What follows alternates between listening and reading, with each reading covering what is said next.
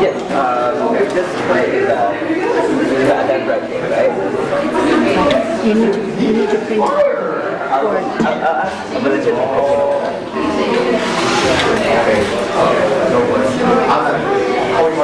There you go. Oh, okay.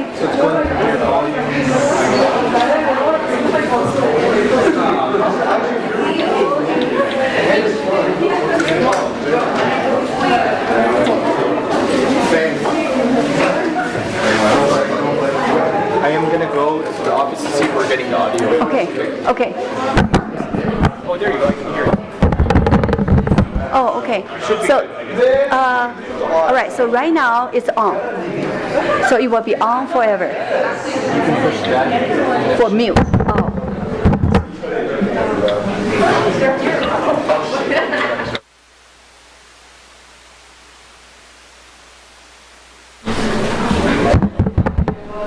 That's it? That's the only thing. It's right here.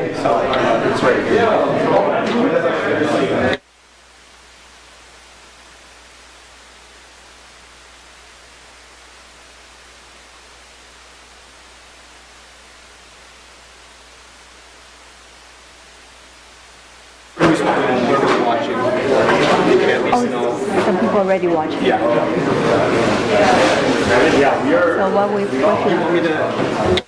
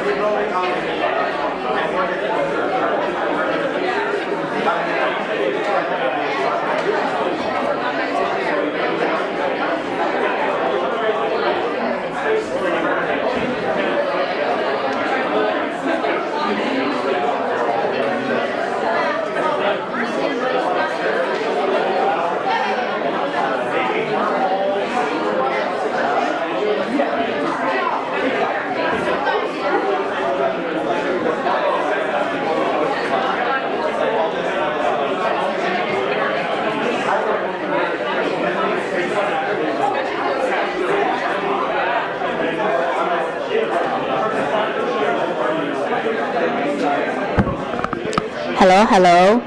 Dear my student, make sure you visit every table, okay? Every table. Next Tuesday, we will be sure each table, every table. Please don't stay there, okay? Move. After you finish one table, move another one. They provide a lot of great gift, okay? So don't forget to pick up. And also front we have a name card and a raffle ticket. Make sure you sign in.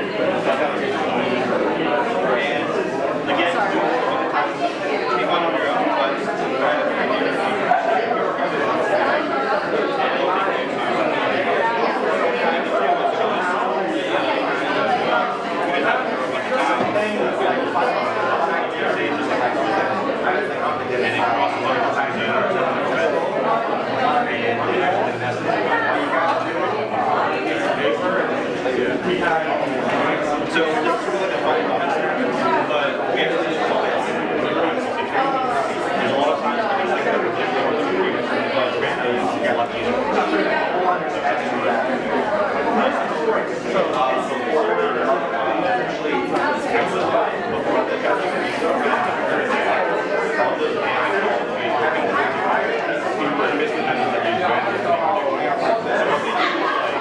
Let's say you're like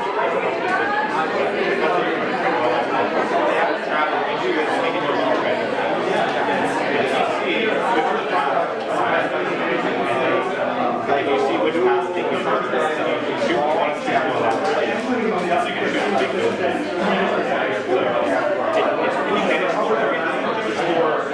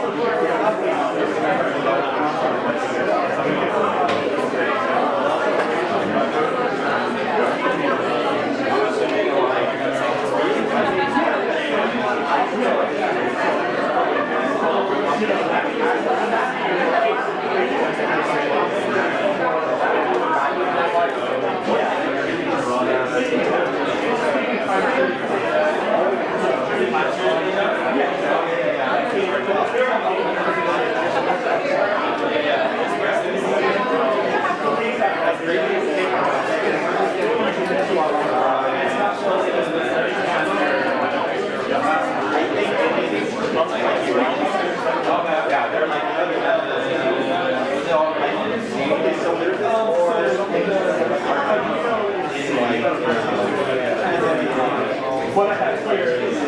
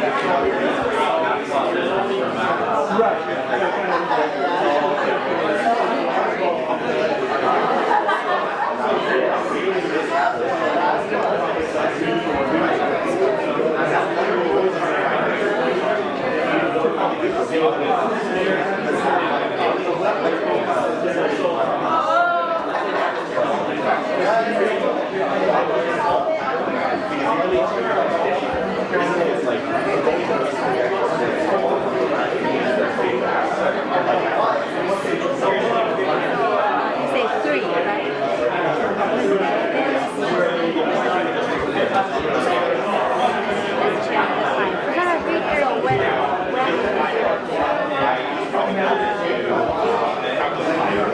time.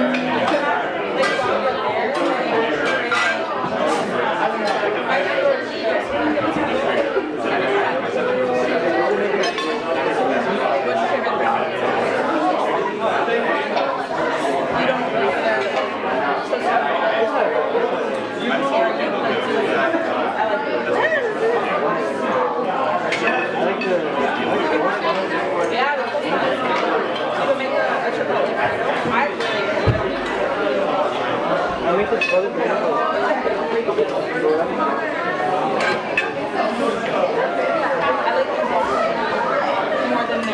don't like it. It's too thick. I have to have the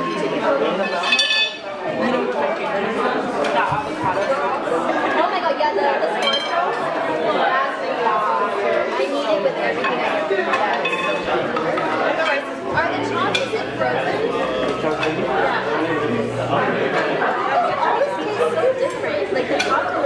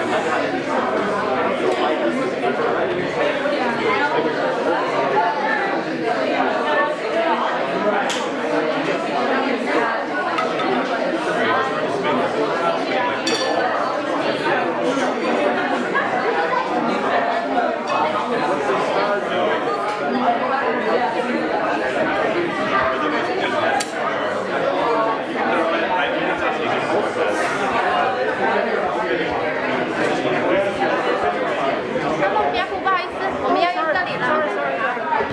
要把那个播放在那个凳子上。好。你先坐一会儿。你先坐一会儿，我去拿点水，要不要？lemon tea，这个 lemon 要不要？切换一下电脑。快这个吧。你先试一下电脑。我不是一起拿的水吗？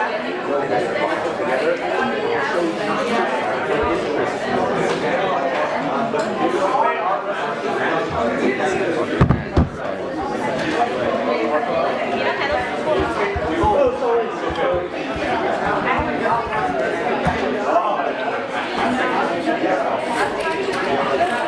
All right.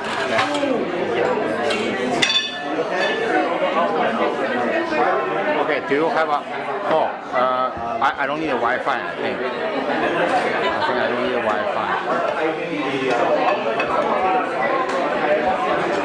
这个给你了。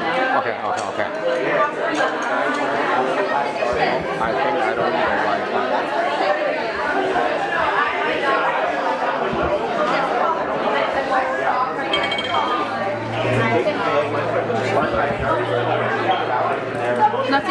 Oh, okay. 好了。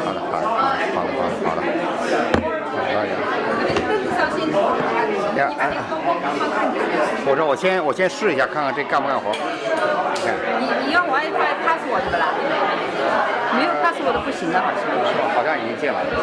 已经进了 WiFi 了。我现在不需要 WiFi， 我现在给它关上了。那就跟它连不上了。等一下了。这已经连上了，你看。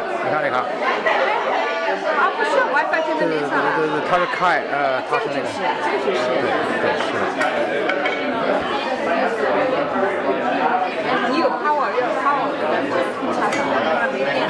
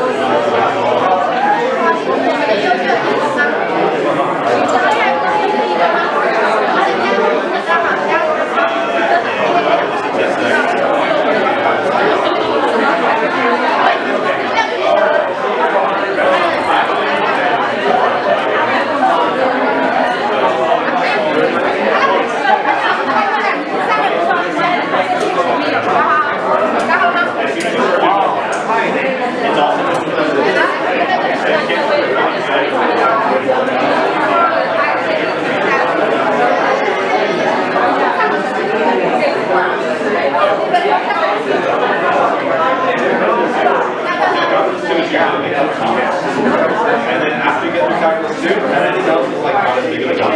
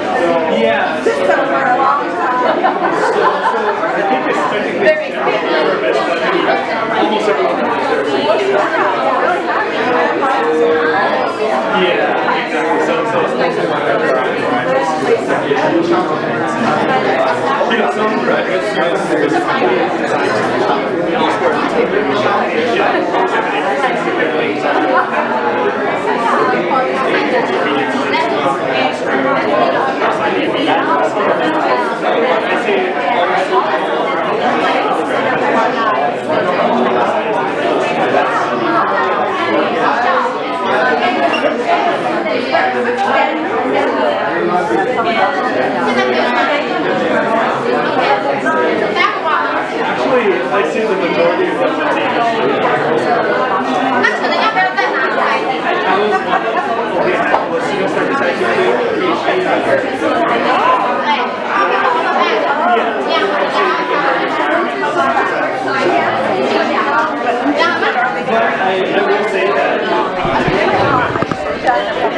attention, attention.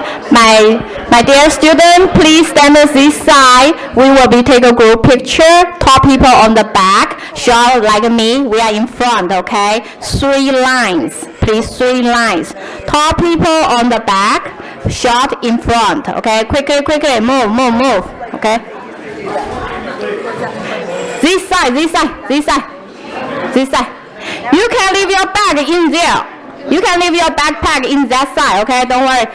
No one will pick up, okay? Stand here, quickly, quickly. Tall people on the back, short front, 3 lines, 3 lines. Quickly, quickly, move. Thank you.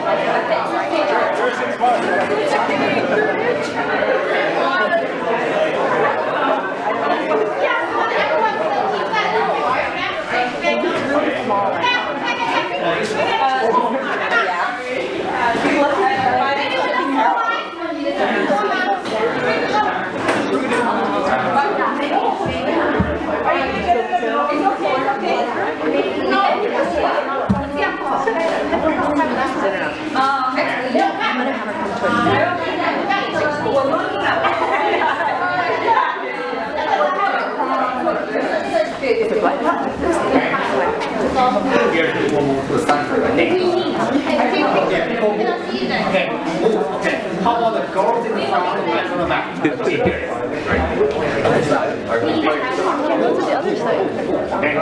All right. Okay. All right. Go in the front. Okay.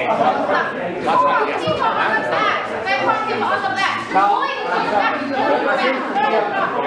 In the front row, let's do like that. Okay.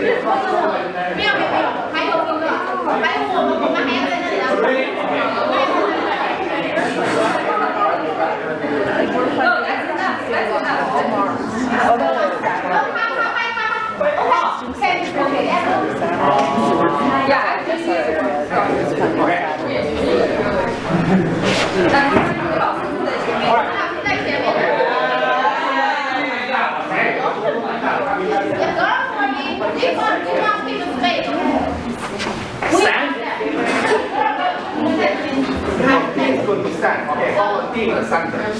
You're the pass. Then, okay. So there we can see. Okay. Oh, I see. That's the CEO. That's the CEO, right? I think the second time I saw you. Yeah.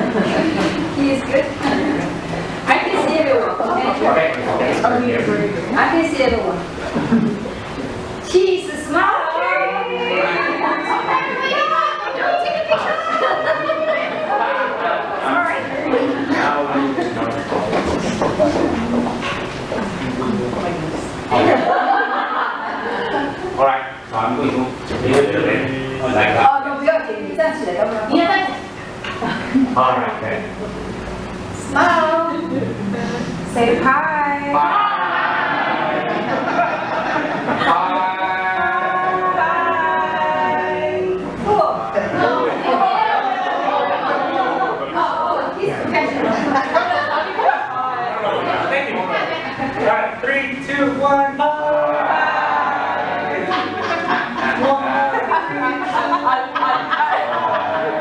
Thank you.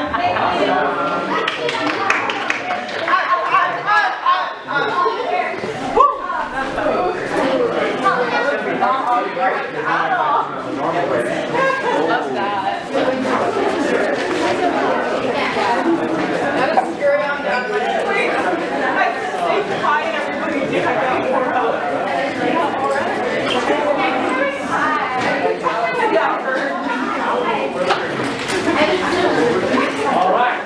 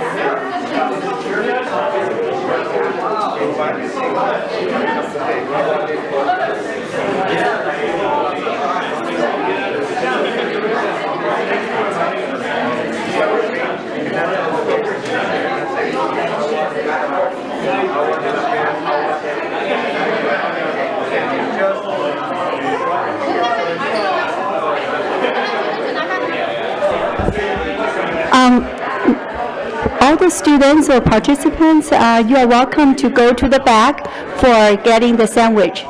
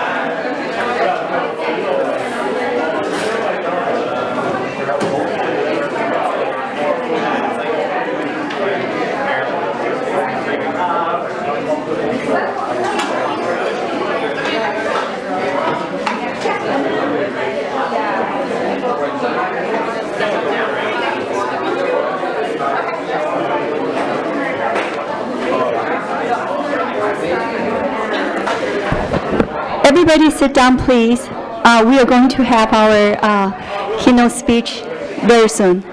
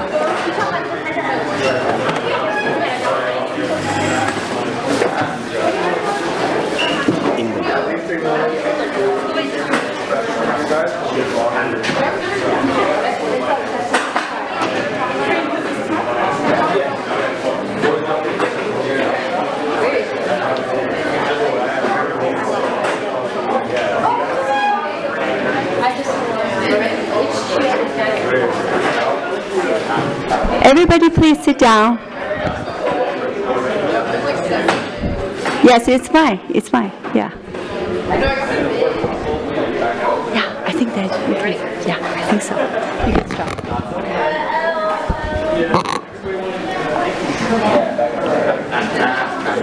Good almost afternoon, everybody. I think we have 5 minutes till noon. Thank you so much for coming out today for our keynote speaker. I really appreciate it.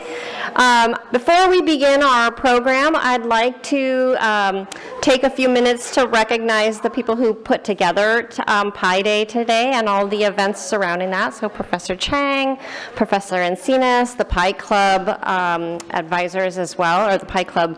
And then I'd like to invite Dr. Ramirez, the Vice President of Instruction, up to say a few words to everybody. Thanks so much for coming. Hi, everyone. Good afternoon. It's great to be here. Thank you for inviting me. I just want to say again thank you to Professor Chang and all of the staff and faculty that put this together. It's amazing and it's wonderful to see the students here, especially our student clubs. Thank you to our club leaders for supporting the event. I hope you have a great day, and I know that this is not the only event for Pi Day and that it happens every year. So thank you again. Congratulations to all of you, and I hope you enjoy the event.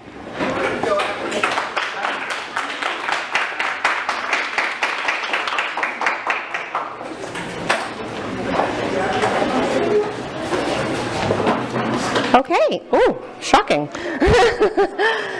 So it's my pleasure to introduce our keynote speaker today, Jonathan Jiang, and his presentation From Pi to Planets: Designing Humanity's Future in Space. Can I invite Jonathan up? Come on up. Thanks so much.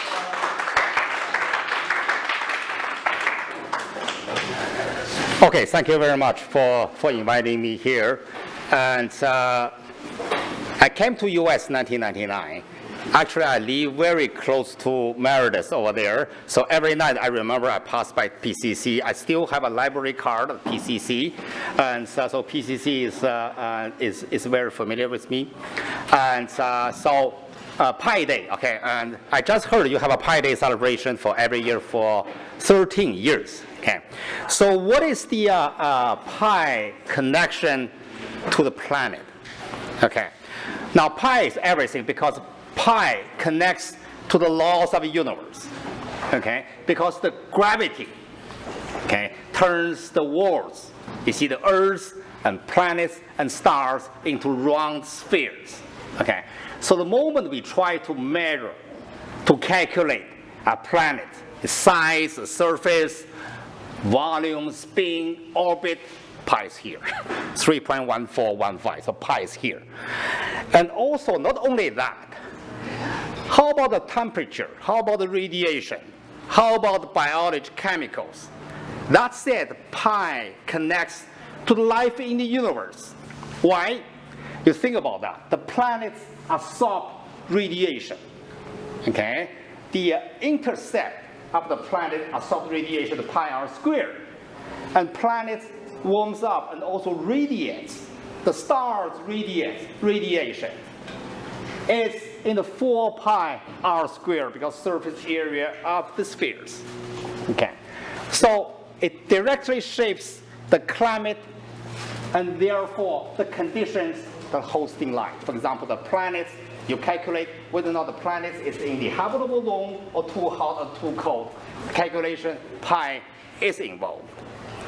Now, our planet is in the habitable zone because the liquid water exists. So what happens to our planet is on this planet, the life appears about 4 billion years ago.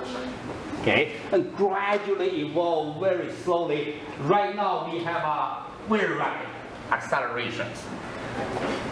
And that's because the human evolved. About 1 million or 2 million years ago, we stand up, we walk the earth, and gradually becomes the intelligent species. So all the students, not only the students, professors and me, we think about what is going to happen in the future? What is going to happen in the future? So what is the future look like? What will be your future? Everybody is thinking about that. Okay, so to me, many things in the future is no, because I'm going to retire. Okay? And I'm going to have a grandchildren, for example. Now for you, you also think about the future, lots of uncertainty, what kind of a job, okay, what kind of graduate schools you're going to take. But remember, the most important thing is you define the future. You define the job market, you define the economy, you define the policies and science and technology we are going to live in this society. That said, the future depends on you. That is the reason you go to college, you study. That is the reason you try to find a job. That is the reason you move forward, because the future really depends on you. Now, that said, there's something to think about. It's the time series when we move from now to the future. Let's say many, many years ago, let's say thousands of years ago, hundreds, thousands of years ago, people, because human is intelligent, they start making tools. Okay? The tool is going to help human to live better, okay, to overcome the difficulties on the environment and so on. Now, nowadays, the tool, the technology develops so fast, is overtake the human's development. So human adaptability, however, evolves very slowly. We are not much smarter than, for example, the Greek philosophers 3,000 years ago, right? But, you know, we are improving. So why we need to go to college, okay, like PCC? Because we want to catch up with the technology. So this is what college is going to do. So education helps you to get there, but we are gradually, probably moving behind. Let's say this curve is about, people talk about AI. Is AI is going to be do things better? Is AI is going to be more intelligent? However, what to do with human? So we are along this slow pace. So when you think about the future, we need to think a little bit up here. So what we should do, let's think about what our ancestors is doing. Our ancestors, 200,000 years ago, we know lived Southeast Africa. Okay? However, populations grow, so therefore it's a food shortage. And gradually environment is changed, climate is changed. If we stay there, don't move, probably we are going to face difficulty, maybe we die out. However, there's a brave man and woman of our ancestors that dare to move out. They moved to Europe, Middle East, Asia, and over the years they moved to Pacific Oceans, islands, Australia, and also new continent. So that said, our ancestors, over the years, they become multi-continental species, better for their survival. So that's here we are here today. We are multi-continental species. However, you think about that. The universe is big, and all the humans, all the civilizations we know, life we know in the universe is still confined to a small dot. It's called the Earth. Now the technology is improved very fast. We have a rocket, we have a spacecraft, and so on. So the next phase, human, is going to gradually venture out our tiny home. We are going to move towards the solar system. Eventually, we are going to move to the sun, but one step at a time. Move to the solar system, we want to become multi-planetary species. So this is what we are doing here. What we are doing here. And you said that it's easy. When we can do that? Well, there's a study for example, to study the pace of technology improvement and at the same time how human apply those technology, to venture beyond the Earth. Now, based on those big data analysis, we have some findings. Okay, human landed on the moon, 1969. The next object, how about Mars? Okay. Now, the estimate by 1938, we should have a technology ready to move on to the Mars. How about the stars? The star closest to us, Proxima Centauri. Okay, and so the planets orbiting the star 4.3 light years away. So our estimate is roughly 2200. By year 2200 to 2300, our technology should bring us to the stars. So this is the pace of technology development is put in front of us. So how about economy? Now, when my grandfather was a kid, okay, and his father told my grandfather, hey kid, you see in the future what is going to future looks like? In the future, we are going to have a train station. You take trains, any city in the country you can go. You don't have to walk on foot or take horseback, and you can take trains. That is about 100 years ago. Okay, 1920s, Now, when my father was a kid, okay, my grandfather told my father, hey, in the future, there are going to be airports, okay? If you go to the airport, you take airplane. Any city in the world you can go within about a week.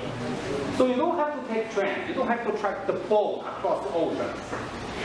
So the business structure, the social life changed. Nowadays, we have an airport anyway, right? So that's reality.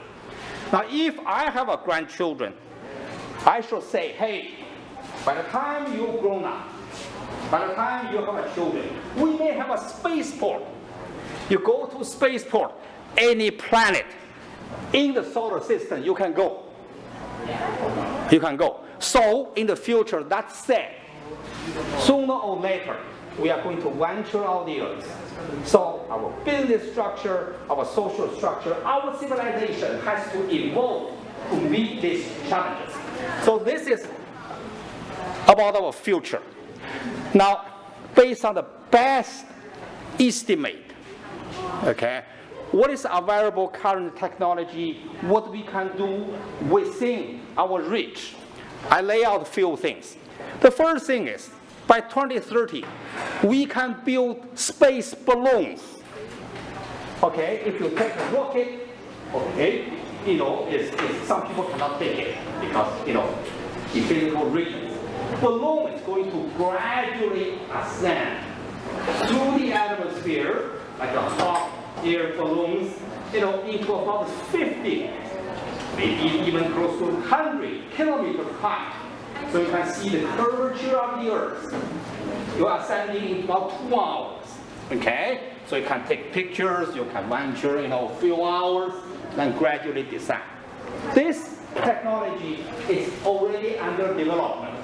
That is the dream, one of the dreams. We can go there. Okay. Also, and people already heard about Artemis programs. Okay. Many difficulties. However, we are getting there. By 2028, let's say astronauts are going to land on the moon. If we don't land it on the moon, somebody else is going to land it on the moon. Okay, 2030. So after that, by about 2035, we believe, and I think so, we are going to build the moon base. Okay, you can travel there, take a vacations, if you like that. Okay, so people think about, it's maybe very expensive. Now, remember right now the technology and AI is fast developing. Okay, it's going to be getting cheaper and cheaper. We are getting there. Remember, the first generation take airplanes is very expensive. Okay, only maybe millionaire and can take it. Okay, but in the future, this will be the reality. So, how about Mars? Okay, I said the technology will be ready to land human on Mars 2038. Okay, 2040. So by 2040, if we are on schedule, we are going to land on the Mars. US is going to land on Mars. If not US, somebody else is going to land on the Mars. This is going to happen. Now here pi is involved. Pi is involved here, okay? So let's say, hey, so if you landed on Mars for 20 or 30 days, what's going to happen? Now you launch on the Earth departure. Okay, Earth is moving around the sun, Mars is moving around the sun. So you go in here, Mars arrival. You spend about 30 days, you want to go home. However, okay, this is take you about 6 months. If you want to go home from here, now the trip is going to take at least 9 months, maybe a year to come back. However, if you decided to live on the Mars for a longer period of time, for at least a year, let's say, hey, this is what is going to happen. This is Earth departure, you landed on the Mars, okay, then you wait for about a year, then your departure, you take 6 months back to the Earth. Okay, so these are carefully calculated. I calculate, okay, and I use lots of pies.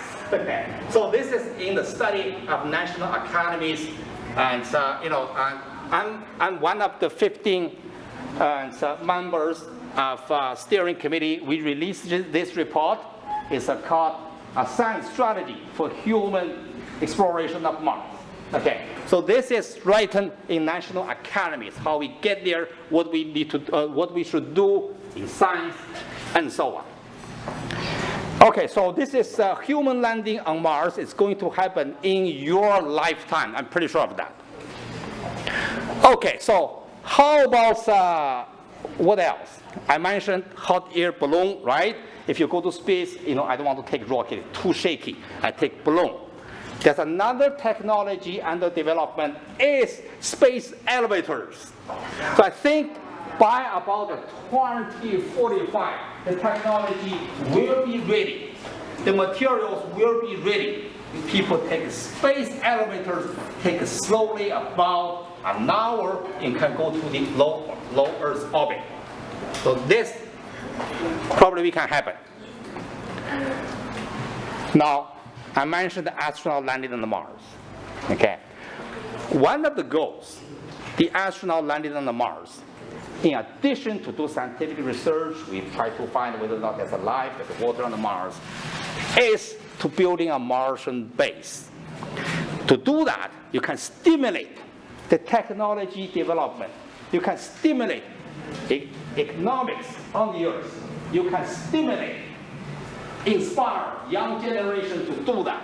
So about the 2050s, the first Martian base is going to build. Okay? People say, hey, it's difficult, right? If you don't do that, somebody else is going to do it. Okay? Now, who is doing that? You guys. Okay? Your student. Okay? I still remember 1961, before my birth, my father told me, John F. Kennedy gave a speech saying, we're going to land on the moon. He gave a speech in Rice University. Lots of students, 18 years old, and 19 years old. Okay? So many people say, oh, it's difficult, impossible, okay? Too expensive. And 1969, in the mission control room, the average age of mission control room engineers is 25, it's 23. So that means those college students listen to JFK stage, they're actually doing it. Now, I want to say, if you are not doing it, I'm pretty sure your children, your grandchildren is going to do it. Building the Martian base. So, students already try to design the Martian base. One of the students at Caltech designed this. Okay? Say, hey, this is going to be 10,000 people. Now, this power is provided by the solar panels. There are going to be 150,000 solar panels occupy quite a few football field. Now, this is the spaceport, okay, on the Mars. And we have a residential area, the housings, we have schools here, and housings, we have a physical training rooms to do the exercise. Then we have a cultural center, hospital and center. Then this is the metro loop, okay? This is the industrial areas, this is a fuel plant. My student designed this, okay? So for the future. Now, besides on the Mars, people already take suborbital flight to the orbit. Okay. People talk about, okay, building hotels in the orbit. Okay. I talk to many engineers.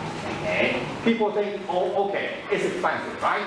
But technology is really, it's a choice. If you want to do that, we can do it. Okay. If you want to develop, let's say, bombs, things like that, takes billions of dollars. If you don't do that, we develop space hotels like that. Okay. The space hotel is going to be engineering design. It's like a rotating space hotel to simulate gravity. Okay. So you take a travel, you can say, okay, this is your bedroom. This is the hotel room. Okay, you can do that. You will say, oh my God, billionaire is going to take that. I don't think so. When the times evolve, okay, the assembly by the robots is going to make things cheaper and cheaper. Ordinary people can do that as well in the future. This is in the time frame, I think, many engineers estimate about 2060s. Now, there are some big thinkers. People think about Elon Musk, okay? Not only Elon Musk.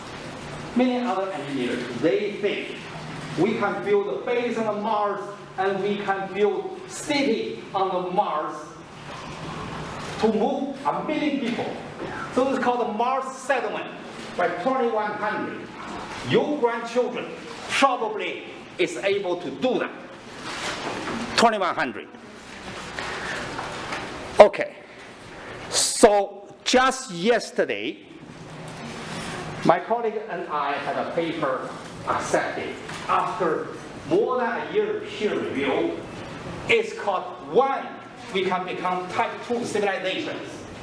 So during the year of 2200 to 2300, that time frame is 23rd century.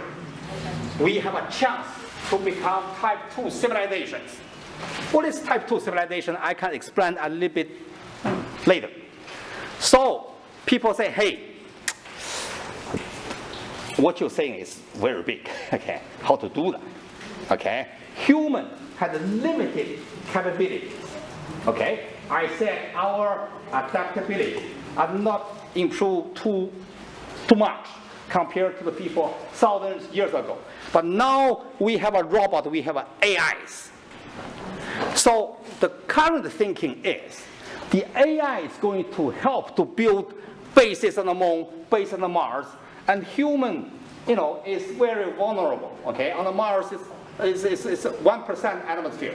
Okay, 38% gravity. On the moon, 1/6 gravity and near vacuum. Okay, robots didn't care. Robots can do that, can help human. So we have a more powerful tools right now. Okay, so I think we can make use of those AIs, robots, to achieve the dreams we cannot do just by ourselves.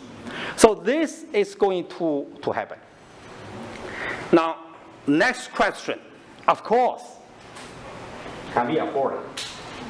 So let's have a look. This is a real budget estimate, okay? Real budget estimate, that information. Let's say, hey, SpaceX, they're talking about send cargo ship to the Mars, okay? 1 week.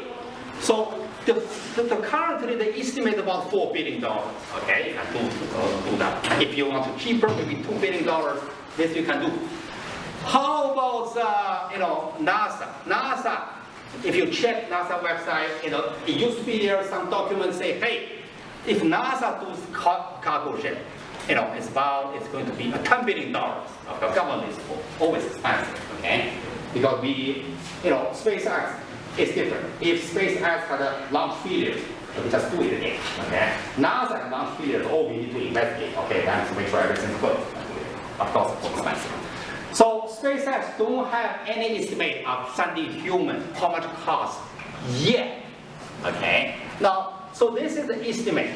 Current estimate, if we take a spaceship type crew mission, 10 people, so the base plan is about 50 billion.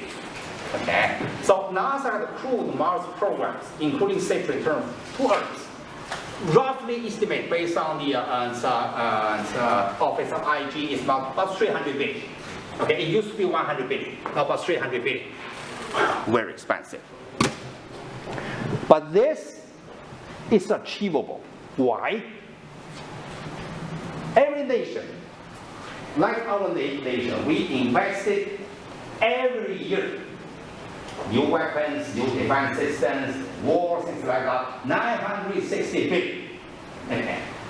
It's a choice. Okay. People like that because people vote for them. Any other countries, it's like that. Okay. So if we don't have a war, the people like each other. We are neighbors. Okay. On a tiny door. Okay. We be friends. We talk. We don't engage wars. Sure, we can do it. We cut the defense budget by half. Yeah, sure, we can do it. Okay? So budget is not a problem. Technology is not a problem because AI can help us. Okay. So now, if we are doing this, we settle on the Mars. It's not because expansion of technology. It's expansion of human civilization. It's a civilization expansion. So future society, whether or not on the Earth or Mars, will not succeed just by technology. Okay? Because we want to succeed as a civilization. It will also need people who can understand human needs, resolve conflict, create culture, inspire others, build organizations, support mental health, shape decisions. Okay. So that means, we are not only need engineers, we need many people to deal with them. So, what is the challenge? People always thinking technology. Wrong. Technology is speed up very fast. There's the three most important challenges facing us, facing the human generation, future generation, like students.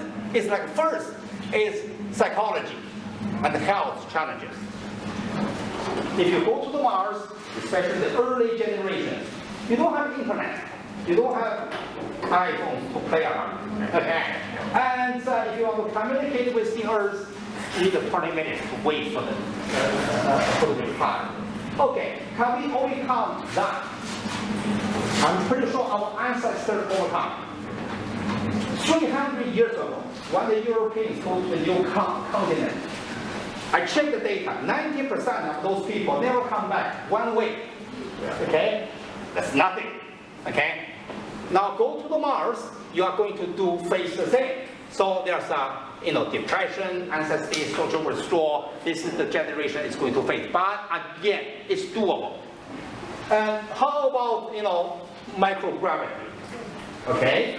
How about radiation exposure? How about the human reproduction? Okay? Those are the challenges. Not only engineers, it's bigger challenges than engineers for the future generation is going to think about. What else? Social and governance challenges. Okay. US, our president said we are going to put a flag over there. Other nations will do the same. Okay? Let's say over the time period there are a few nations over there how to build a peaceful society. Okay? We don't bring the wars on the earth to the Mars, right?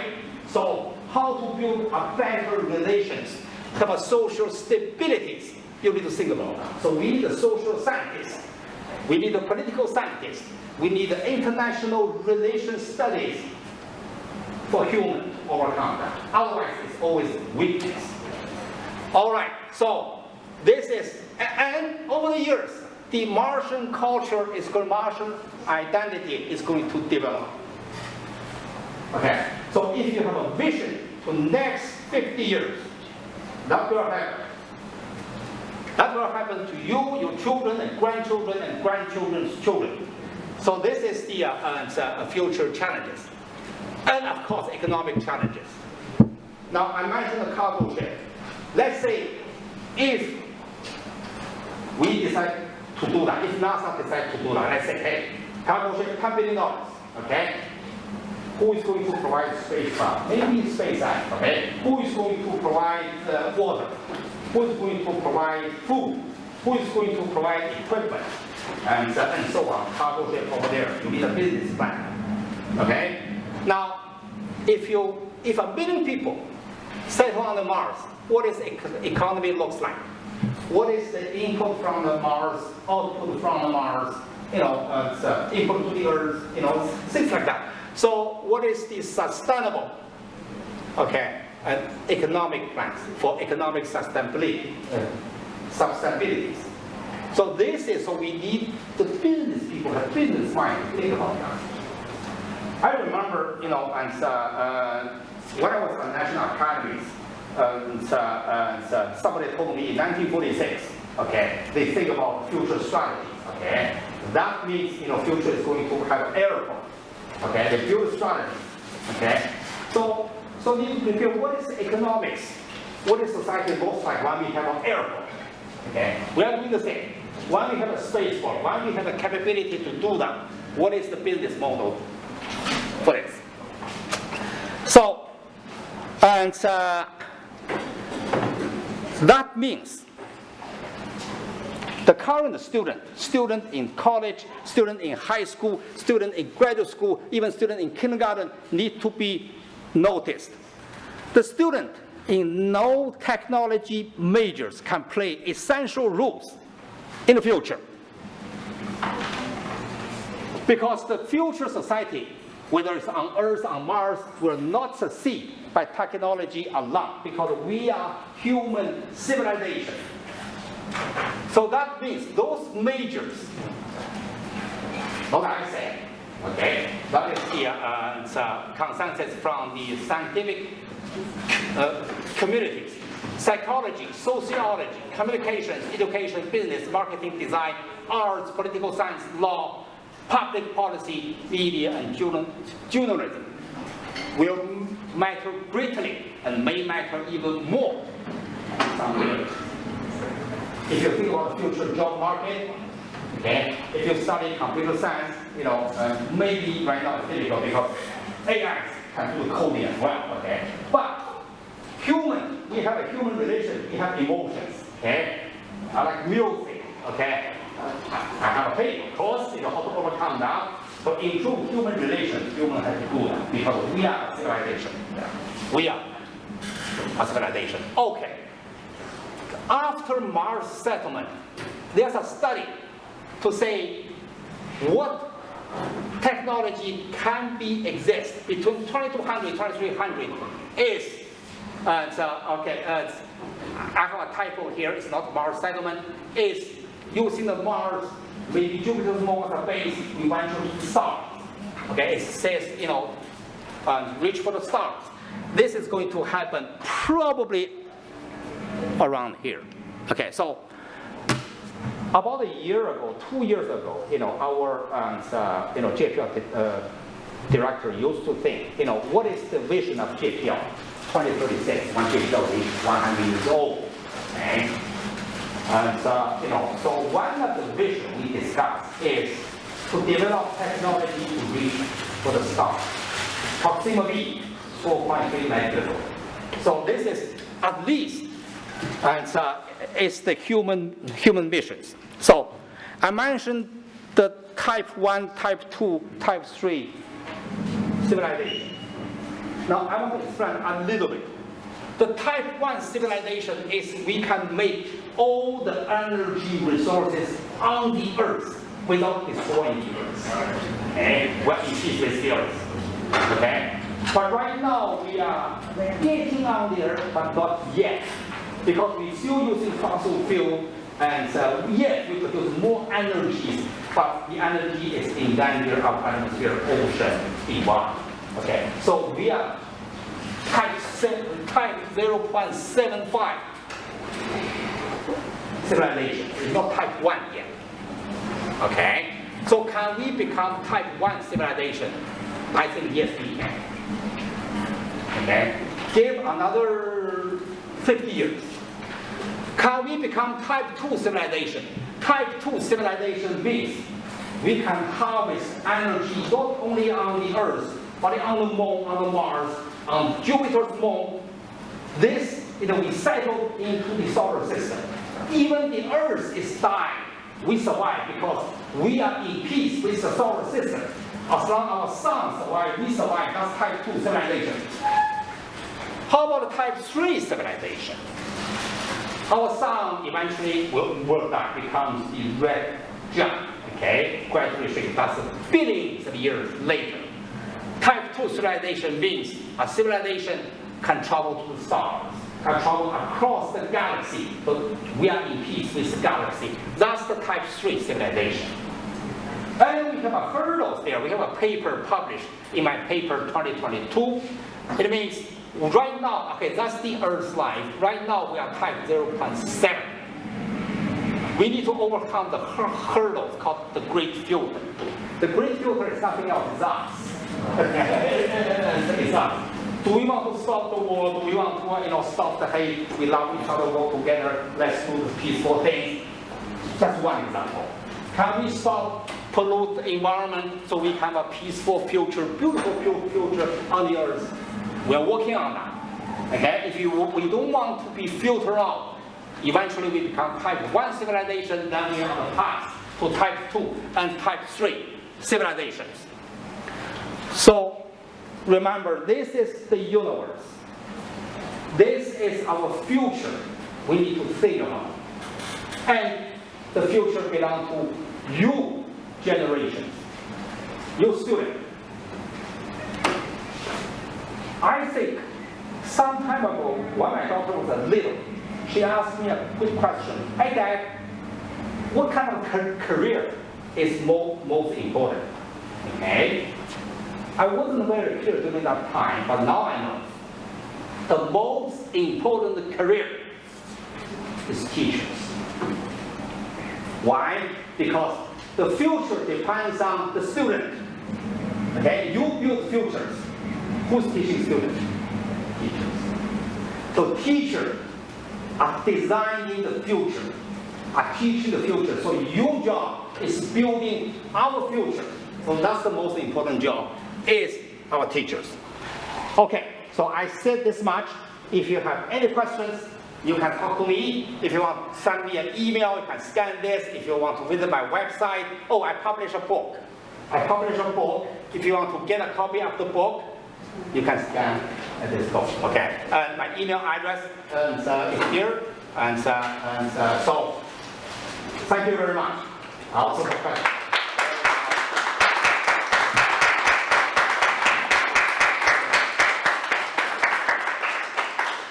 Any questions? Yes. So I was wondering. You said that we were at a like a 0.7 in terms of the great filter. Yeah. What is there like a statistic where it's like what is the likelihood of like actually achieving a stage 1 versus let's say like stage 2 or like a type 1, type 2, type 3? Okay. Because you said it was like over there, it's like that, yeah. Yeah. Right now, the reason we are relying on fossil fuel is this. Okay. 10,000 years ago, there's agriculture. Okay. Before that agriculture society is built, people in the hunter. Okay. You pick fruit on the tree, you go to hunting. So the life is unstable. So the agriculture provides the supplies. Okay. So we have a village, cities, so and also seasonal changes. Okay, in the hot season, you go to harvest of plants. Now in the winter time, you can think. So that's why we have a thinker, things like that. So that's a two improvement. Now 1800, there's another tool. It's called industrial revolution. Okay, people build machines, so it's more fast, more powerful. Then we have a light bulb, things like that. So before that happened, all the energy we use is from the sun. You know, the food, the water, everything is from the sun. Okay. After industrial revolution, the energy from the sun is not enough anymore. Okay, because people want better life, people want to move faster and faster. So we use the energy from the sun provided to us millions, hundreds of millions years ago in terms of a fossil fuel. You know, petroleum, coal, natural gas. Okay, but it's a problem. Okay, if you do that, you alter the balance and of the environment. You release lots of CO2. Okay, and the CO2 was absorbed millions years ago. It was released. Okay, so you have a sharp CO2 increase. If you put that in the climate model, you will simulate, hey, sooner or later, you know, we are going to reach a tipping point. It becomes unstable. So in order to achieve type 1, we need to overcome that. So we need some sort of evolution. You know, to not rely on the fossil fuel. Okay, we need new energy resources, fusion, for example. Okay, and you know, it's solar panel, solar wind, whatever, nuclear power. If we can peacefully do that, we achieve. But difficulty is not technology, is human again. The same technology to build the nuclear power and fusion can be used for war. Okay, you can drop a bomb. Okay? So that's what's controlled is dangerous. Okay, so if we overcome this, behave, you know, human truly behave like children. You know, they fight. Not only that, not only individual, country behave like children, okay, country and neighbors, okay. We are not talking, we just fight, truly children behave, okay. If you think more of that, you know, government behave like children. Okay, you have two children fight with a stake, or you have a bigger stake, I'm going to give a bigger stake. Okay, it's the same. You have a weapon that are more powerful. Okay, you have a more powerful weapon. So that we spend money just for that. And people truly, my mom told me, is people truly behave. You see that military parade, someplace on the other side of the world, the soldiers who stake all the squares with weapons. Those weapons are not for hunting. Those weapons are huge. Okay, trucks, big bombs. Yet the people watch the parade, they feel, oh, so proud. We don't understand why people feel proud, because they are watching weapons to kill humans. But that is the weakness of human society, of human itself. Only if we overcome this weakness, we truly become mature, not behave like children, we can achieve type 1 civilization. And we are on path to type 2 civilization, become multi-planetary species. If I answer your question. Yeah. And I guess that comes to like a jumping off point. Do you believe it's feasible to get to that level of, let's say, idealism where we are collaborating before a calamity? Because I remember, I'm a big fan of Star Trek, and one of the things about the Star Trek universe was that before they actually went, let's say, to galactic travel, there was essentially a Great War. I tell you what, I personally think we, not only me, if you talk to a Professor Ingersoll, Andrew Ingersoll on the Caltech, he has a website you can search, Andrew Ingersoll. Okay, he's talking about we are walking toward extinction. Truly, from his mathematical big data analysis point of view, we are walking toward extinction. Why? Because the problems I just said. But it's a hope. So what I'm talking about today, about those civilization types, this is our hope. At least we have a willingness, have a vision to survive. Okay, if we don't have the willingness, yes, we die. Okay, it seems to be right now, many people here. They only care about their own life, about their children, grandchildren, children. They don't care. Our leaders care next 4 years, 8 years. If you talk about next 50 years, they don't care. So that's the weakness. So the only thing we can overcome probably, again, education. Again, the teachers, you, and you, to tell the student, parents, to tell the kids, this is our vision. We want to survive. It's very good. Survive does not mean next year or next 100 years even. Survive means millions of years into the future. Therefore, we can reach the stars. That's why our human species. And then all of a sudden it becomes like the Dune universe, where it's like, okay, we get to the point where we travel to other planets, and then we're actually the origins of it. Yeah. Yes, if we can survive, I'm pretty sure in the future that the physics is going to evolve. Yeah. Maybe that another Einstein, okay? And we discover parallel universe, okay? We discover what to another universe, things like that. That'd be fun. And yeah, that will come. But it takes time.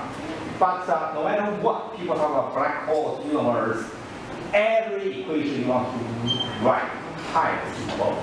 So the pi there is very important. Pi data. Yes, you want back. Could you explain that the pink vertical line, those are filters that Okay. have gone through, right? So there's many lines. If our understanding of physics, therefore chemistry, therefore biology, apply the whole galaxy, it is very weird to think we are the only life. Okay? So probably life exists elsewhere, but there are certain events can kill the life. For example, the asteroid hitting the Earth killed the dinosaurs, big volcanic eruption, or climate change. So those are called the great filters. Filter out. Now, if you look out at the universe is old by science. Nobody recognizes yet. Why? To answer this question, you think about ourselves. Yes, we are smart. We have the technology, but we don't have the capability to reach for the stars, to even travel to the Proxima B. Why? Time. Okay, we need maybe another 200 times to develop physics technology to travel to the stars. Now, maybe we cannot do that.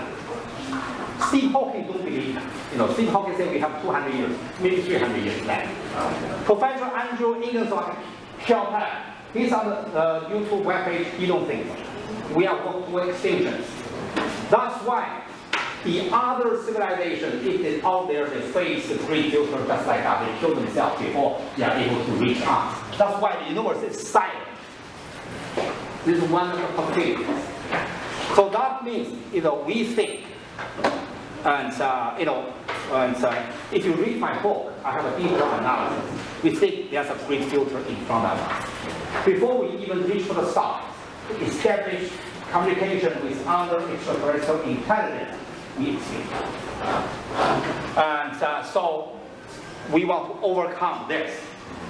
So the book is called Avoiding the Great Filters. How we can do that. And one thing I can say is not technology, it's social science, human behaviors, political science. We need to improvement from those areas. We can survive. Yes. Do you think the first people to make it to Mars will be due to a mission from a single country or an international? Okay. So that's an excellent question. Okay. Right now, the mode of human right now is compete. Okay, I go there first, or you go there first. Okay, and so difficult. One country was forbidden to collaborate with another country. Okay, and so that's probably the hurdle of human. Okay, but I think eventually we will do it. Now, let's say if human established and based on the moon. Okay, you see we are here. Okay, some other countries and here there. Only if we collaborate, we can survive. Otherwise, we die off. Okay, that's one of the big hurdles great filter we need to overcome. So again, that's the choice for younger generations. When you're grown up, when that happens, you want to make sure we survive. We don't kill ourselves. We live in a peaceful nation. Yes, the collaboration will be good. The first, to your question, I think the first landing is going to be one country going to do it. Maybe some partners are still divided. But people will realize that is impossible for civilization to move outward in the future. We need to collaborate. Yes? In one of your slides, you showed the needs of the type of workers you need. Yeah, the majors. Okay. What about the medical field? Oh yes, medical field. And it's also very important. Okay. The medical field is also very important. For example, you need people to overcome psychological challenges, physiology challenges, childbirth. Okay. So the medical research has to help humans evolve, to adapt to the Martian environment. Yeah, that is also, this is, what I listed here is not traditional STEM field. Now, people always think about STEM, engineering and computer science, medical, whatever. Okay. Many of those jobs is going to be replaced by the AI. Okay. But not much of this. Okay. AI can help you planning, of course. Okay. But humans have emotions. Okay. Humans are making the final decision if you want to make. If you leave all the decisions to AI, you don't. Okay, we want to take control. We want to make decisions. AI will help us to steer AI to help us. These measures are very important.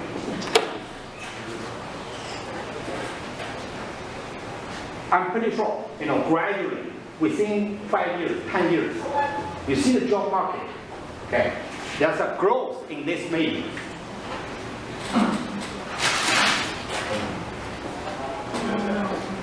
Yes. I was wondering, are you familiar with Dyson spheres, like with type 2? Yeah. Okay, so I'm not too familiar with it, and I'm wondering, I believe that's a type 2 civilization aspect, where it's like we're harnessing the actual full power of the sun. How would that work in terms of installing that on our side? So, again, like building a moon base and bar base, humans are not going to do it. AI is going to do it. Humans have limited capabilities. Time. Okay.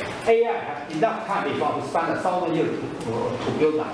Humans, and also human evolves generation by generation. President is different, the social structure is different. So it's something like that. And human, if you go to space, we're heavy space vacuum.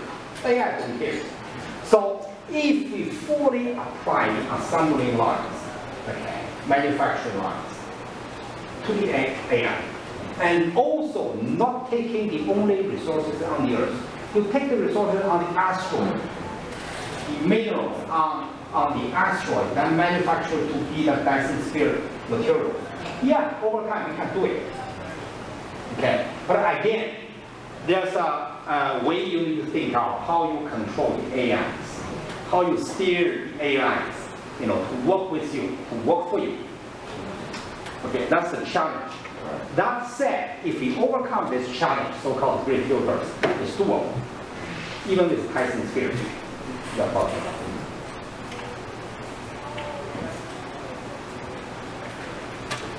Yes. Okay. Jay. While we're on the topic of AIs, do you think that eventually in those measures that we will build AIs that will succeed humans in those measures? Okay. So.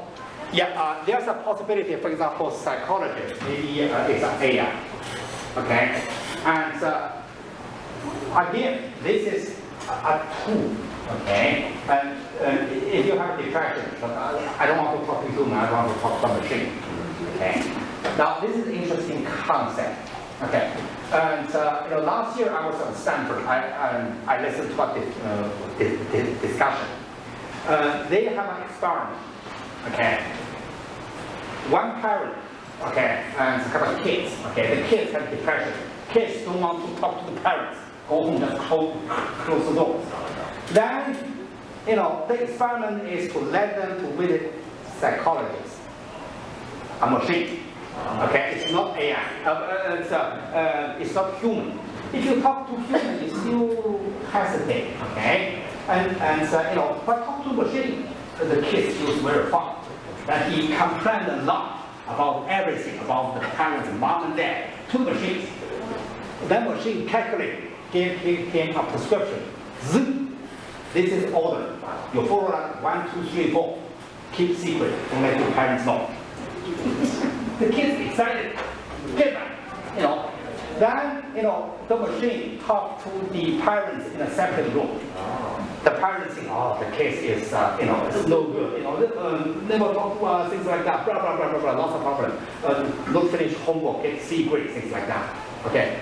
The machine calculates the prescription. You do 1, 2, 3, 4. Keep secret. Don't let your kids know. Or both take it. They go home. Secret. The kids was very curious. Okay, do this, do that. The parents do this, do that. A month later, improve. You see that is powerful. Okay. Yes. To answer your question, it is possibility in the future. Okay. And machine can help human to overcome this, to overcome that. But again, what I'm talking about here is human emotions, human touchment. Okay, and still, even if you have machine tools, you still need to deal with human.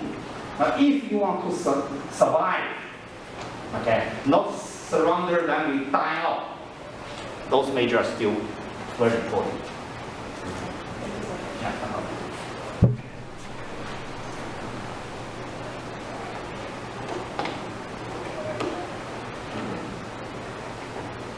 There's another interesting thing I've heard. There's a conference, okay, and actually in China, in Chengdu, but I didn't go, okay. And there are people from rich countries like Saudi, things like that. They have $1 billion, okay. So they want to build city in the desert. Okay, this is a city in the desert. One of the business plan is to build a future city of future. Okay, everything in a city, like policeman, like the nanny at home, they will laws. Okay, so you can experience what is going to happen to me in the city. You pay $10,000 to be in the city for 1 month. Okay, so more than many people sign up already before the city is even built. To experience them. I think this is a good experiment. So how to deal with AI. And how to live peacefully. Okay. So many things you can think about. Yes. I guess the point about that reminds me back to I think it was like in the 80s or 90s biosphere. Yeah. It was like a group of people that was within like a contained garden for a year. But then it was, I don't know, was it a failure? Or was it like I think they have a budgetary problems, no money. Oh, okay. Then they have to fall down. And again, my final thought is go back to education again. Okay.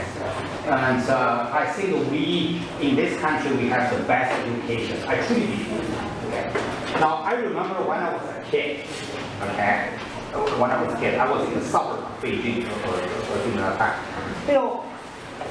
The teacher and education textbook say, okay, the U.S. is bad. The Western world is bad. Things like we just teach like that. Or Taiwan is bad, things like that. So right now there are so many places around the world. You grow up and say, who's your enemy? Who's your enemy? Things like that. People's mentality say like that. No.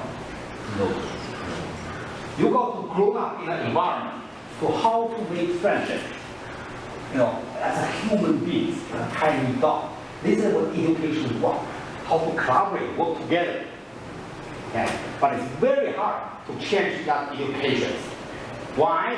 Because adults Okay, education needs budget, needs service. Okay, if they need money, if you ask Congress, no children in Congress, children they were adults. Okay, they say okay, let's fight war, not that, and legal adults, old men. But children, they have visions, they want peaceful in the universe. Okay? And so keep that dream alive. When you grow up, you become adult, you change the world. You change the world. So this is the hope for humanity. So within, let's say, an isolated society like Mars, you're going to, of course, have adults there initially. Right. But then the philosophy of thought in this idealism, it has to take several generations for it to succeed. True, yeah. So Martian culture is going to develop over a few generations. And also our immune system, our digestive system, everything is going to evolve. It's going to evolve to meet with Martian environment. Yes, medical field, how the biology, medical science can help humans overcome that, adapt that environment quickly. I think it's not only a research topic, it's also environmental topic. Okay, and that can be humans evolve fast. Yes. How do we make sure we have the tools in place for AI to help us advance into type 3? Okay, say it again. Yeah. How do we make sure we have the tools for AI to help us advance into type 3 civilization? That is not a tool, that's a decision making. Okay.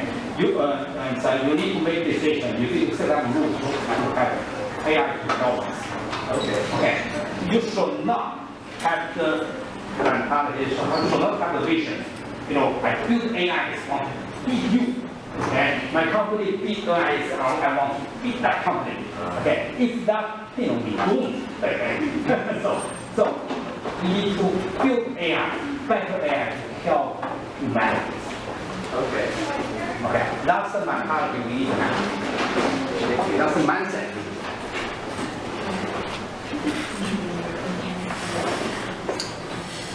And I like PCCs. I work here. I see every day. There's a wrong concept. Say, hey, if you want to be doing great, go to those Ivy League universities. I truly don't think so. Okay, if you go to some good universities, you find out their education system, they train you in a narrow field, you become expert. Yes, expert, but your mindset is fixed. Okay. And we want to have a free mindset. Yes. We want to think about us, humans. Okay. And so PCC is good. Yeah, that's true, because when you're in an environment like, let's say, an Ivy League, the requirements to go there are more difficult, and usually that's relegated to students who have, let's say, better access to education. And there comes the difference between the education for, let's say, a child within a low-income neighborhood, and let's say high. Like, for example, my major, art history, it's not really provided within, like, let's say, a lot of schools within the LAUSD area. But you can see that in areas where there's a higher income.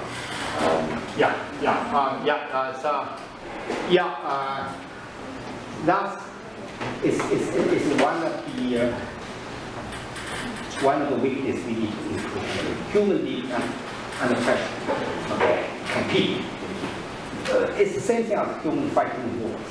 For the resources, for the income, for better areas, company to company, people to people. So they want to work hard and harder and harder. That's it. We only look at now, harder, and if you keep like that, one day AI will beat us. And we don't want to have that habit always. Okay? And I don't want to compete with everybody. Compete with you. I win, you lose. I sit back. I want to help the society. If everybody's doing like that, we succeed as humanity. succeed academically. So don't teach kids. Say, hey, only if you go to Harvard, MIT, Caltech, you're great, online student. Don't never teach like that. No. Okay, that means you push them to the narrow field. They just compete with everybody. The value is from the positive experiences from the people around you. That's right. You can, you get more opportunities people from different backgrounds, different perspectives, different philosophies of thought. And together in that collaboration, then we can become a better society. Yeah. Yes, so that vision and is, life, liberty, prosperity, and happiness. That we want to do. Okay? It's not compete. I win, you lose. Back.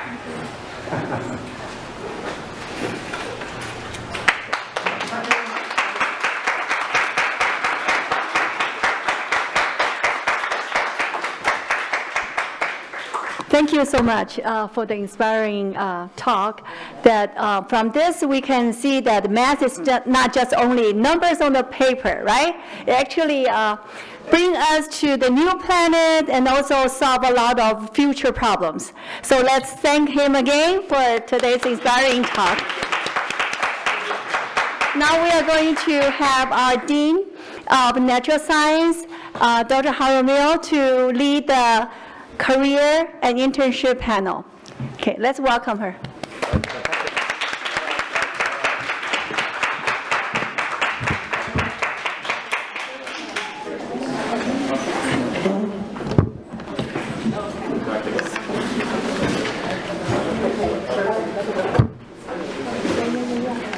Sorry, Chuck.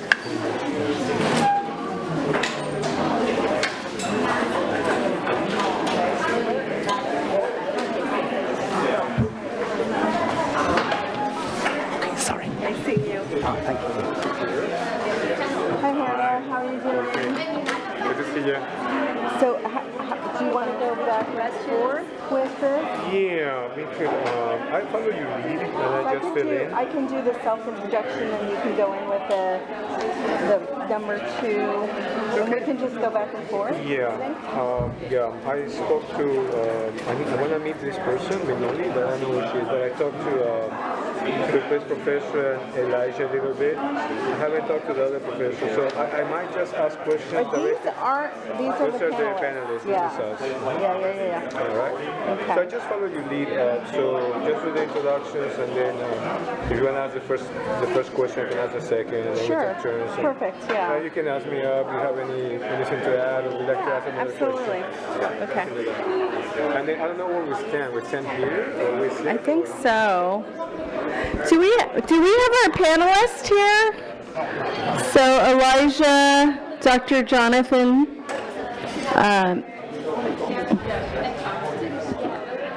Minoli. Okay, so please sit down. Yeah. Dr. G. Let's clear that up.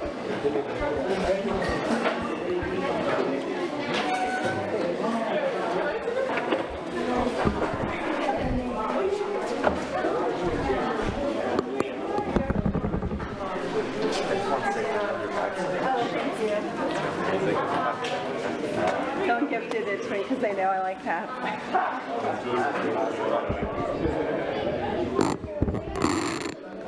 Okay, I'm going to let everyone get settled in before we start.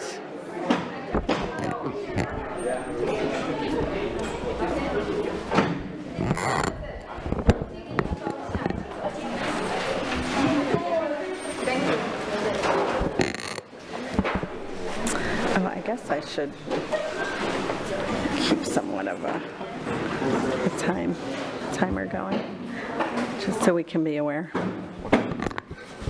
Okay, everyone. So I'm Veronica Jaramillo. I'm the Dean of Natural Sciences here at PCC, and thank you for the invite to be part of the moderation of this panel, this career and internship panel. My co-moderator is Jorge Encinas, and he is from the math department here, a professor of mathematics. So we're both, I think, have always enjoyed mathematics.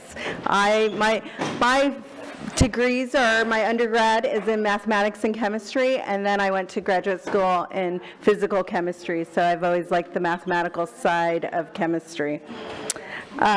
Okay, so we're going to start by having our panelists each give a bio of themselves. So they're going to share with us their academic journey, how they arrived at their current position. So we're going to start with, we'll start here with you. Hi, can everyone hear me? So I'm Manoli, and I am a computer science major here at PCC. I'm currently in my second year now. So a little bit about my academic trajectory. I got into computer science because I really wanted to honestly just challenge my critical thinking and my math skills. I was kind of weak in both, so I wanted to see how that could myself. And I've taken a bunch of classes here at PCC. I've taken data structure classes, C++ classes, Java classes, and I'm here for the internship panel because I'm currently part of an interview process with an investment firm right now, and it's under a data integration and AI internship. So hopefully I can give you guys some insight on what these interviews are like and answer any of your questions.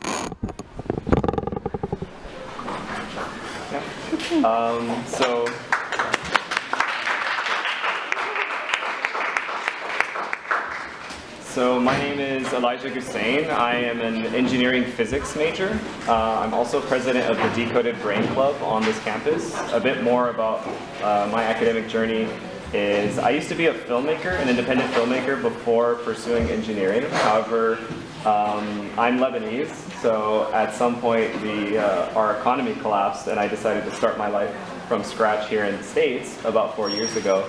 And then I asked myself a question, if I could do anything from scratch, what would I want? And I always had a dream of being a mad scientist, whatever that means. I think it was from Dexter and Dee Dee, if you guys watch Cartoon Network. And I was like, okay, maybe this is my chance to actually study something, because I could do anything since I was doing it, starting from ground zero. And I started studying computer science, which led me to computer engineering, because I have a love for physics, which then led me to engineering physics, because I realized I really like physics. I recently got into my first internship at the University of Washington to shadow neurosurgeons. It is related to the work that I do. I run a small research organization on campus called Decoded Brain, where we get students engaged in their own projects, and we encourage them to either publish research or to build tools that can better help us understand the brain. So that's a bit about me.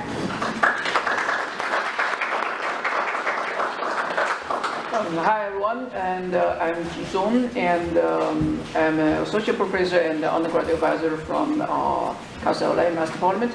And 2 years ago, actually, I gave a talk here in the Pi Day event. And actually, my journey of the academics, even into teaching, very much close to the development of AI. For example, that I started doing that machine learning or data science related research back in 2016 when I was in University of Rochester. At that time, the deep learning is a thing. And then 2017, the paper, the Tachine or your need, basically it came out. And then I totally remember 2023. Then the same Pi Day is a launch of ChatGPT. And I literally told my students, this is going to be big. And so during my journey, actually, I find very interesting and very fortunate, in this kind of the era of AI to see how it goes and how it interacts with human beings, and how, especially as an educator, we want to see how we can, beneficial from the utilizing of AI, and how to guide AI to be, good as a tool to ourselves in that regard. So here, I basically am trying to learn more about how we can do better with the AI using. Thank you. Okay. Okay, my name is Jonathan Zhang, and I was born actually in China, 1960s. Okay. And I did my education, half my education in China, half my education in Canada. The reason I went to Canada is due to family reasons. Okay.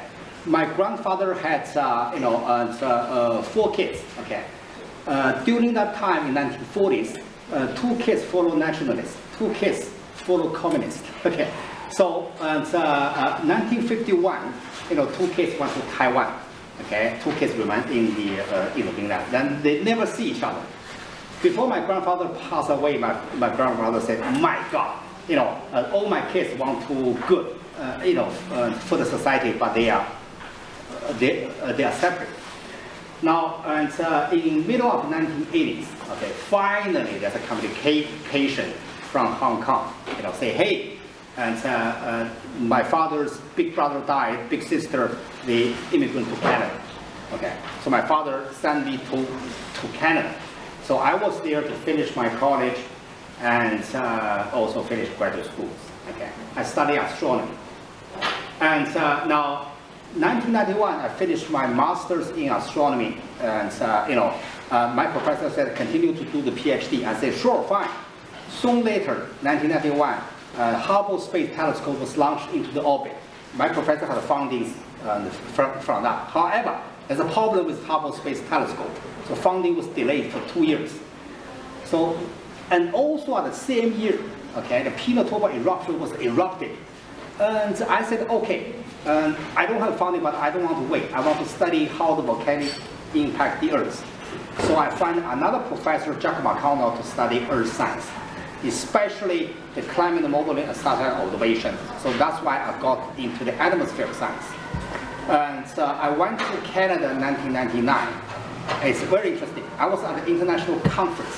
I met with Stuart Waters, And so at that time, and he told me, I still remember 1998, U.S. economy is good, we have surplus, we don't have deficit. Okay, so there's an EOS program, and the Earth observation system. Okay, that's billions of dollars. Okay, so they're hiring, and I said, "Do you want to?" He told me, "Do you want to work here?" And I said, "Sure." So I want to do it. And I was first as a visiting scientist. Okay, I want to try out for a few years. Then I met a billion person from Lebanon. Okay, Chelsea Lachi. Okay, he's the smartest. Okay, he inspired me to stay at JPL. So also I stayed. To work on the satellite observation, to study climate and Earth, and also astronomy as well.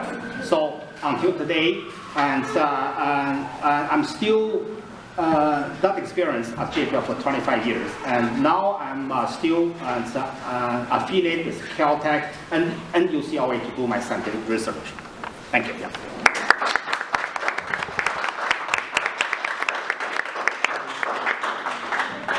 I have the next question. We wanna thank them again. Thank you again, Minoli and Jedediah and Professor Song and Dr. Zhang for sharing their time and sharing their experiences with us. As PCC students, right, we're going through the journey of education, and we have to make many decisions day in and day out. So the next question for you, for the panelists, is if you can pinpoint a specific experience or turning point or inflection point that influenced your decision to pursue research, or as a student that has molded your, a decision or something that has made you change maybe a little bit in terms of what is next for you in your academic career. We start with you, Minoli? Oh, sure. Okay. So for me, I think that I have multiple turning points throughout my career as a student. My first one being when I chose this major, because I was so underconfident in my skills and I didn't know whether I could pursue it or not. And then I think what really drives me throughout this process are just the challenges that I face. Like, I feel like the harder it is, the more I want to push myself to do better. That's just the kind of person that I am. And if something is hard and I don't get it, then I'm like, why can't I sit down, learn it, and then continue the process. So I think a turning point for me has been actually going through this internship process, because I feel like in the past 2 months I have learned so much more and pushed myself so much harder than I ever would have if it wasn't for this opportunity. Like I took up the time to take courses on machine learning. I took the time to build a project that uses machine learning concepts, and I feel that the process has really like kind of woken me up in a way. Yeah. Thank you.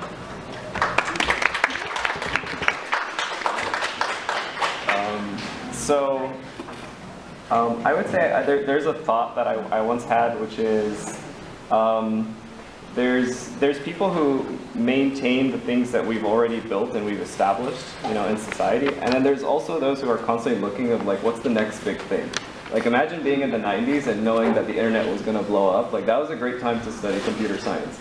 And I think for me, that's kind of guided me on, I knew from the beginning I was on a search. I was like, where is society putting a lot of energy in? Because even though right now there might not be billions of dollars flowing into something, but if you have an idea that this could be a big need for society, then it's better to catch the wave early than be on a wave that's already been used. So one thing I did was go to conventions. I think one of the first conventions I went to was AWE. It was one of the biggest conventions for VR. I thought virtual reality still hadn't matured because I thought Zuckerberg did a kind of bad job at promoting the metaverse. And so I was like, maybe that will boom later on, and if I learn about it now, something good will come out of it. And then while I was there, I learned a lot about sensors. That there was this big, everybody there had a problem with finding a sensor that can put all your information inside of a VR headset, right? Like you can't have legs unless you have sensors on your legs. And I was like, oh, what if we had one sensor to rule them all? And then I learned about EEG, which was a brain cap. It's basically to record brain data. And I was like, well, everything happens in the brain. That's the single source for everything happening to the body. And that's how I ended up in brain research. But what I'm trying to highlight is I'm chasing where's the pressure points of where should I invest my energy, because it's really worthwhile to work on something that society wants. And that's why we're here, is to learn about those things that have been established.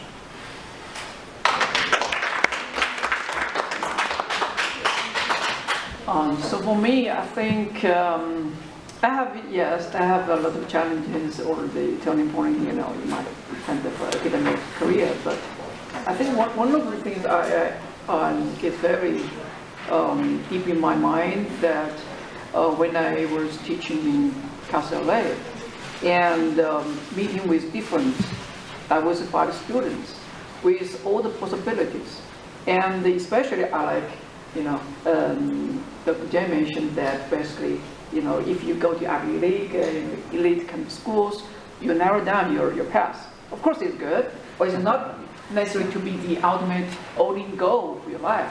And this is also true, I think even the Media's CEO had a talk in Stanford, also, face the graduations of Stanford students and say, okay, you basically do. Why? Because you're too narrow. Your mind is too narrow, so that you're not openness enough and to refuse, actually block a lot of possibilities.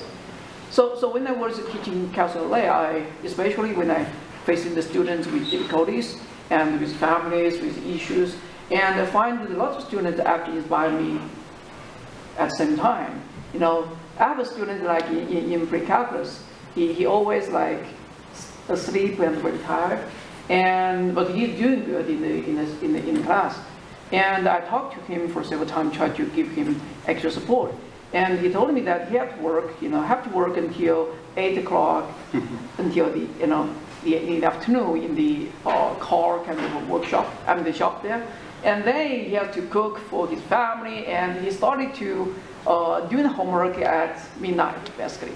Working like 4 hours or 3 hours into the morning, then have like 3 or 4 more hours to sleep and right off to my 8 o'clock in the morning class. He did this because he tried to challenge himself, like to see what possibility he can have. And I think he already succeeded in that sense. And this really inspired me that, anything is possible, especially with the era of the AI, actually make our, let's say, our lives, our study, our challenges easier, or give us a very age of the tools for us. If you're comparing, for example, another thing is that you can think about the why or the other schools is better than some of schools. One thing is about resources, about exposure to the resources opportunities. And I even think that in the sense that actually lower this kind of entrance of the accessibility to all of our students and around the world, right? So we can make these tools actually better, even though you may have, difficult situations comparing to others, but these tools really can help. And so that's making me even think better or deeper how we can shape the current education in the low division kind of courses in math, or even in the general education in the college, to help students to actually do better or to excel in their own way. Thank you. Okay, my turn. Okay, I have two big turning points in my life. The first one is 1991. I got my master's degree. I was supposed to do the PhD. Then, Hubble Space Telescope problem, the funding was has to wait. But during the same time, and the ozone hole was discovered. That's a Montreal Protocol. Okay, and that said, the climate model need to study stratosphere. So in Canada, the climate model only have 3 layers in the stratosphere, and because lots of layers in the troposphere. So a professor in Canada got lots of money, millions of dollars, to develop stratosphere. So one day I was looking around, and I see a job poster. It says Fortran programmer needed, and I said, oh, I can do that. I just picked. Okay, it pays 1,600 Canadians per month. Big money to me during that time.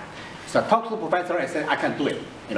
He said, what's your field? And I said, I'm astronomy. But this is earth science. But how about try me? Let's do it.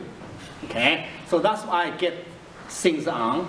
After a year, I think I can do it. And the funding in astronomy is still not there. And I need to pick a topic for my PhD in atmospheric science. And I said, I want to do Keynote eruptions. Okay. So that's the turning point. I got PhD in atmospheric science in 1995 because of that. It's a big turning point. Okay. And my lesson learned from that is don't stick to your field always. Okay. Whenever there's an opportunity, you just make shape. Okay. Yeah, you can learn. Okay. And this is a big turning point. The second turning point is I stay at JPL. And I later, before I come to JPL, I got to work in Montreal. Okay, but I found myself is only a worker. Okay, and in Montreal you have to speak French. Okay, and I speak English. Now, if you don't speak French well, and it asks you to speak, so I little bit hesitate. And after a few years at JPL, it's big change. And I found, wow, JPL is free. Okay. And half of the colleagues is immigrant. Okay, truly is. Charles Ilachi, JPL director, is an immigrant. He told me, he said, it doesn't matter where you're from. Okay, you're from Asia, you're from America, you're from Europe. Your mind, that matters most. I said, it's good. So that's why. It's the second turning point. I said, okay, I stayed. I want the JPL. This is the second turning point. Of course, things change. Later, JPL, more openness, okay, less openness now, because this is that. But things evolve. So the turning point, in summary, is either I go for new opportunities, or the free environment truly influenced me. Okay, thank you. Yeah.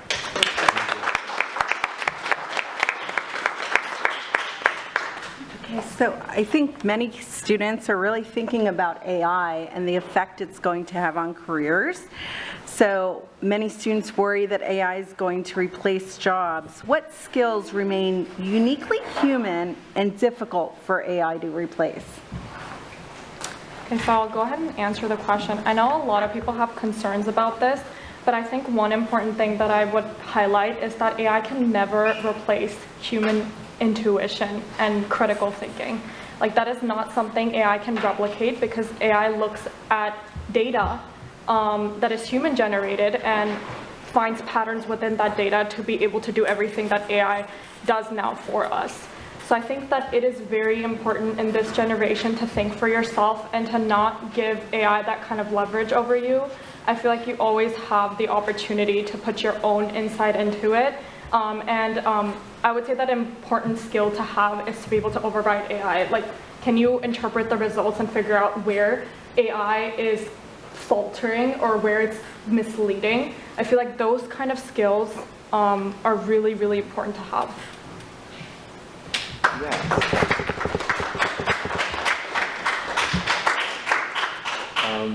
For me, I would say I'd like to comment a little on the question. Is true. I do think AI is technically taking a lot of jobs, but at the same time, I also feel like it's liberating us from a lot of work that is non-creative, that is mentally exhausting.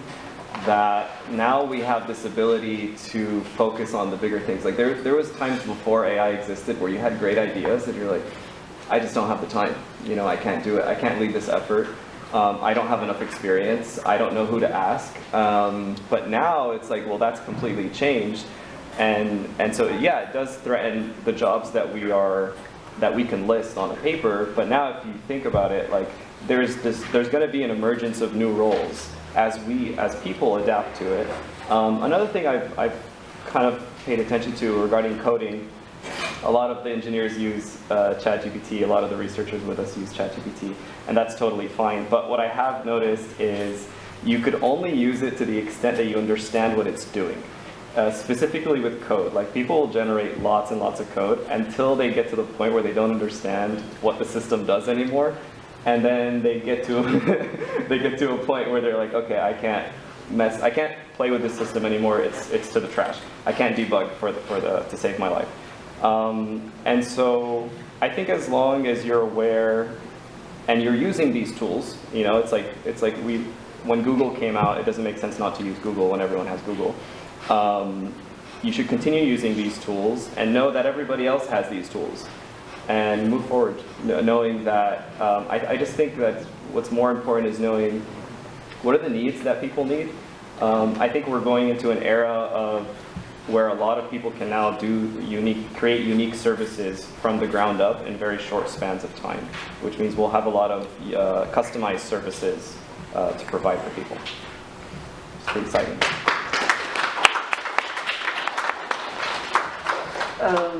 2 months ago, actually I have a conversation with a senior director from Northrop Grumman, and he hired basically some new graduate students and into his group and designing the chips. And he basically wanted to have some conversation with me and how AI actually affects this education, because he found the students very capable of using the tools and whatever is ChatGPT or other computational tools, and can do the job actually the computer can do. And that's actually 2 or 3 months ago. But I think nowadays even the AI can do much better. But the problem is that the designing or the whole procedure of the work is not just about doing the work as usual. The most important part is to solve the challenging problems, especially the bugs. For example, something wrong. If everything is smooth, you let it go. You can let your tools to run, right? But actually, the problem is always about how to deal with the bugs, the things that actually goes wrong. But now, then he thought that the crew of the new graduate students actually not qualified for the job anymore. Because once something is down or break down, so they don't know how to fix. because they don't understand or underline the fundamentals anymore, because they are always like, what they already mentioned, oh, I know how to do the code and do this and do the tools, but you lost the basics of the problem solving. What is the basics of this problem? And so that you need actually remind me about how actually current, the student, if you want to find a job, actually how you can contribute or add more, I'd say, the contribution, the value to the industry, to the team. Whatever the AI can do, basically, is no actual good value to you to compete, because you cannot compete the speed of computation, even for computers, right? So what do you need to do actually add more values in terms of interpretation, in terms of communication, in terms of the critical thinking? I think that's more important than the just make use of AI. Also, I think that's as a human being, that's the age. Actually, you never going to be replaced by the AI in this kind of sense.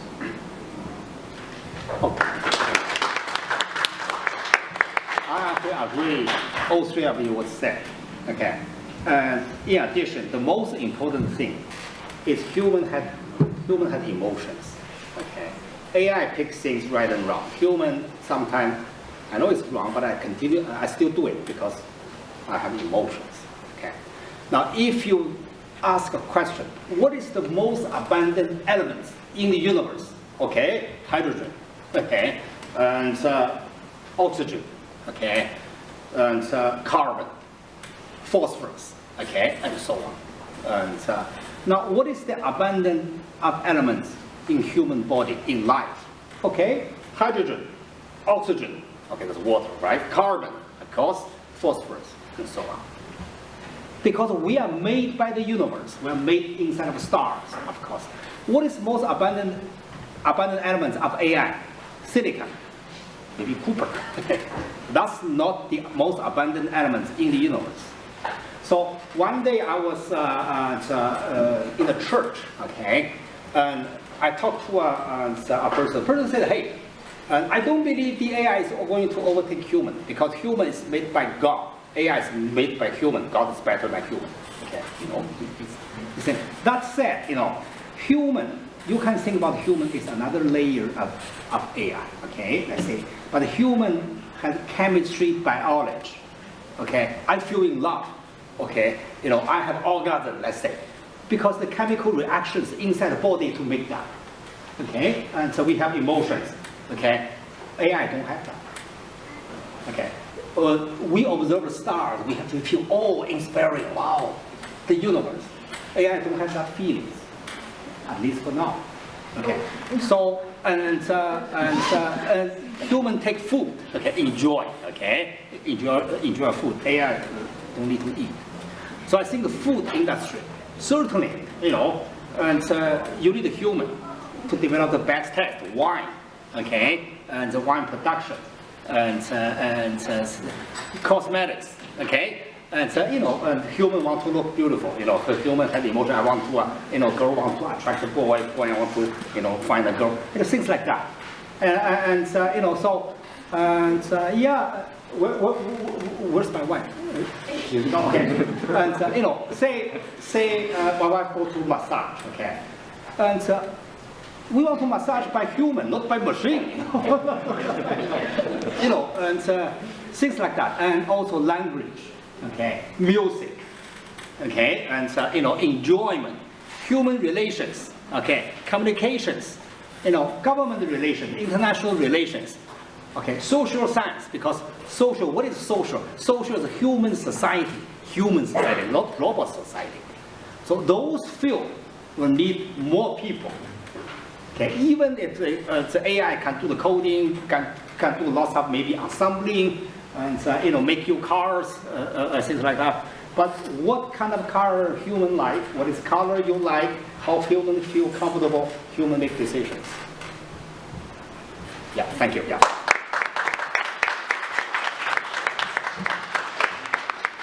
Thank you for your responses. So PCC is a 2-year community college, and most of our students will transfer, right, to finish their degrees.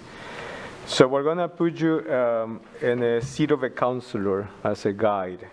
And what advice would you give our students about career planning in the AI era? Yeah, we'll start with Minoli, huh? Yeah. Oh, okay. Okay, sure. If I was a career counselor, honestly, I think this is emphasized a lot, but in my personal experience, I will just say that having a 4.0 GPA and getting an A in every single subject and being like the master of every single subject is not your biggest asset. Like, that's not to say you don't have to care about your classes at all, or, you know, I say that put in your best effort, but also invest your time into doing other things.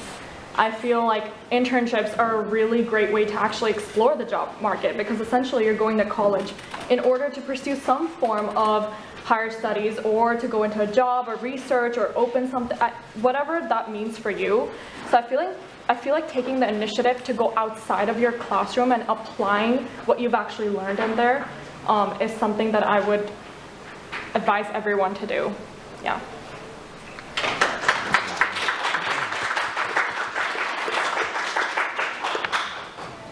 If I were to give you any advice, I would say slow down. I think a lot of people are running out of college and they want to, like, I'm taking 20 credits and I got an A in all these classes, and that's great. You know, that's great. Academic excellence is great, that you're focusing on your GPA. A lot of colleges care about that. But, you know, slow down to take some time to care about something. You know, like to form a friendship or to form a passion for something, that doesn't happen when you're running. You need to slow down and contemplate and reflect on these things that people, like, okay, maybe calculus, like, it's difficult, but you know, there's a story behind everything that's being taught to us in these classes that I think is inspirational. And why I emphasize this is why I think you really need to learn how to care, is because when you care, you don't need someone to tell you what to do. You don't need somebody to beg you to do your homework or to work. Like, if you care enough, that's when you start getting innovative, when you start understanding why did people before us come to these conclusions, what is it that they're trying to get to. And so I think if there's anything you should do is, you know, just take a breath. College is not a prison until you get your bachelor degree so you can get a job. When you do work, there's really not enough. You'll miss the times when you had to just spend with your friends and learn things and go to coffee shops. Like,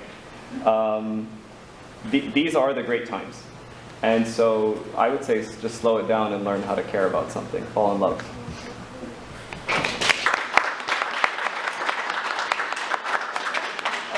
I think that there are two different kinds of thinking here. First, I think I always encourage students, especially at the moment right now, to make use of any AI tools as many as possible, as much as possible. And why? Because currently this is the time, actually not everybody on board of using the AI. And so you have the age to basically to be more productive if you go to the job. And almost every single job now, you need to know how to make use of AI, or at least you can show your capability. That's one thing. But in the end, you can see everybody already, even maybe in the future from the end of the school, all the kids are starting to learn how to use this as a tool, as a calculator we have used before, even computer, right? So then you have to think about long run. The long run is that basically your goal is to solve problems in the end. Whatever you do, in your study, in your work, you try to solve problems. So problem solver is always not changing, you know, to be the value you can add, again, to contribute. So because of the tools actually advances, so the problem solving kind of skills also need to be adaptable in the sense of the era of AI. Nowadays, I think, before I think you have to do everything basically physically to solve a problem. But now you have the machines, you have the technology to help you that, you don't need to do physically job, even you don't need to code. You don't need to write code, but in the end, you need to frame your problem. You need to divide the big problem into small pieces, and you know how to solve each of them, then you can synthesize it and make a big solution to this big problem. I think that's the kind of ability. I think everyone's supposed to train yourself in the learning, in the studying, that can be transferred to generations, to another generation, to the one of the technology innovation to another one. So to make it more like, I would say, competitive.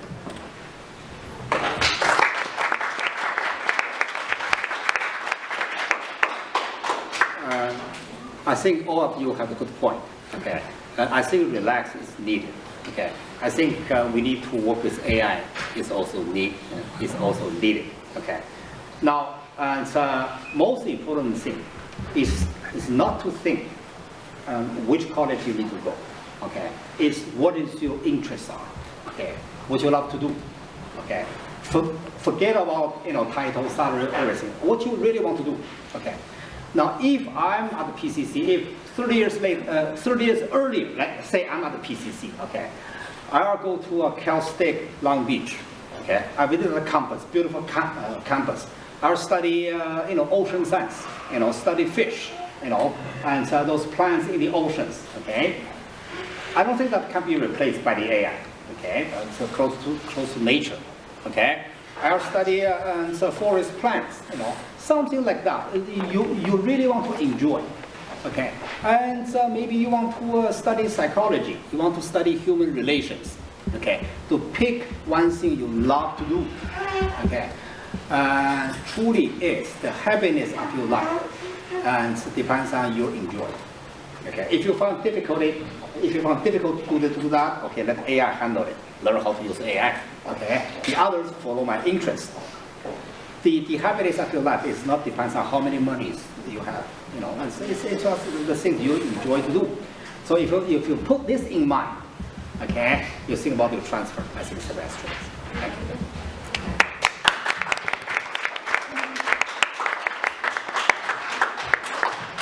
Thanks again for your responses. We're taking notes. I have 2 pages full of notes. Oh, okay. Well, we have time for one more question from us, and that question is about machine learning, which is algorithms, right, that AI would use to analyze data and to create new algorithms, right?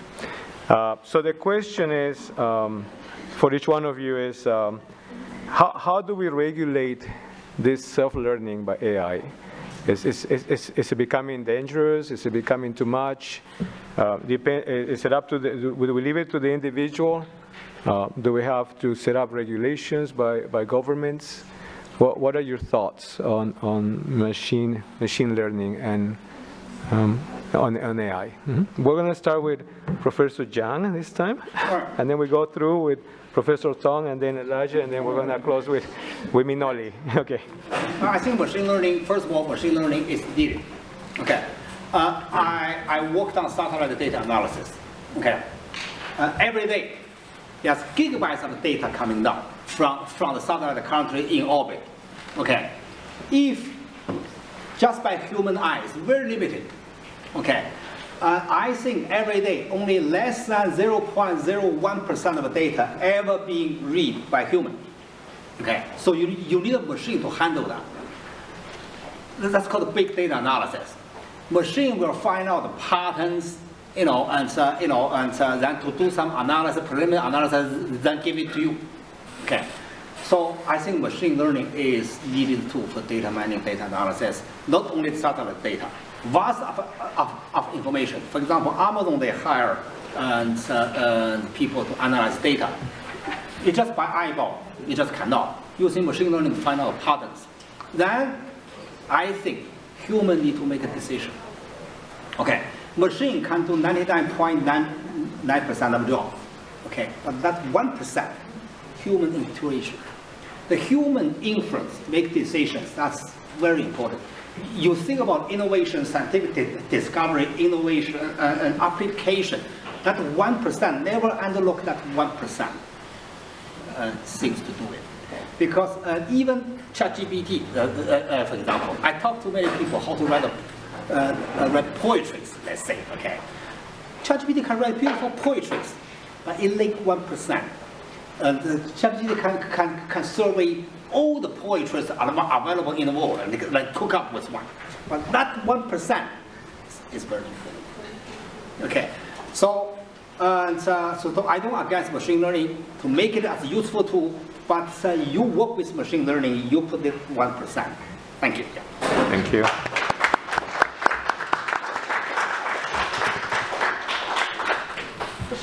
So my work actually involves to designing the algorithms in machine learning in AI. And at least in my experiences working with all the leaders in the industry, all these algorithms are actually very natural or intuitive in our mind. You can see machine learning is no different than human beings' learning experiences. The key difference is the speed, the knowledge, the data they can process. And so that you can see that all these algorithms, even nowadays, the big achievement in the large language models, is nothing more than just your intuition to guess what is wrong, what is the correct, then you try to update. And so that it's very easily, as a human being, when you design the algorithms, to inevitably have some biases in the algorithms and in the models. So that's need really to be regulated, as the algorithm kind of a modeler or even the inventions of these algorithms. So make sure we need to have basically a whole kind of effort as a human being to regulate this kind of behaviors, because in the end, all these algorithms, these machines, even in the future, the robotics, are actually designed by human beings. So you cannot blame, that in the future, the errors by the machines actually is because of your kind of first kind of front line. You design the algorithm in the right way. That's kind of my experience.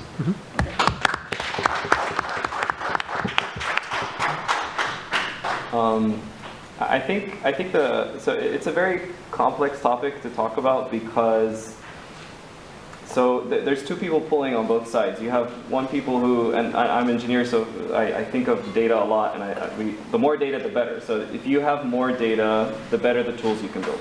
That's for certain. But then on the ethical side, the more data means less privacy. And so today I feel like we have a problem where we're in this competition worldwide. We want to provide AI services to the whole world, and we want to dominate that industry. Our politicians have made that very clear. And a lot of us are very excited to be a part of that industry that's growing pretty rapidly. And what happens is, because we have this excitement to build these great tools, even if regulations do occur, I'm sure we'll find ways to bypass it. And you'll see this in many applications when, let's say, they ask you like, oh, can we look at your photos so you can get this feature, right? And if you say no, okay, you don't get the feature. And then if you say no, they'll ask you again tomorrow, and then the next day, until you get so annoyed with the notifications, you just take it. Just take my data. And it's also interesting that our generation has kind of had to struggle with these problems, because the internet doesn't forget. So before AI was there, whatever you uploaded when you were a teenager is still there, and it'll forever live there. And even if you deleted it, somebody has collected it and is now probably using it to train AI. And these things are scary. However, it's a very tricky line where if you regulate too much, then we can't build the tools we can. The only thing that I can think about that is an interesting path forward is what a lot of people are exploring, which is decentralization. And what that means is having basically these models on your local machines. And so it would basically become commonplace for people not only to, like, let's say, buy a car, but also to make sure they have enough compute at their house to run their AI services for their own devices. So maybe a push forward, in my opinion, would be to have companies like Apple and Google and these companies just let us integrate our own AIs with their devices, because that's the kind of how they force us to give them all our information, because it's like, if you don't want to subscribe, then stay behind. And I think that is that's the only thing I would tackle. Yeah. Thank you.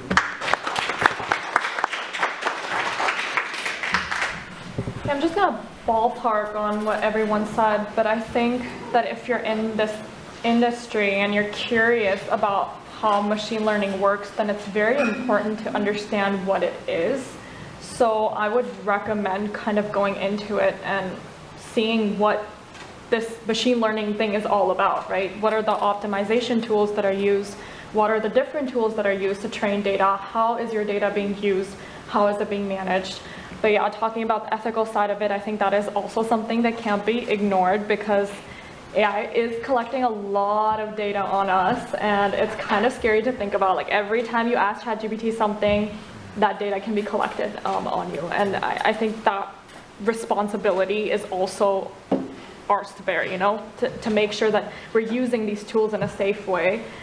There are also biases and hallucinations with AI, so AI can get things wrong. AI can be misleading, so always, again, just using your human intuition to fact check that knowledge and not being completely interdependent on it, but like using it as a tool to scale yourselves up instead of bring yourself down, I would say. Yeah, that would be my input. Thank you. Okay, so we have about 5 minutes left for the panel, so I was going to take some student questions. So does anyone have anything they would like to ask the panel? Yes? The professor next to Elijah, I'm curious, you mentioned that you were building algorithms. If I may ask, what kind is it for what purpose? What you mentioned that you build these AI algorithms and these machine learning algorithms. I was wondering what, if you can, be a little more specific on what you build, what's the use case for it, what kind of data you use, and what you hope to, what would success look like for these algorithms? Oh, okay, that's more related to my research interests. I'm an active probabilist in probability theory, and then I work with the different equations with noise, and then I move on to the control theory. But then I find that actually in the machine learning or computer science language, they call it reinforcement learning. Okay, so this is basically the part I'm very interested in, and build up the algorithms, how to basically try to understand or adapt the environment changes. So one of the applications, actually we build up these trading algorithms for stocks. So that I think that's a very interesting problem for me, is that because it's very difficult. Actually, this is one that you can always I can answer the question like, okay, all humans can be replaced by AI. I said no, because AI cannot make a rich in the sense that just use the algorithm to make the money. Of course, there's some. I mean, the age you can do in the high frequency, or hedge fund companies, but individually, it's basically is no. But yeah, that's what I do in this research. Okay, thank you. Any other questions?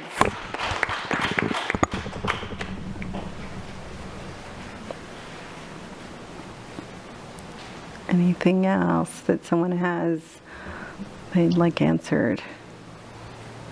Okay, well then join me in thanking the panel for coming. And I think there's going to be another panel later, so hopefully stick around. So thank you for the insight. Thank you. Thank you. We have 5 minutes more. Oh, 5 minutes break. I'm like, we have 5 minutes more. So you guys are going to have a 5-minute break, and then we'll be back with the next panel. Thank you.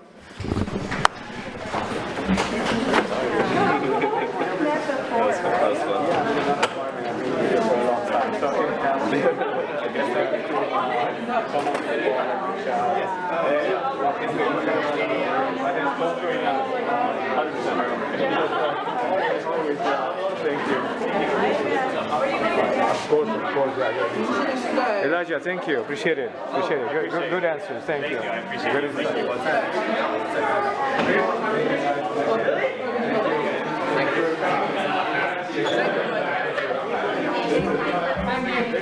Hey, you need help? Yeah, I give it to you.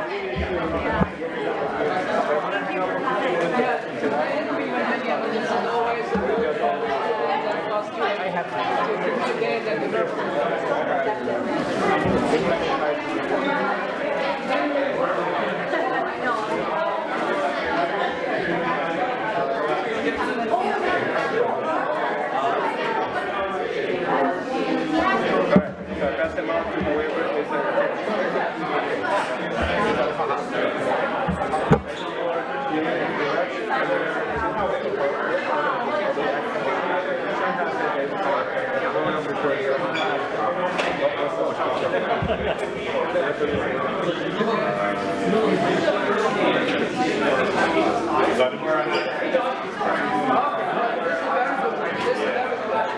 I'm trying to get your conversation. Meet you guys.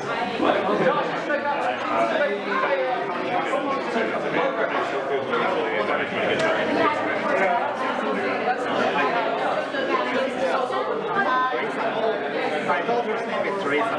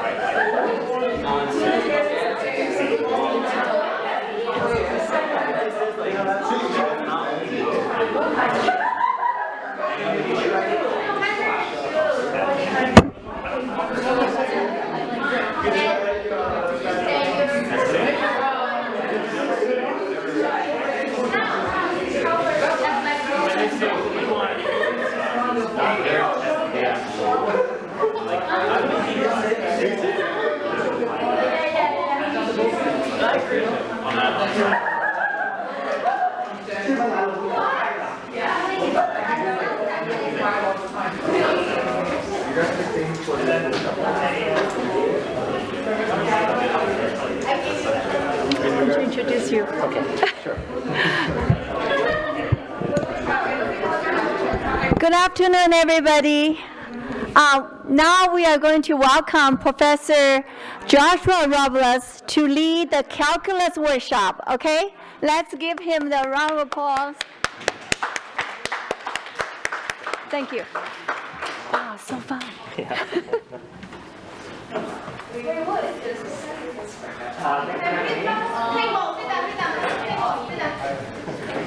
want to come forward, you're going to have some homework. So, like that too much.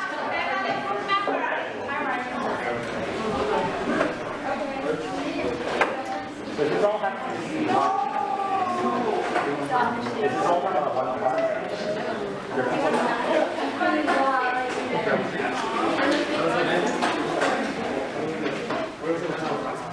So if you could grab your phones to start really quick. Grab your phone.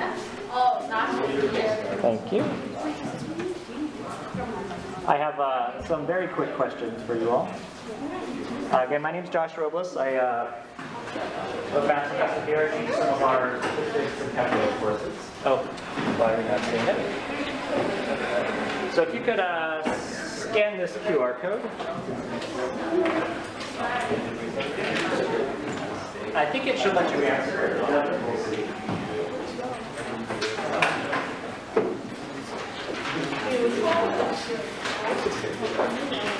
Oh, no, sorry, the one on the screen. All of those papers are for, in case you want to take the resources home. That's just for the ends.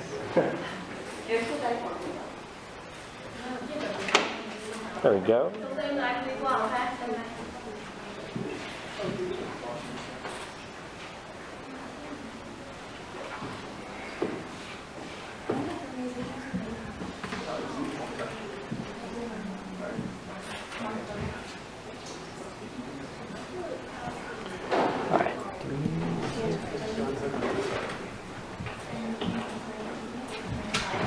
See if we can make it a little bigger.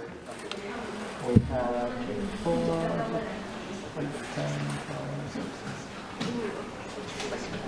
so this presentation is a big change of pace. I am not an AI researcher. I'm a math professor here. While I'm a heavy AI user, that's more their area of expertise. And let me see if I can start showing you these results.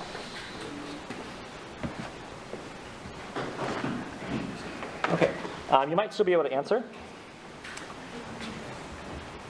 This works really well then if, sorry, I didn't leave the option for I don't need to take calculus. I didn't think about that. The workshop was calculus, the title of the workshop was calculus, so I didn't think about that. But that's great if you haven't taken calculus yet also, because if maybe you were in Math 5A this semester, or if you were taking it in the future, I think that's kind of our best case scenario here. I find that students have a lot of adjustment issues to their first calculus class. It's somehow it's a big change of pace, and things aren't quite the same. So I tried to put together, this is a much more casual discussion, if you'd like, on that. So, all right, I do have a few more questions. Let me see how to get those loaded for you. The website I used changed their formatting, so see if I can get this working.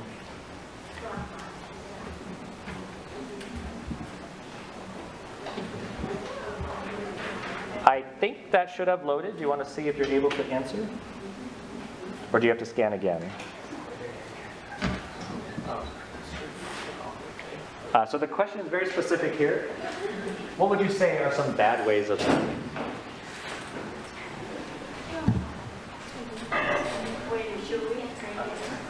Did it not reload? You weren't able to just keep the same one? Okay, yeah, I think it's always the same website, so if you have it up still, this should work.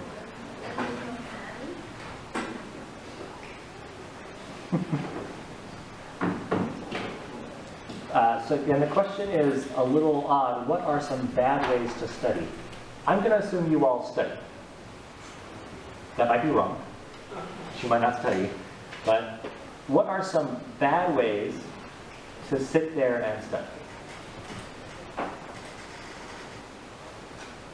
And yeah, some of them are getting, so I think studying is showing up because of how you're answering it. So we'll have to pretend that's not there.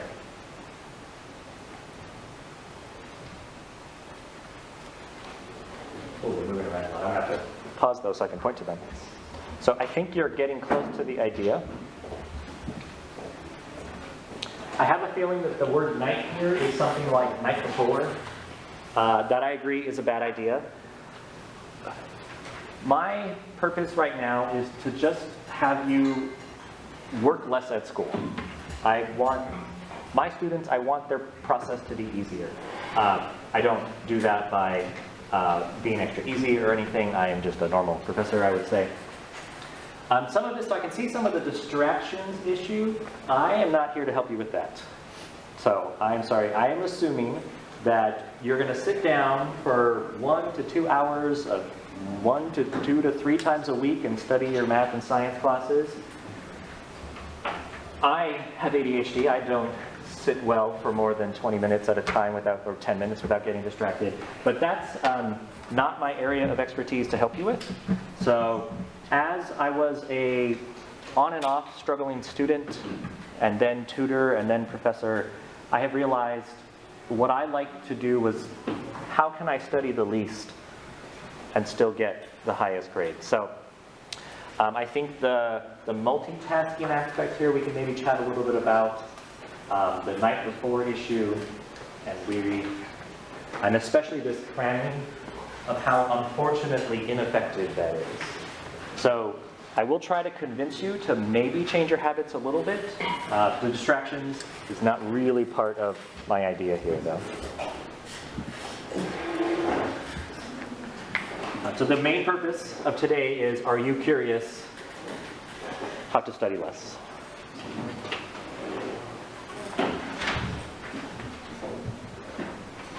And maintain your grades is the idea.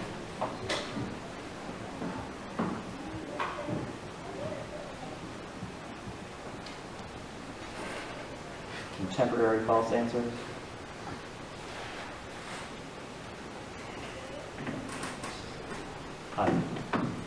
So my guess is most of you have never, how much have you studied before period? Add up all of the hours here at PCC, all of the hours before, right? It's hundreds, thousands, hundreds at least. I'm pretty sure that most of you have not spent any time studying how to study. It's just something that's like you know how to do and you go do it, or you don't know how to do and you still try something, and it just kind of sit down and do stuff. It does turn out there are way different ideas and effective methods in this process. So let me head back to my slides here. So these are in the theme of trying to level yourself up. ergo the gaming theme here. I have a little bit of the sources that I'm using, but I'm not really going to present them purely as sources. I have instead maybe some recommendations for you to look at the end. If you are curious, you can always email me, and maybe you're interested in the social sciences and studying and stuff like that. Okay, so I think the first thing we need to do is what not to do. Kind of the list before, but minus the distraction one. I can't help you with that. Or I don't know how to help you with that. There's got to be somebody who can. It's not me. And then I'd really like to think about this better practice. Any studying is good, but there are definitely ways to study better, and that means study less stressed and more effective overall.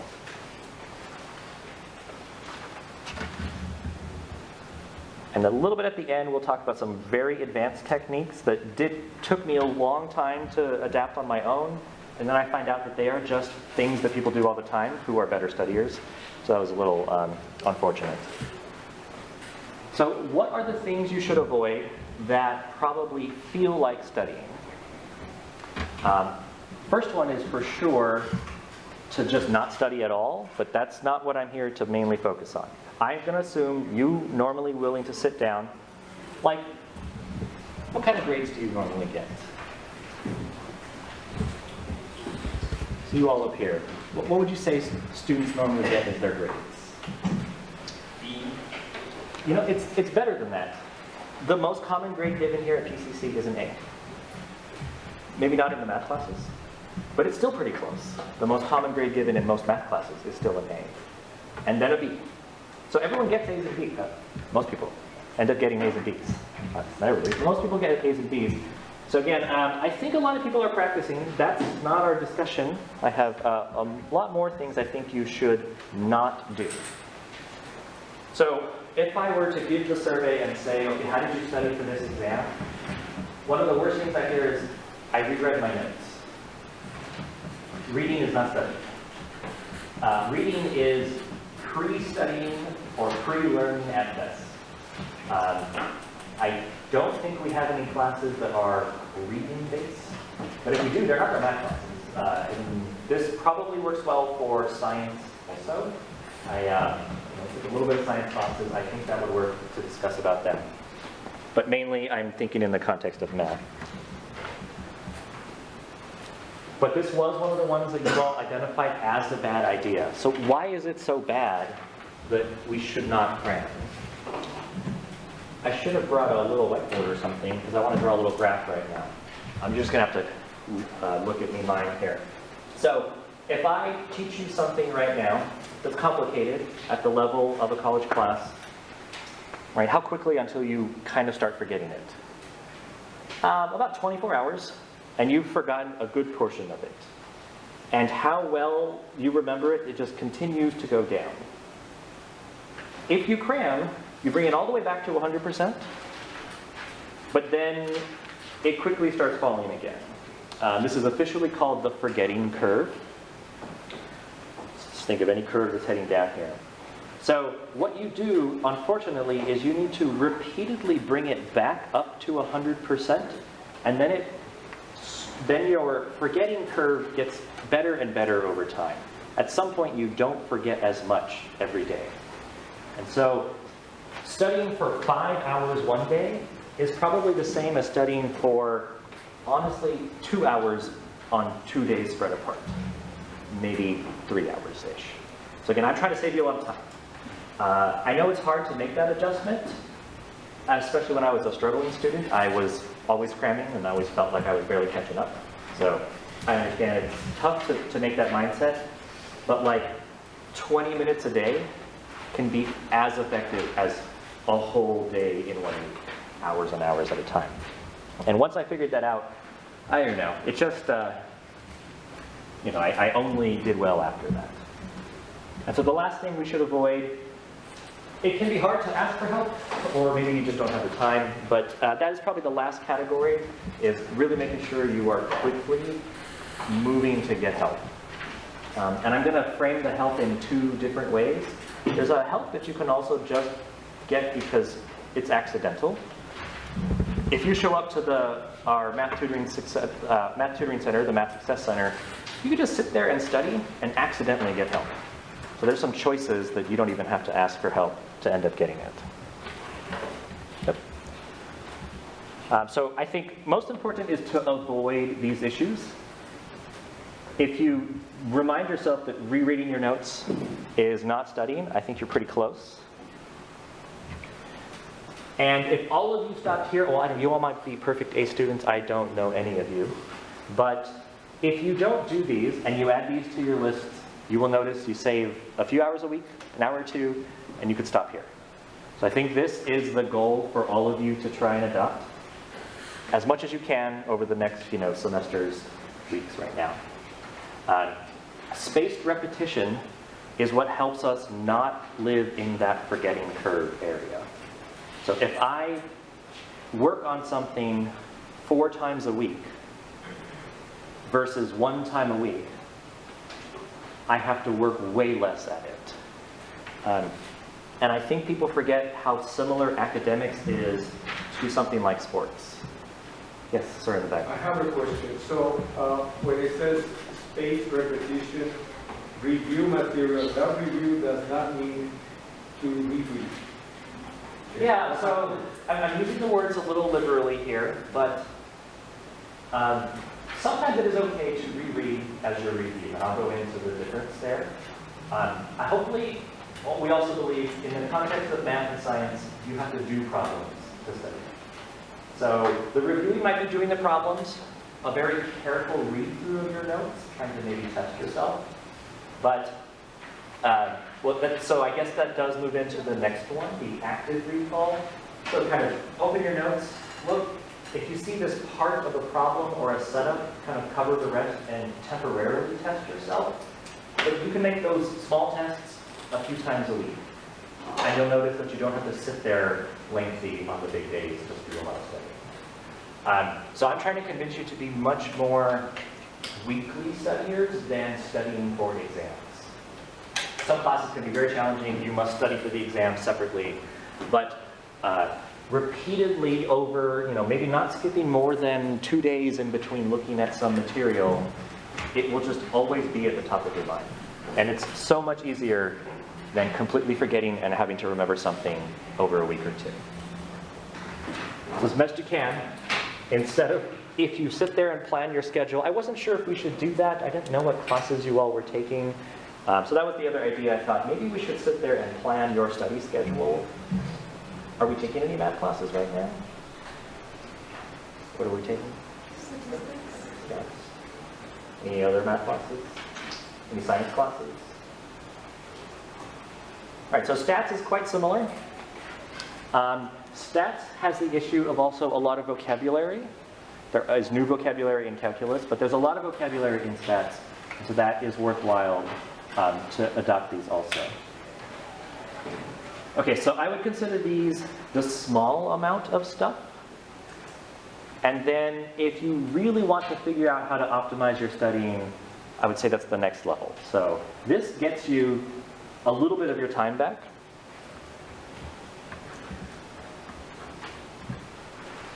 And this one's harder. Some of you seem quite social, so you probably don't have as much of an issue doing this. I never liked studying with people personally. That took me a very, very long time to do. I'm still not great at it. But, so I put one in myself for here. So the top one is for me, and maybe anyone else like me. The most I really could do was to study in public. I couldn't be the person who said, hey, do you want to study? Unless they were like literally my roommate. That was fine, I guess, sometimes I could do that. But what I would at least try to do is show up where other people are studying. For here on campus, I think we have our 2 areas that are obvious. We have the library, that people are at least studying around you and you get some peer pressure to be studying. And then we have our Math Success Center. If you all are in stats, you would go to the, what center is that one called? D300. D300, yeah, that's the building. I forgot what it's titled. the Success Center, whatever that one is. And so if you show up there, but I know for the Math Success Center, that's where my office is, so I see students every day. So when you join Calculus, switch over to the Math Success Center in our building. And just going there to study, you will look across, someone will be doing problems on a whiteboard, and you're like, oh, that's my class. It's so much easier to then prompt them and say, hey, how'd you do that problem? Or you can go up to the whiteboard and wait for someone to come to you. That would be more like how I did my studying as a student. So eventually I put myself around other people, and then it became more possible to say, hey, how did we end up doing this problem? I don't understand. I never offered up a study group. But if you are a little more social than I was, that is your next level goal, is to really work with other people.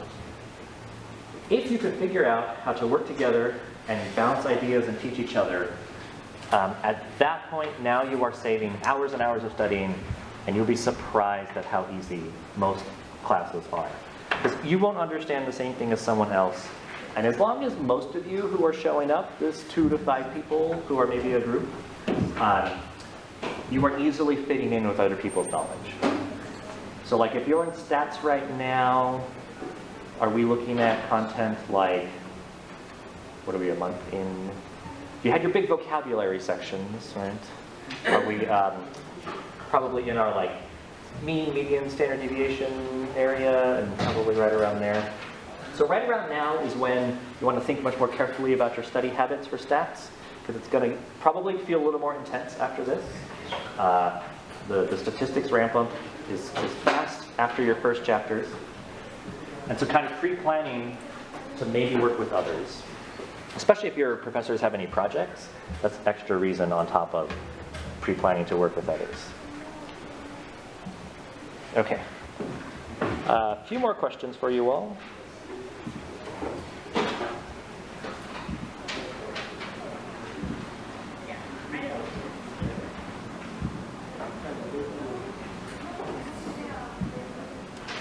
If you didn't close the tab on your phone, it is still available.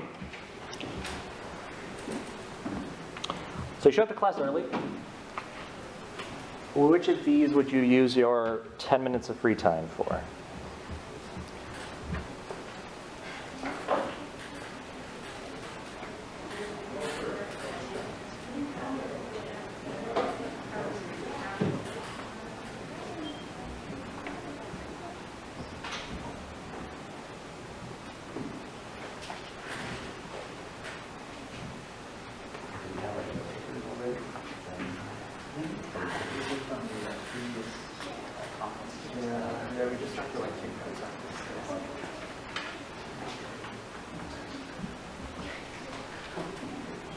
All right, there's actually a correct answer here. I know it says, what would you do? But only one of these I think is most correct. And one of them is, I guess, acceptable. And hopefully it's kind of obvious which one is which. But I'm glad that you answered more honestly. I agree, this is about the ratio that I see when I'm to class a few minutes early and students are there as well. I'd say about half of people are on their phone. 20%-ish, 1 out of 5 students is talking with someone else. Sounds about right. I do see some people finishing their homework. I collect paper homework, so they're finishing it up right then. But I'm going to mark you as correct or not right now. I think there's one particular answer here that is correct. If you are there early, now, if you're working on your homework, that's the second best answer. I'll clarify that. That's not bad. At least you're on the content. It's just unfortunate that if that's homework that's due at that point in time, we're in that procrastination probably time period. So I don't hate that answer. And of course, you don't have to talk to anyone else, and you're free to use your phone. It's your time. But I think you're missing out on saving yourself tons of hassle in the class. I've asked you all to put a standing over here, so let's ask over here. What has been the most challenging class in one of the front rows? Or that you're taking right now that you anticipate the end of being the most challenging? We have you are saved for answering at the moment. Sorry? Are you going to answer? Yes. Go ahead. Probably the hardest classes I took was English, Fluency, and Honors with everyone. 1C. So what is that? That was like argumentation, but it was also very like philosophy heavy. Like the concepts weren't hard to understand. I understood them pretty easily, and so lectures and seminars were a breeze. But it's just like, it was just a lot of work. That was all, really. Didn't anticipate those answers because I forget. I teach math. Yeah. And I think about math and then science as related. I don't remember how to prepare well for English class. So. I'm just wondering now stats.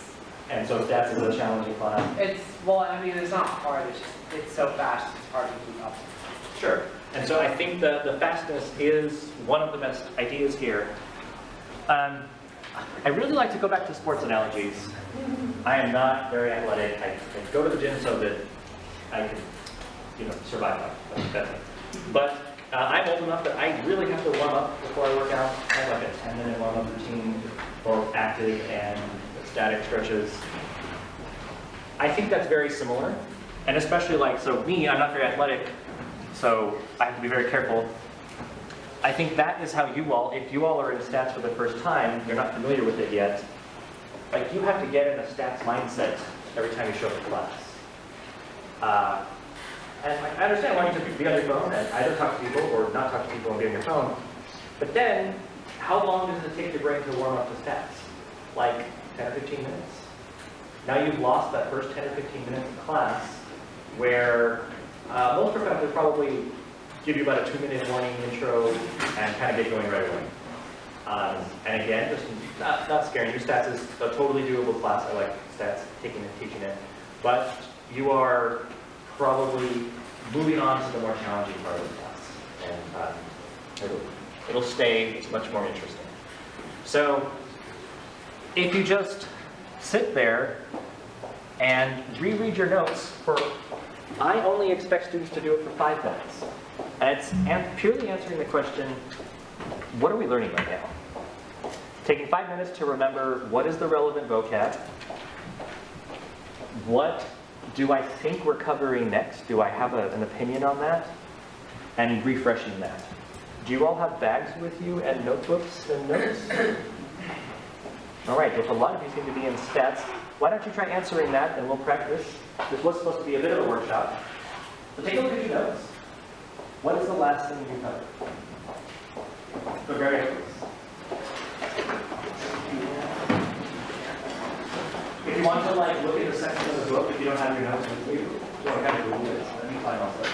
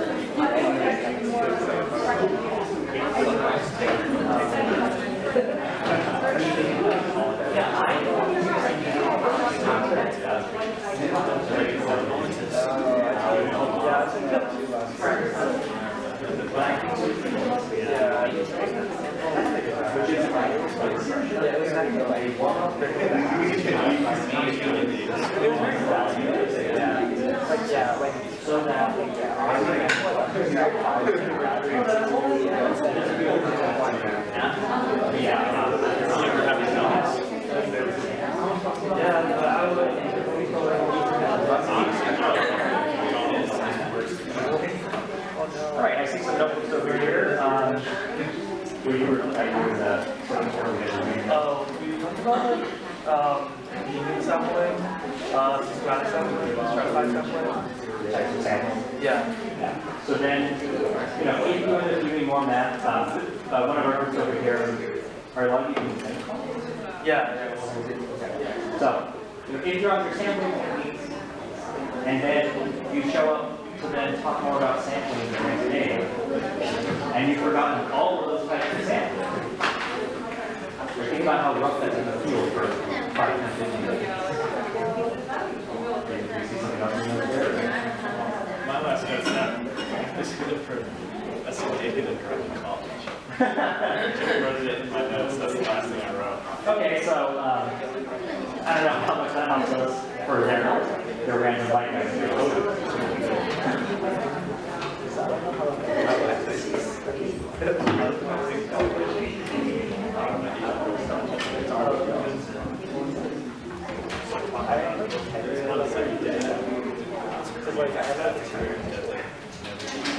Right, so my big 2 tips that I think are not are exactly what you probably did right now, is what did we cover in class? And I personally would recommend doing that twice. Take, especially if you show up to class early. I mean, I know half of my students are usually there 5 to 10 minutes early. To take that 5 or 10 minutes and review what is it we're looking at, what,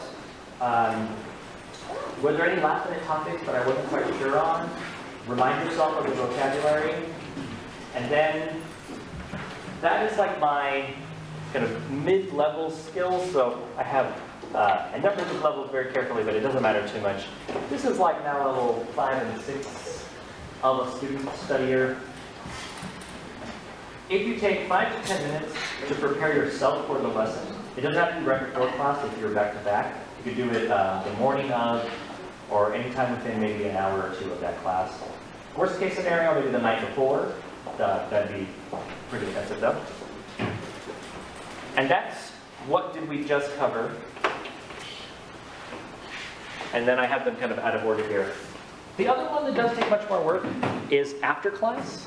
So if you've done the before class one, every time before class you're remembering what we're going to be talking about on topic. What I would work towards next is the after class review. So reviewing your notes, rereading them, and just making sure that they're understandable. So these are, all of this is not about like you doing your homework and you studying for exams. And I think that's what people miss. If you have homework, you know that you go sit down and do your homework, and you have an exam coming up, you know to study a little more for your exams. I think it's the middle part that everyone misses that is so time-saving in the long run. So take a few minutes before your class, whenever you can, and then after class review is a little more intensive. Read through your notes. So again, reading through your notes is a study technique that's the day-to-day study. Pretty bad idea for exam level study. But I'm not here to worry about exams. I think people end up doing fine on those. What you'll find is you don't need to study for exams as much if you prepare ahead of time. In the calculus context, so if our little examples have been a little bit more stats-based, calculus is a class that 100% needs your prerequisites skills. So if the last time you solved an algebra or trig problem is months before that, and then you sign up for a calculus class, that's going to be very challenging. You just want to look at any random pre-calculus problem, whether you get that from a book or AI, that is all fine, and say, what are some good reminders of algebra stuff before I show up to the semester?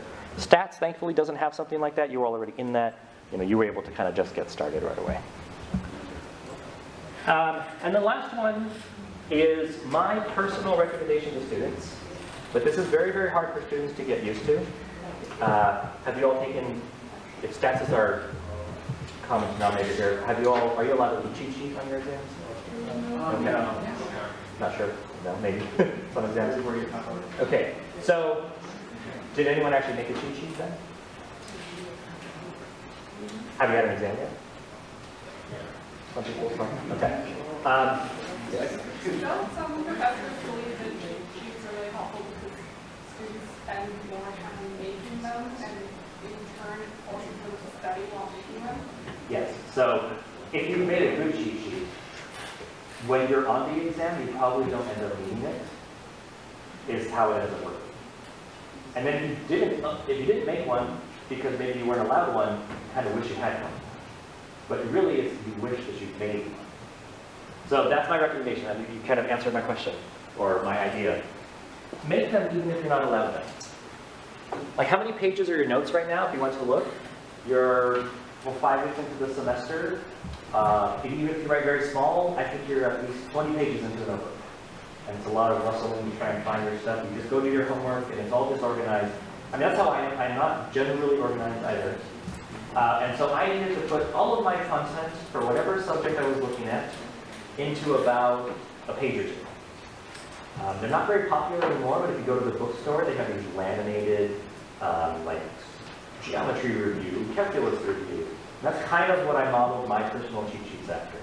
So everything you remember does not show up on your cheat sheet.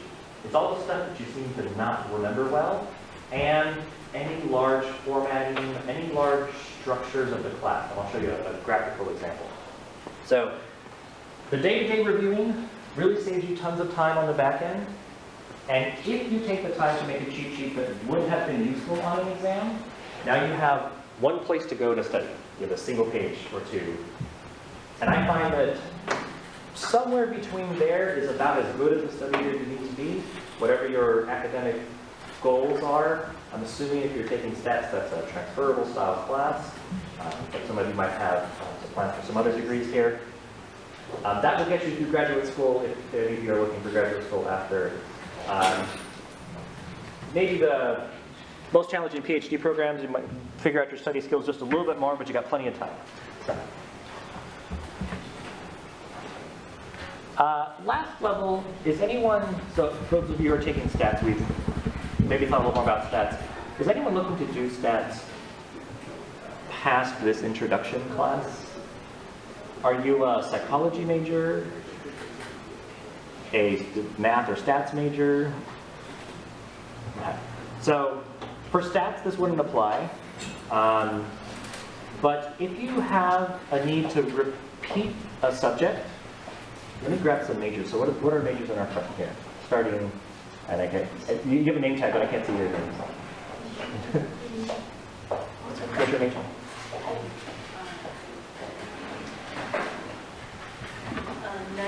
Nursing.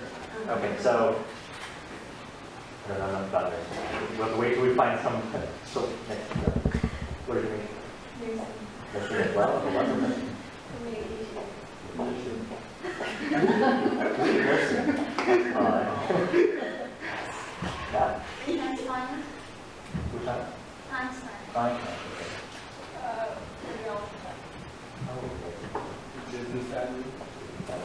Get them over here and then we'll put it together. Right now it's natural science. What do you put by transfer? Yeah, environmental, occupational health. Environmental, occupational health, so the health sciences? Yeah.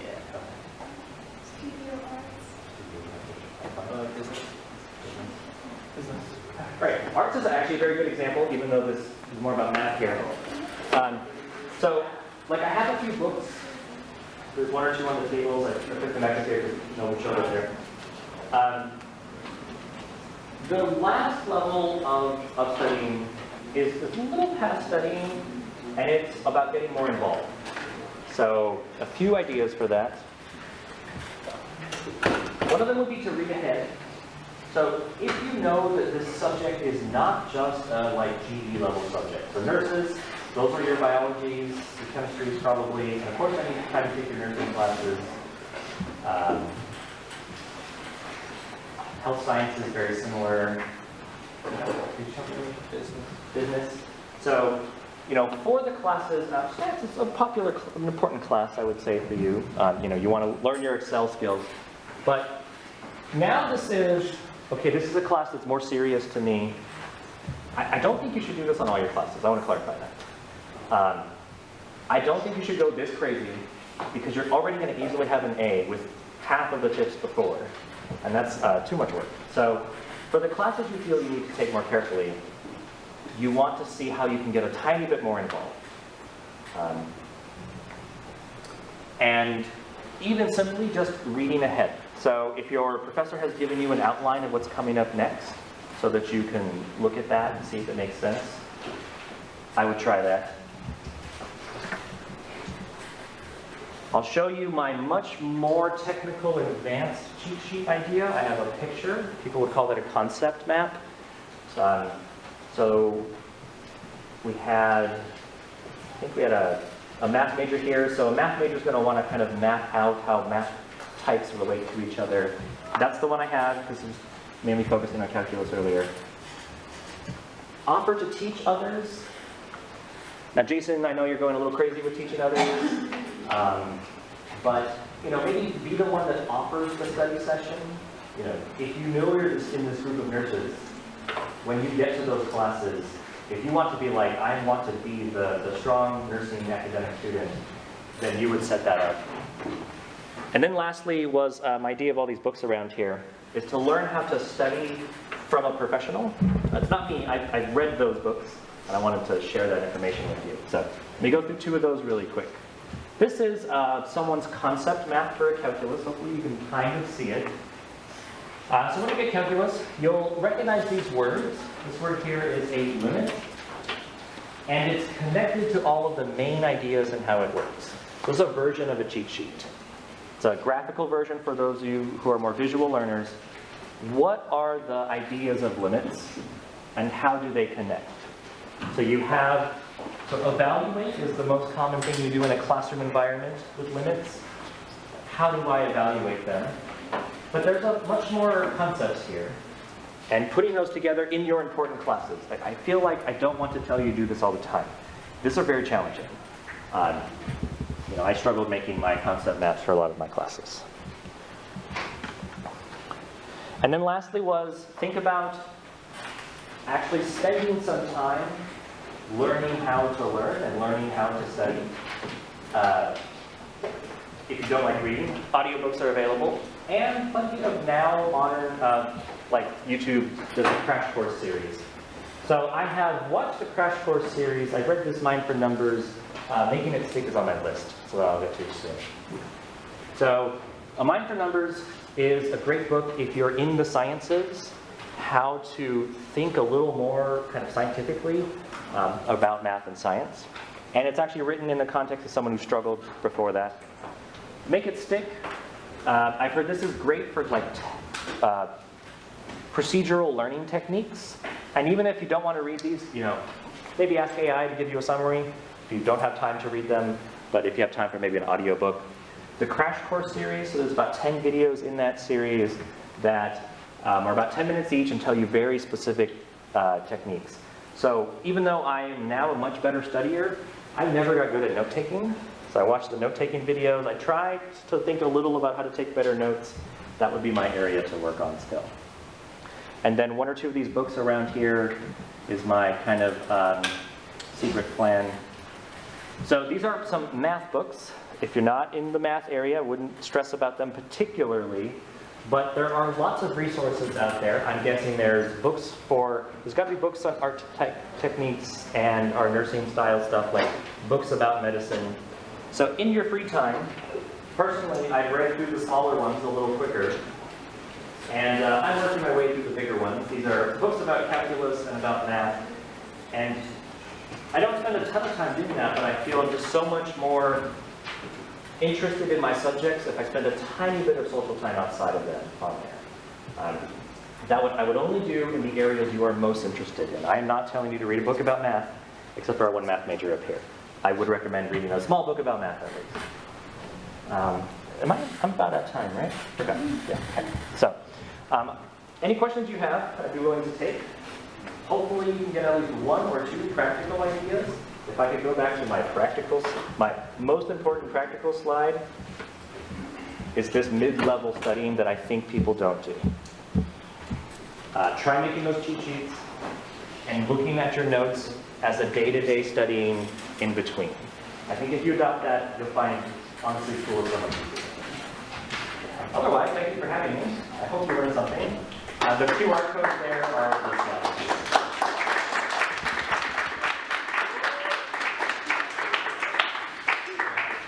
Thank you so much for Professor Robles. Yeah, I mean, he offers so many important and effective strategies, and I hope that all of you make use of them, okay? Thank you again.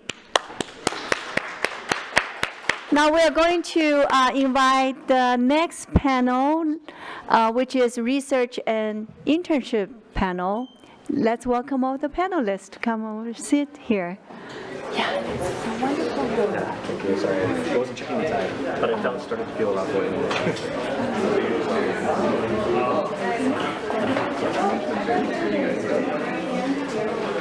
Are we taking it here or we're trying to, but...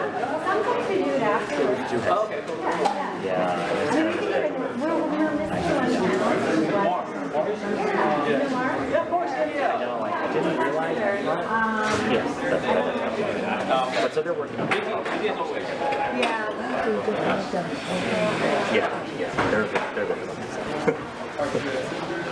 Nice and comfortable. Nice session. I'm trying to have some fun and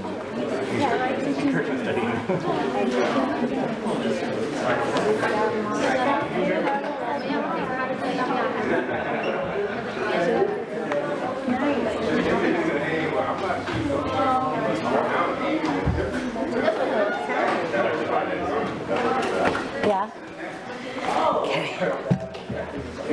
Mars, you made it. You have a seat. So probably what I'll do, the first thing I'll do is I'll go down to see your name, right, and your major. Okay, where you're at studying. Okay. Hello.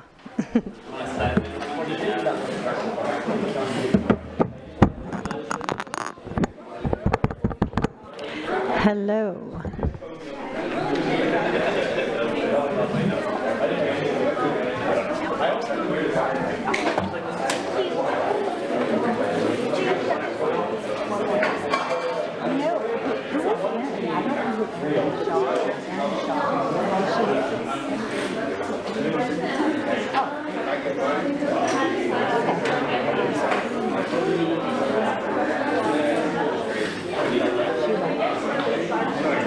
Okay, that's fine. So I think we have it 1, 2, 3, 4, 5, 6. I think we have everybody. I'm not sure. You guys know what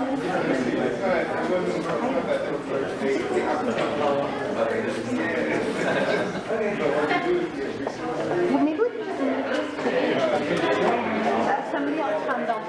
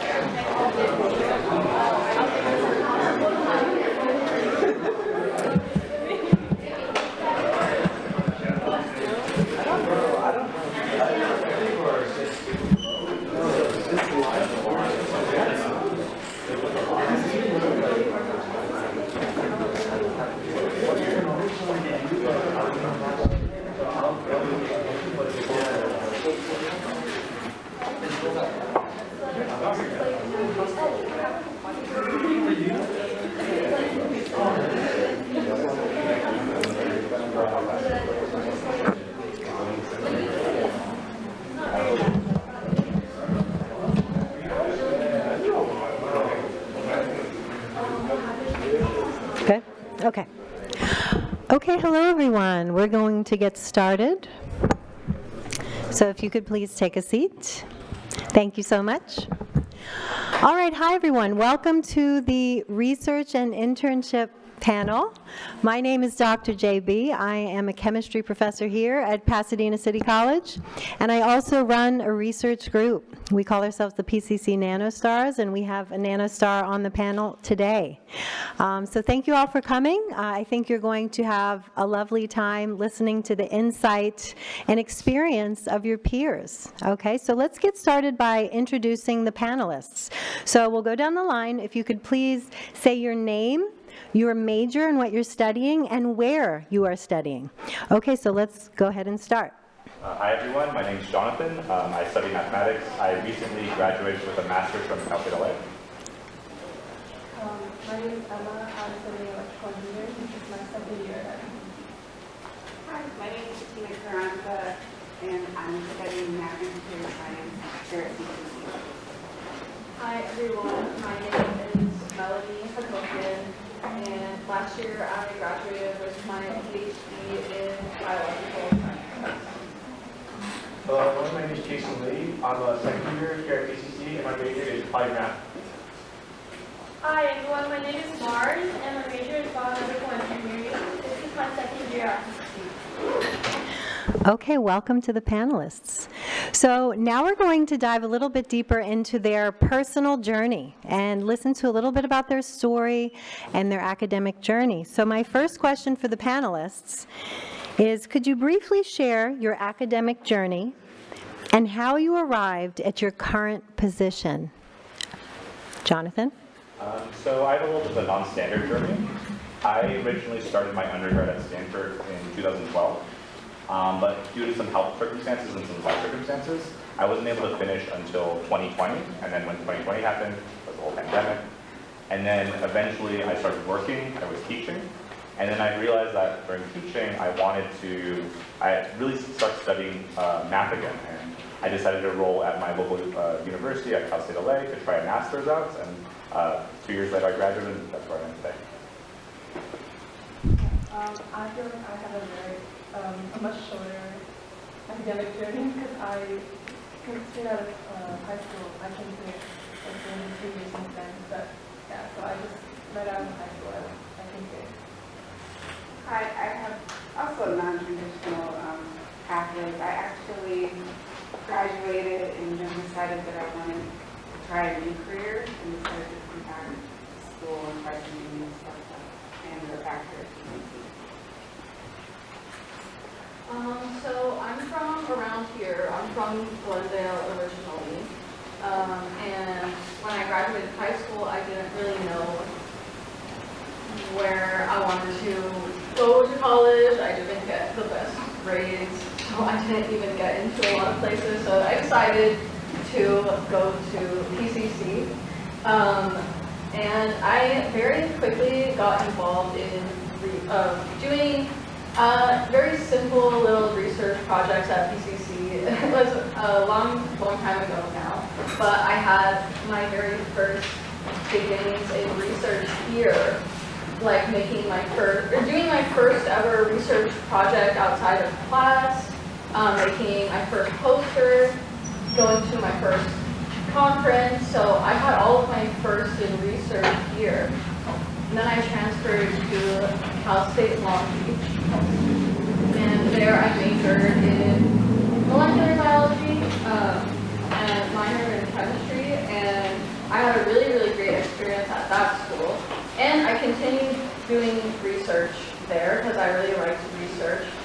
And there, though, I was in a bioinformatics lab that specialized in environmental microbiology. So I hadn't even taken any microbiology classes. My major, you usually just learn the human body. But my research was in microbes, and I really, really liked it. So then I decided to apply to research or PhD programs. And I got accepted to one PhD program at UCI, studying environmental microbiology. So that department was ecology and evolutionary biology. So it was a total switch of subject matter, but I knew a little about it already from my research. So then I spent 5 years working on my PhD at UCI. And it was great. I was a teaching assistant for almost the whole 5 years, and I really, really loved teaching. So I graduated, and then I decided to try being a professor. So I'm a professor here and at a couple of different schools, and I teach human physiology here. Thank you. Jason? I, similar to Jonathan, I have a very unorthodox path as well. After high school, I did go to community college, dropped out because I didn't like school at all. I then meandered through life without really any aim until last year, where I came back to PCC, found out that education and learning is the best investment that you could give yourself. And if you really allow yourself the patience and humility to learn, education and learning is the best thing ever. And yeah, that's my story. I have a pretty untraditional educational path too. I was pulled out of middle school by my parents kind of forcefully. One because of some family conditions, and two because of the pandemic at the time. And I was homeschooled for, well, I was at home, but I didn't go to school. So I was at home for 5 to 6 years until I was working one day and I was like, I'm not going to do this for the rest of my life. And then I saved up money and I came to America. And yeah, after I went to America, I learned that I needed a high school diploma. So I was like, oh wow, that's another thing that I have to do. So I went into Arcadia High School for a semester and kind of powered my way through the courses to get my high school diploma, and then came to PCC. So it's been nice. Thank you so much for sharing those wonderful journeys. I'd like to hear a little bit about the research or career internships that you participated in. Could you describe those research experiences or internships and the skills that you think that you obtained in them? Go ahead, Jonathan. So when I was at Stanford, one of the better opportunities for doing research for undergrad is what we call a REU, Research for Undergrad Specific Program. And I did one of those at Stanford. Due to my health circumstances, it was harder for me to get a lot out of it, as much as I could, but one of the main skills that I learned about this was how to read papers or how to read technical papers and how to sort of trace citations, for example. That later served me again when at Cal State LA. That's when I started getting really heavily into research. And I joined 2 research groups working under 2 different professors. And those skills that I learned there, I learned how to trace citations of papers all the way both backwards in time and also forwards in time. And I was able to do connections. When I do math research, it's a little bit different than other types of research where you have a lab. It's more about connecting ideas. So it's really, really important that you're able to read papers, read technical things, but then also try to say like, oh, hey, I read something like this the other day and connect it to that, or use some of the things like citation tools, like Google Scholar, or ChatGPT has actually been a huge rise for helping me sort of filter out this content. And so usually for my research experiences, it's been working at these REUs or working specifically with professors. And again, the main skills that you learn is how to read technical papers and how to connect different ideas.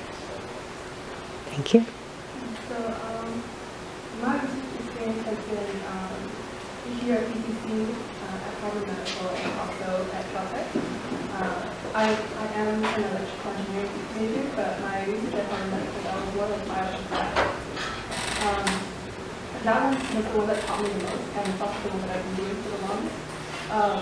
When I first started, I was really scared to be working with a bunch of MD students, PhD students, because I was the only undergraduate student there.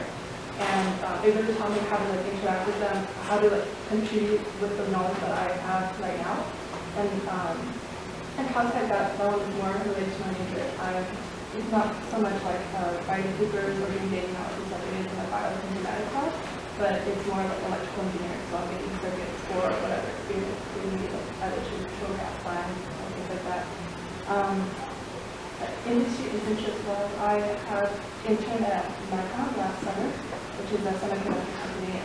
That one just taught me a lot about that industry, which is really on the rise right now because of AI. So yeah, it was really interesting. So I had actually 2 internships.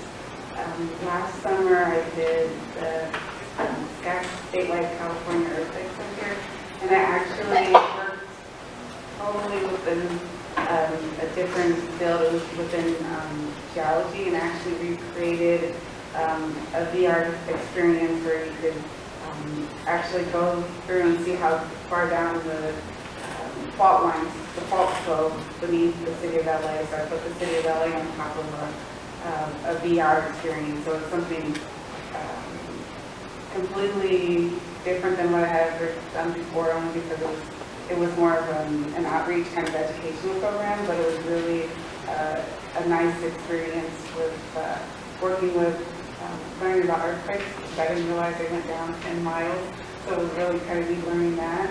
And then currently I have an internship at Caltech, and I'm actually working in the LIGO lab studying gravitational waves. So two completely different areas, but it's all about learning. I have to say that you go into the experience wanting to know more, but they definitely tell me you don't have to know about the gravitational waves and learn about black holes and learn about all these different physics areas that are completely new to me, but it's completely exciting. So I definitely I love learning about the earthquakes, and it's like, oh, how can I follow that up with something more exciting? And then I followed it up with something studying gravitational waves. So both of the internships have been really fun experiences. I had a few research experiences. Like I said before, I first started doing research here, and after about a semester, I think, of just volunteering, I applied to the Build Coder program. And I know there's a ton of research programs here now, but I don't know if that one's still active, but I got assigned a mentor here to work with, but it was also a pipeline program with CSUN. So before I started that program here with my PCC mentor, I went to CSUN for a summer and learned about like research fundamentals.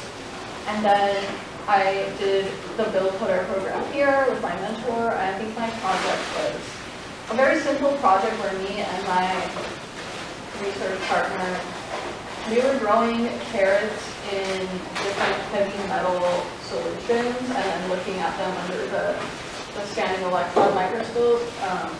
So it wasn't anything too groundbreaking, but it was important for my development in research basics. And then I think and then I was applying to summer internships, and I think my mentor helped me a lot in finding an internship at Purdue University in Indiana. But I was in mechanical engineering, so it was, and I was in biology, but it was the only opportunity I had, and it was really, really a great opportunity and really useful for me. Again, just by learning, like having more research experience on my resume and getting better at research. So I did one of those summer internships. And then when I transferred to Long Beach, they also had a Build branch there.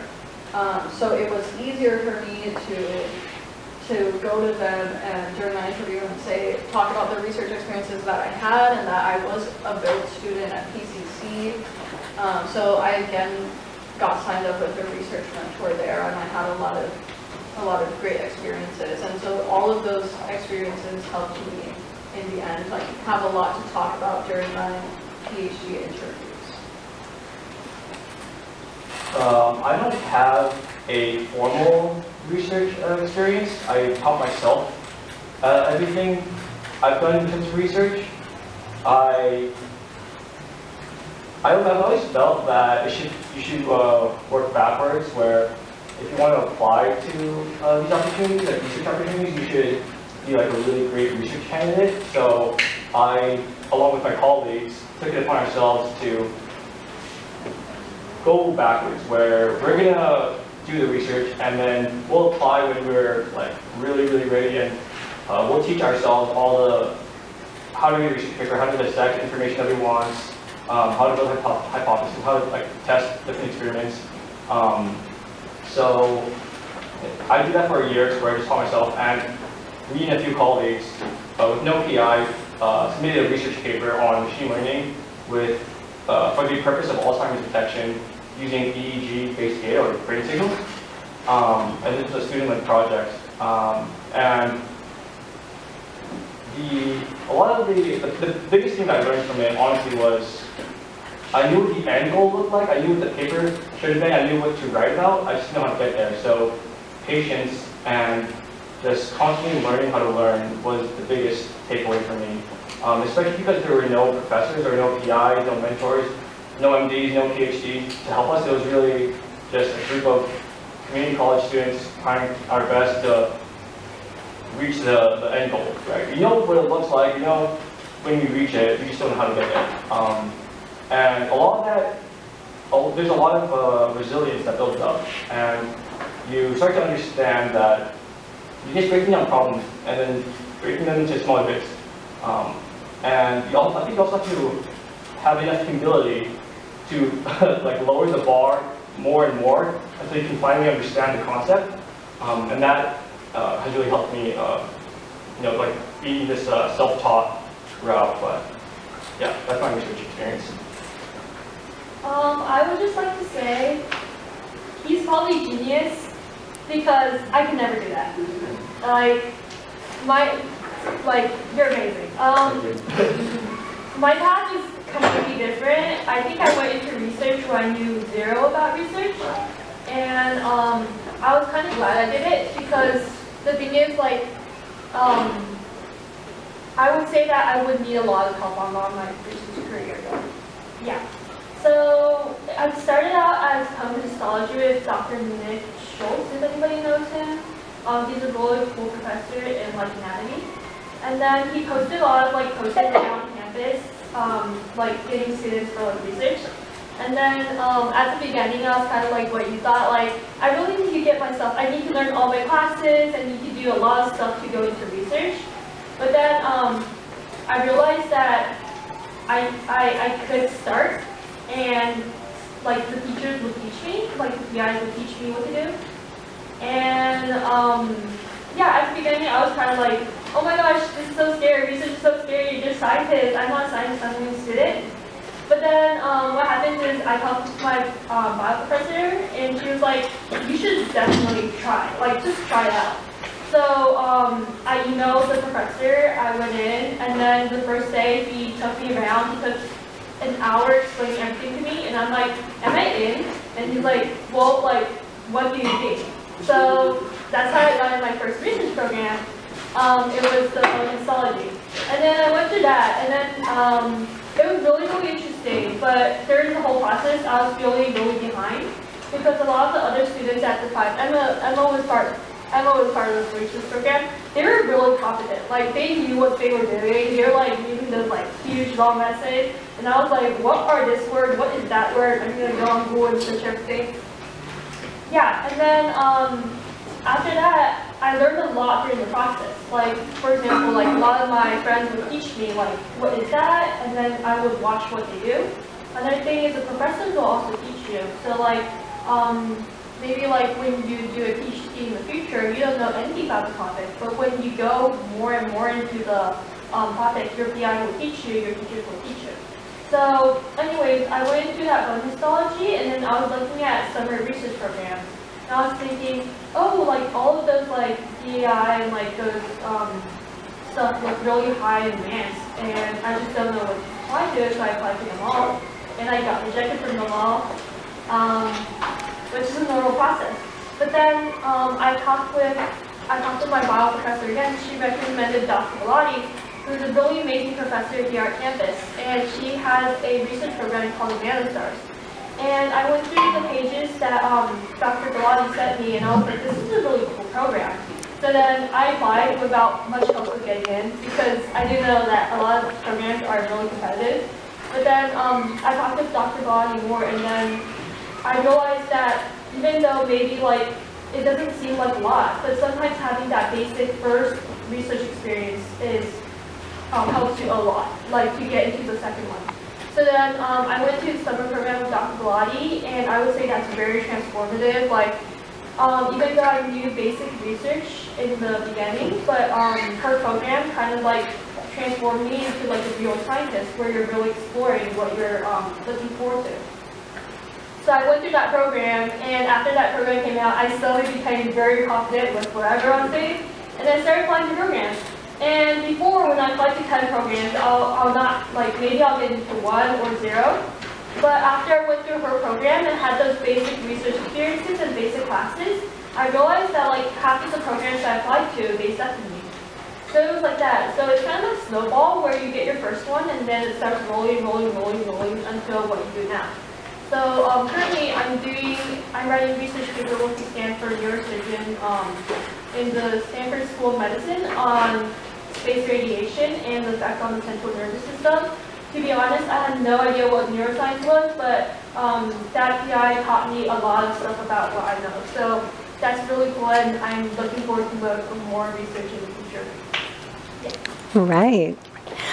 I love those responses. They were so wonderful. And I think a lot of you might be wondering at this point, I was going to save this question for later, but how did you find your first? And we touched on it a little bit, but not everybody said an answer to this question. I would like an answer on this for all of you. How do you find your first experience if that's the hardest one to get? Like, who introduced you to it? What led you to it? Any sort of advice you can give to the students? Let's start with Jonathan. So in my undergrad, we had seminar classes that they required us to take, and basically the seminar class is more of like a smaller class size where we like focus on like a special topic, so we were lucky to have that type of thing. And through that class, I met a specific professor, and then I was able to realize, oh, this professor really understood me, he explained things to me clearly, and through that process, by developing that relationship with this person, I realized, oh, I wanted to do more math research with this person, specifically learning more about his topic, and that sort of snowballed into doing the summer program with them, that I already with them at Stanford.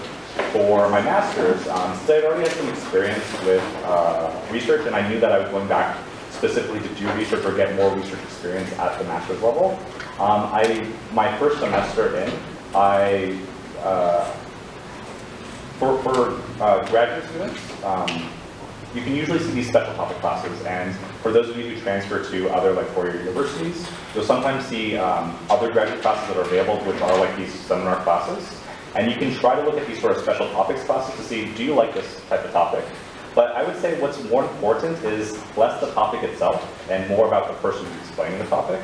And my goal at Cal State LA was to find professors that could talk to me as well as the person who did at Stanford. And I found two people that were really amazing, and I was able to start snowballing that whole research process. And then once I did that research process, it culminated into 2 papers, and then now I'm continuing to, I've graduated, but I'm still working with them on new projects and new ideas. And they've also expanded my network of people to work with to continue collaborating on different ideas. So it's like she said, it was like a snowballing process where once you start looking for these opportunities, you start getting these opportunities, they just, as long as you keep seeking them, they keep coming.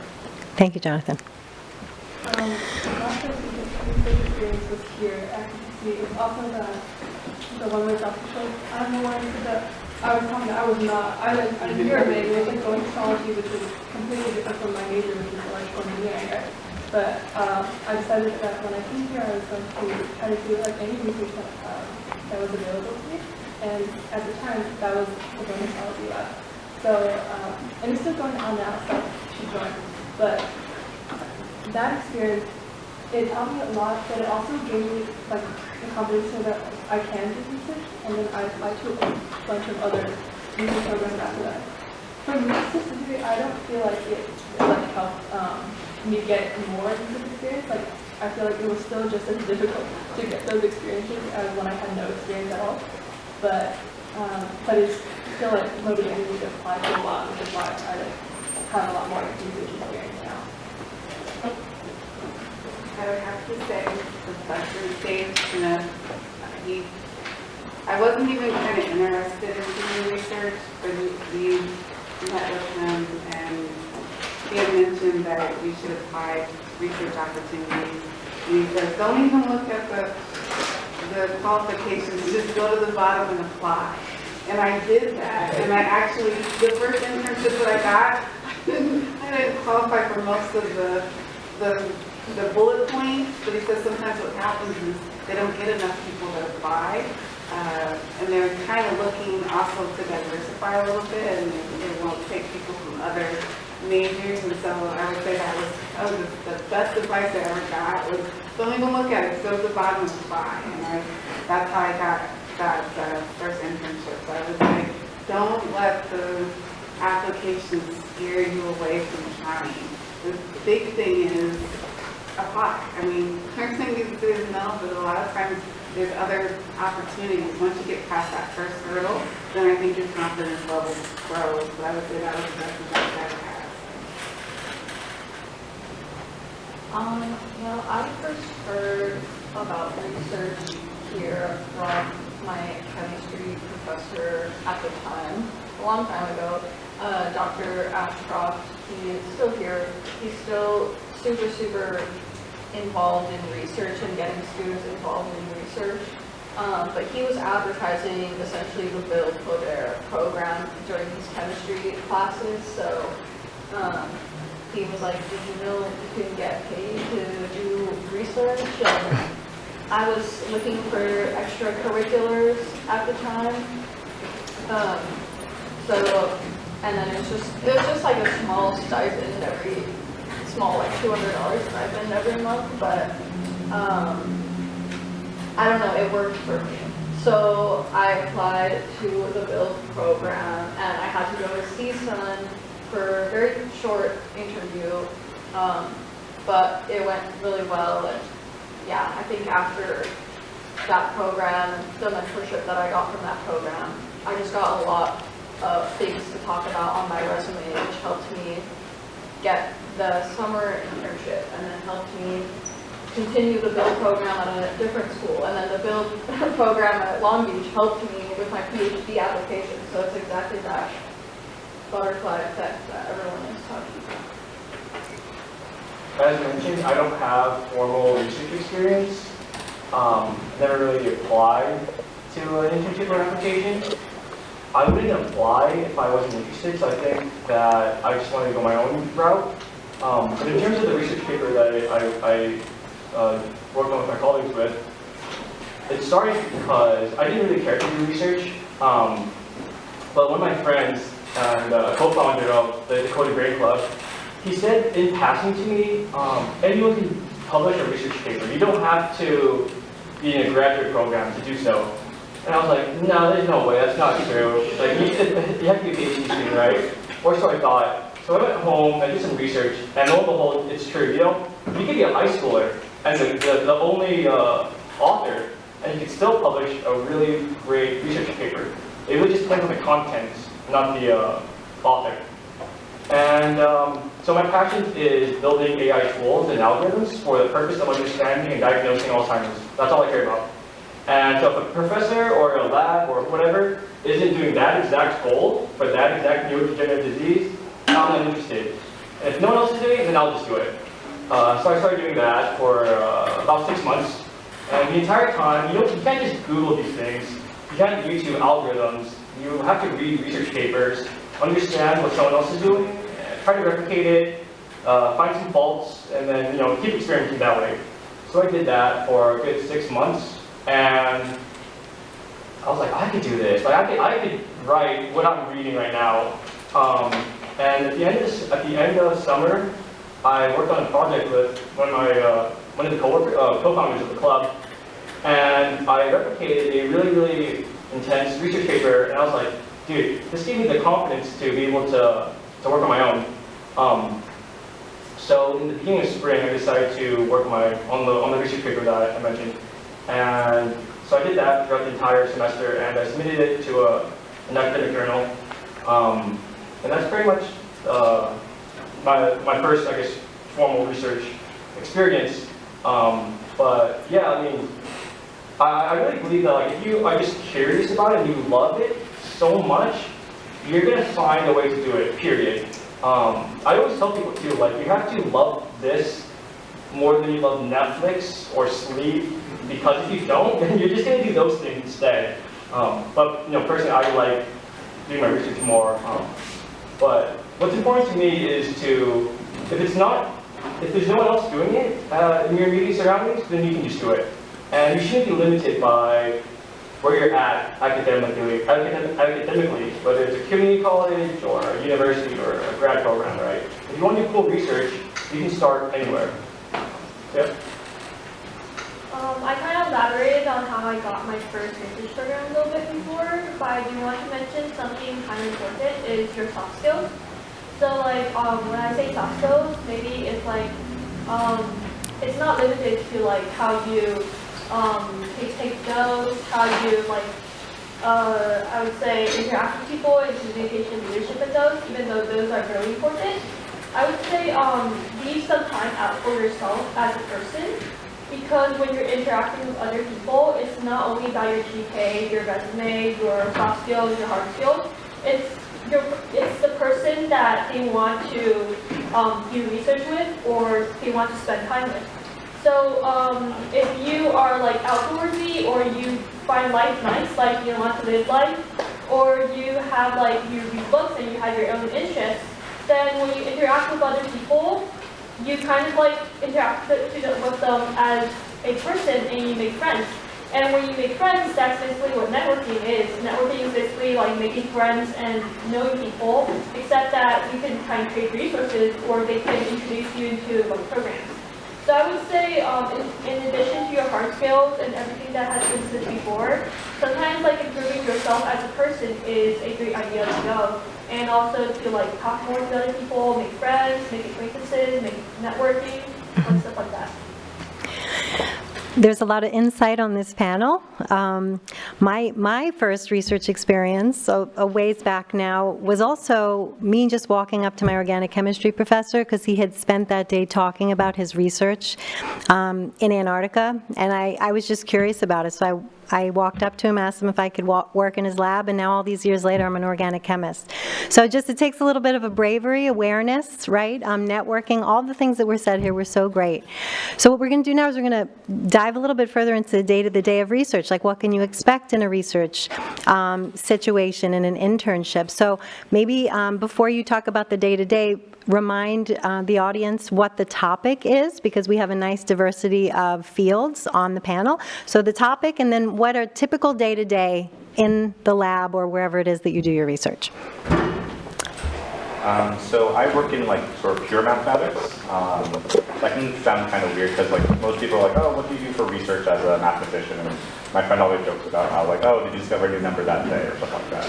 And the reality of like math research is more about connecting ideas. And one of the things that I find really helpful in my sort of research process, again, everyone will have their own unique research process, so I'll mention some alternatives, but in my research process, I like to trace ideas historically. So I'm a mathematician, but I like to know the history of how things are created, because as a mathematician reading a paper or reading a textbook, those things are the result of a bunch of like meandering through a labyrinth. The people that got to that answer, they didn't just say, oh, I want to solve this problem, and then they solved that answer. There was a lot of like wandering around, trying different types of things, and trying to recreate that process and trying to understand what worked and what didn't work can really sort of help that research process. So,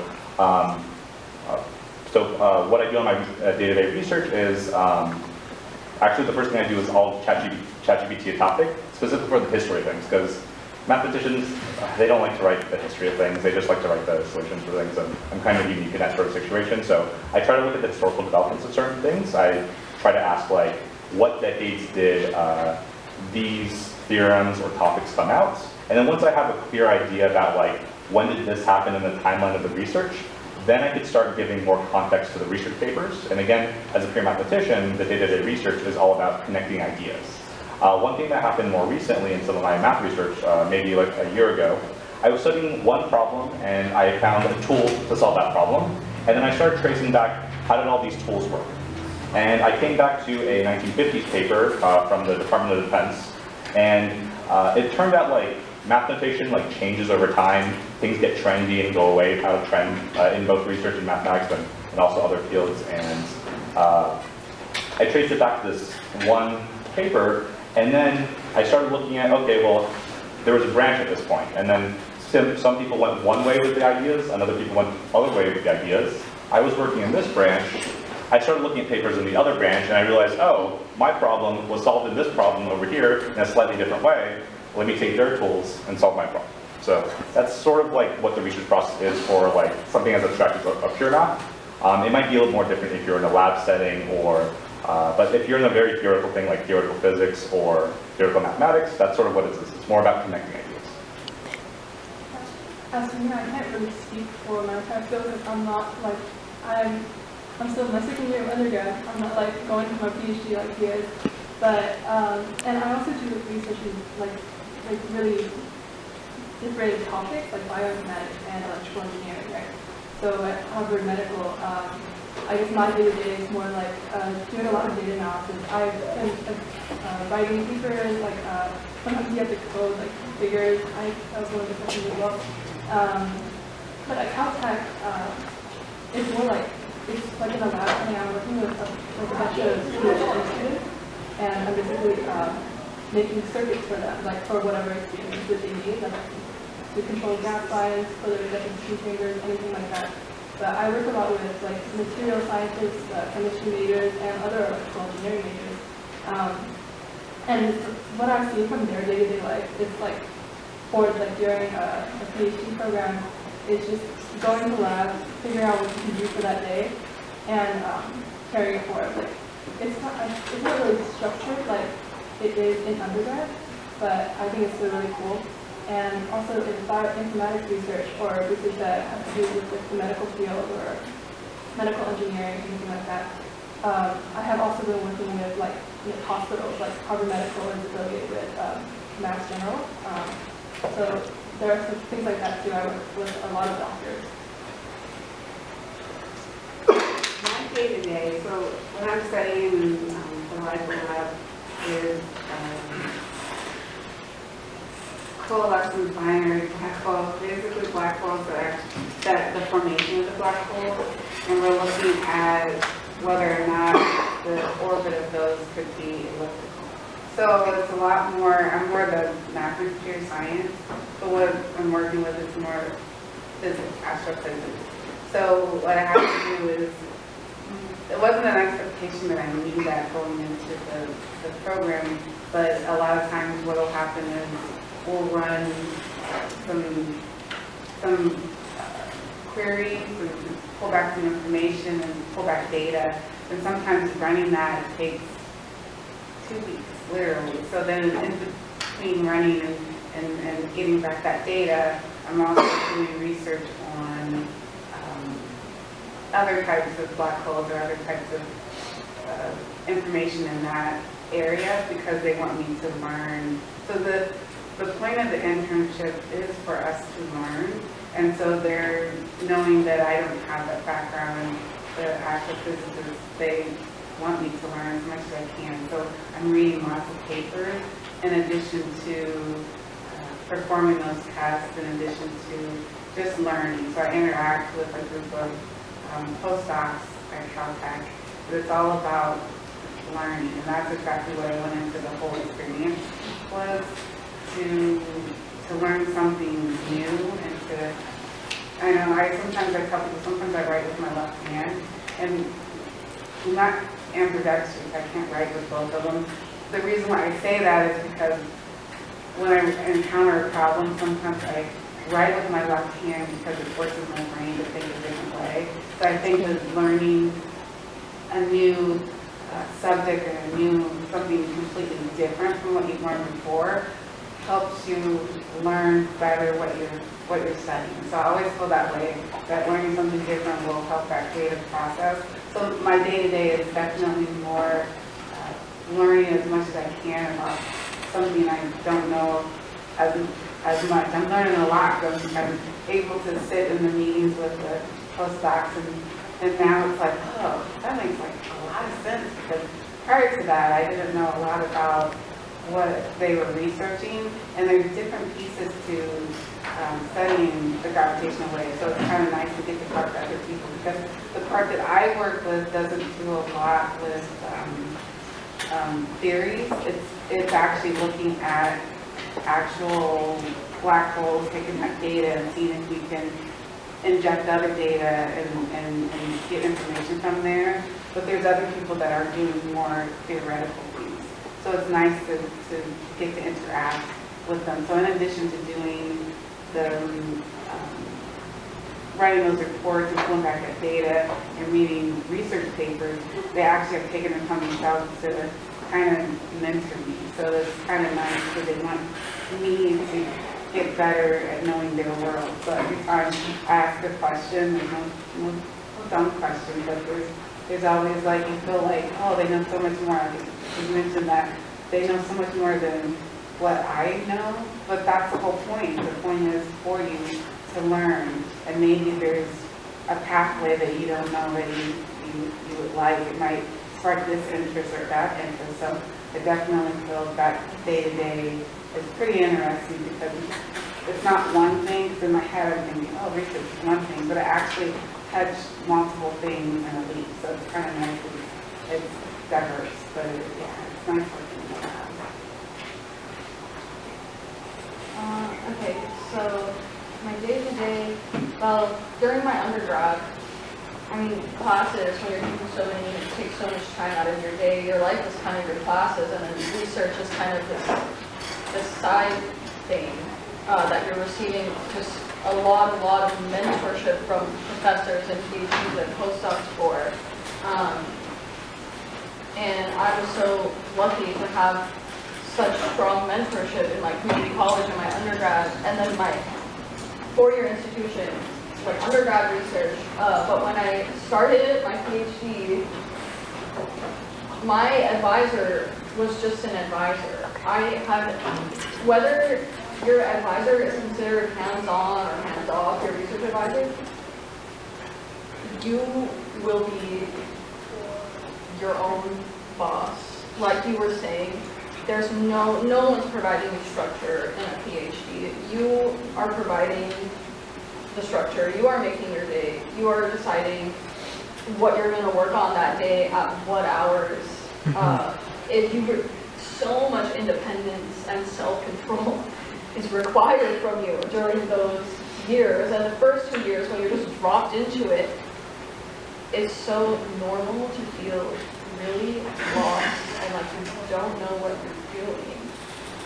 You have lost the hands-on mentorship in a lot of the times. Like I would meet with my advisor for 30 minutes once every week or 2 weeks, or sometimes she cancels it, so it's even less. And when I get to our meetings, it's just like I talk about what I did that week and what I'm planning to do the next couple of weeks, and she says, okay. So it's a very different experience. You need so much independence, and then your day-to-day, you make it. And so I could decide my own projects as well. So I started doing a lot of wet lab stuff. So wet lab is when you're in the lab pipetting, working with physical samples. So I was doing DNA extractions from soil. I had to ask my lab mates who had done it before for like a protocol that they used, or a kit that they used to do it, asking help, leaning on like my lab mates at that point for the first 2 years. And then during the first 2 years of the PhD, you might have a few classes, like 1 or 2 classes that are very different from undergrad classes because you're not being quizzed, you're not being tested anymore. It's about the philosophy, because that's what the PH stands for. So you're only having these very broad discussions about research papers. So the first 2 years, you are figuring out what projects you want to do. You're figuring out how to be productive in this crazy hands-off environment, and then you're taking a couple of classes, and then eventually, in my experience, the last 2 or 3 years, you have usually some days you have a better grasp of how to be a good researcher. And so I started in the wet lab. That was just only my first project, and I was like, you know what, I don't really like wet lab. I really like online data, working with online data. I like coding, I like RStudio, I like Linux or working on the terminal, and I want to do more of that. So then all the projects I came up with after that didn't require me to be pipetting in the lab because it just wasn't interesting to me. So through the years, my day-to-day varied a lot, where the first couple of years it was classes, then a lot of hours in the lab doing DNA extraction or nanodrop or microbial culture, and then every project you do for your dissertation has phases. There's data, there's even coming up with the project and mapping it out takes a few months. Then you have to collect all the data that can take years, depending on what kind of study you want to do.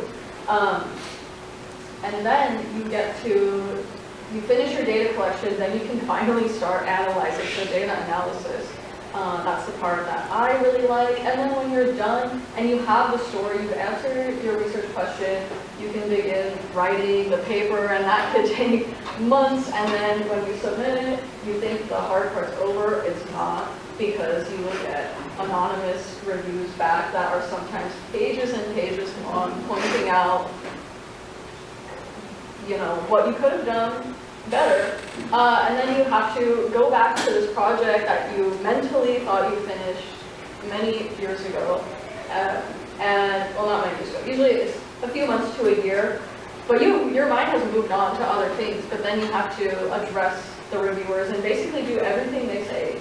If you want a chance to publish the paper, they can be quite harsh. So there's days I got my reviews back and I just said, okay, I'm going home. Everything sucks. I need a few days.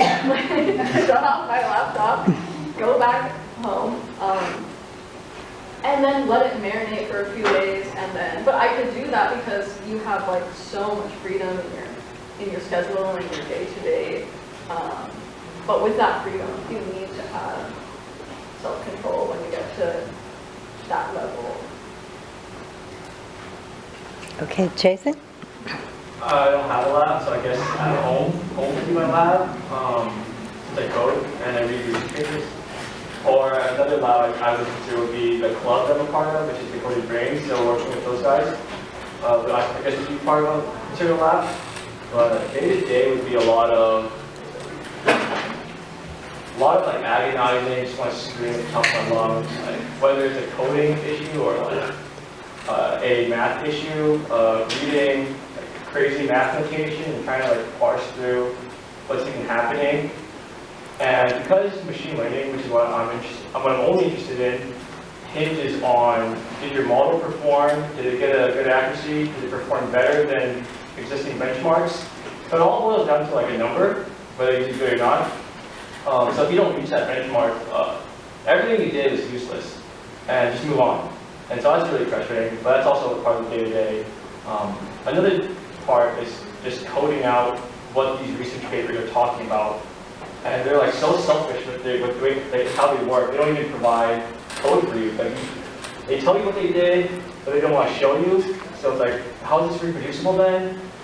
So just having patience and is really necessary. And of course, coding comes with its own set of issues too. Like, how do I translate these words into like actionable code is extremely difficult because you don't even know what these researchers are thinking about. You have to like keep reading through the papers and try to get like basic structure or formula of how they're trying to convey their thoughts. But sometimes they would just like parse through unimportant bits of information that they find unimportant, but really is important when it comes to either coding it out or understanding what's going on. So like putting your shoes into these researchers. To their shoes is also really difficult, and a big part of what I do as well to see what they're thinking about at this particular problem. Yeah. Okay, I had a template that started 3 minutes ago, so I'll make it quick. It's okay. So I mostly work in the wet lab right now. I'm more focused on biotechnology, so a lot of wet lab. I mentor high school students to learn their like first biology class. And their first biology class. So then what happens is it's a lot of micromanaging, which is like I have to know what's going on every single time at every single moment and what's going on at the same moment, and I have to train 2 interns at the same time, which is really cool. But it's like to like say it like as if you were cooking. It would be like you're cooking soup and you're like trying to grill steak at the same time. And you have to get all the ingredients out. You have to know what you're doing, and you're also baking cake at the same time. So you have to know what's going on. And then what happens is the 2 interns, they come and they're like, oh, what should we do? And then you're trying to do all of these stuff while teaching the interns. And on the other side, the machine is going beep, beep, beep, beep, because it's troubleshooting something that you don't know. So that's my everyday wet lab experience. I think at the whole point of it, I'm really familiar with like what's going on in the lab, and I know like every single aspect of what's going on and what's going wrong. And if I don't know, I look at it, I go through like all the info, all my experience in my head. I go like, even though like sometimes you see like classes are like interchangeable, but sometimes you think back to like physics, and you think back to like biology and chemistry, and you're like, oh, this is what happened. It's because it's overheating, or it's because it's not dropping well, or because of there like some friction. Like it's like physics, right? So it's really cool. And like when I was working in the NanoStars program, we had problems with the nanodrop where there was a lot of problems working on. It was a lot of troubleshooting. I would say a lot of my day-to-day like lab work isn't a lot of making new information, but a lot of like reviewing old information and figuring out what got wrong and what other aspects should I think about and how should I improve this thing, stuff like that. Yeah, so I have to go. Sorry, Professor. No worries, Mars. Thank you so much for the insight. So yeah, let's give a round of applause. Okay. Thank you all for your attention, and I hope you enjoyed the research and internship panel, and I hope that it inspired you all to go find that opportunity, get in the lab, do some research, and grow into wonderful scientists and scholars. Thank you so much. All of you will be able to receive a red envelope with the word of wisdom. Did Mars like run out already? With all the panelists, please. Oh, they did? I know we missed Mars for the photo. Oh, it's okay. Yeah, she had to go. I could have talked to Noelle to make sure. Yeah, I actually have to go too, so we're going to take a quick picture. Okay. Hey, panelists, can we take a quick picture? And thank you. Oh, thank you so much. I appreciate this. Okay, cool. So I'm going to put this here. Put this here. Right.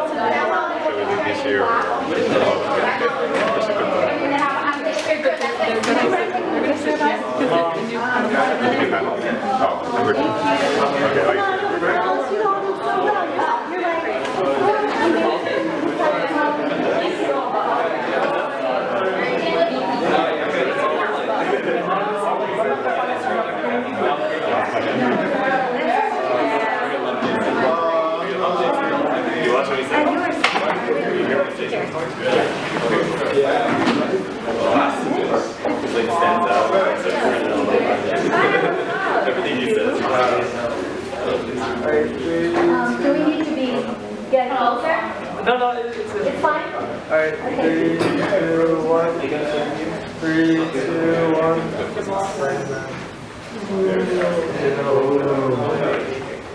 Okay, 3, 2, 1. 3, 2, 1. Thank you. Okay. All right. Thank you.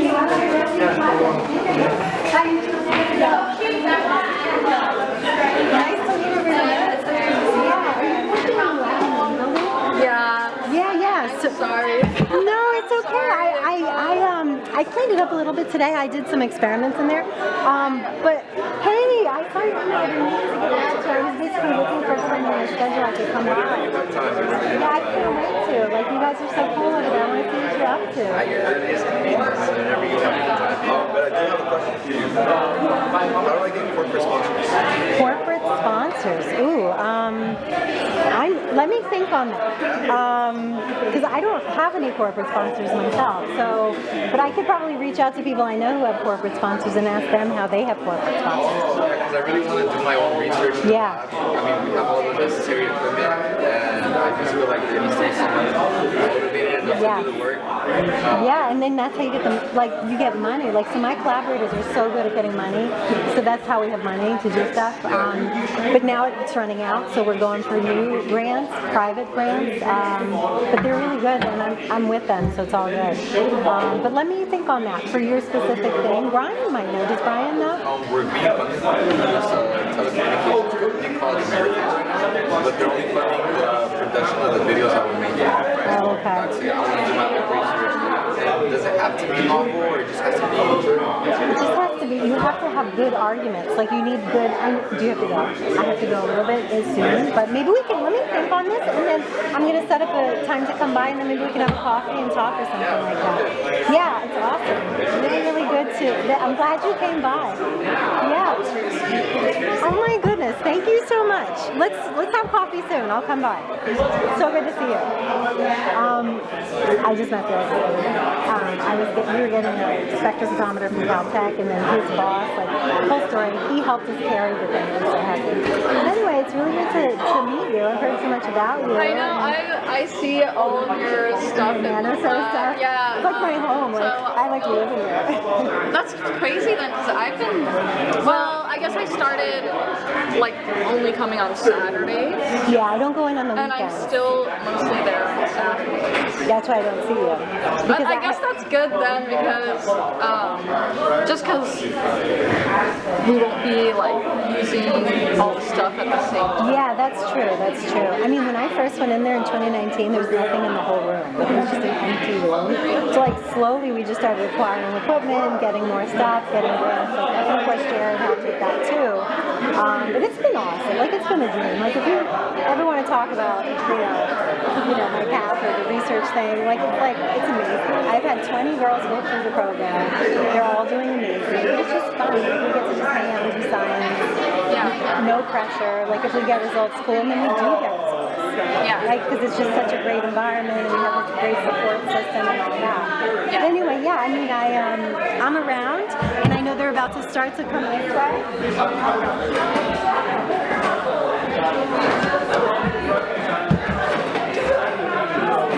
So, Mike?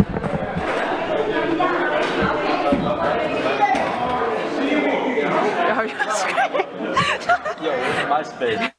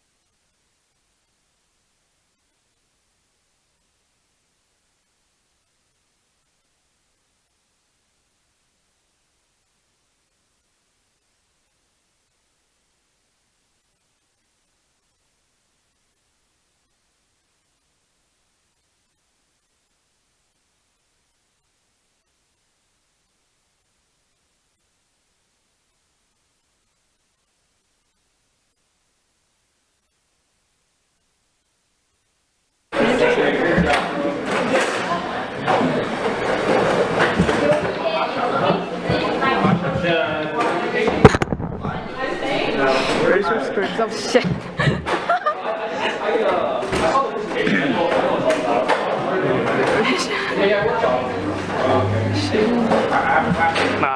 See ya.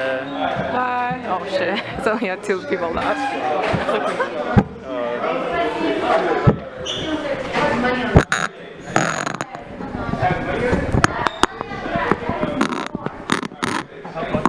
Oh my lord.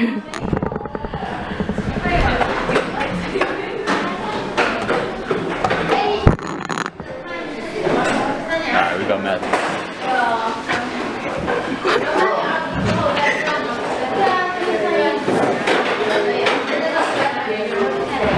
Yep. So you want to change this? Yep, of course.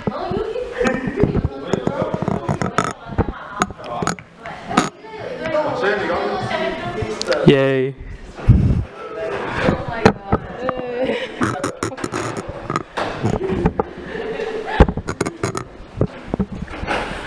Now that we've settled down, I'm Shin, the president of AI Club, and oh, my name's Nini. I'm Jeremy.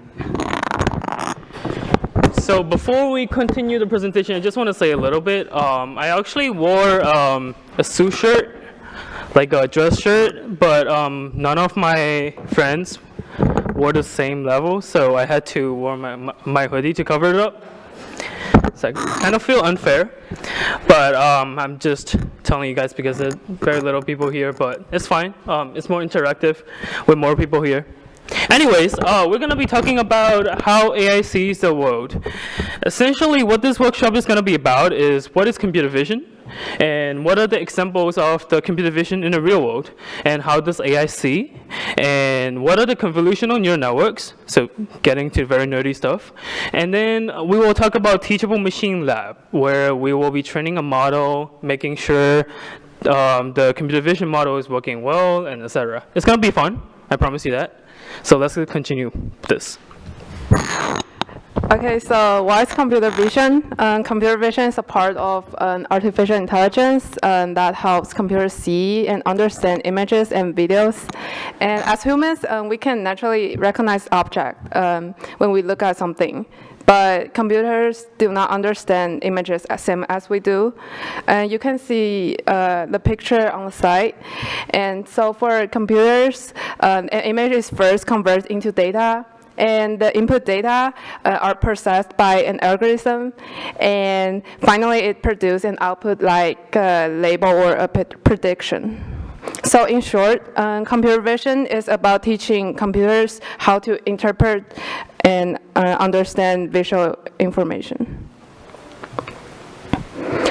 So computer vision is already used in many technologies we interact with every day.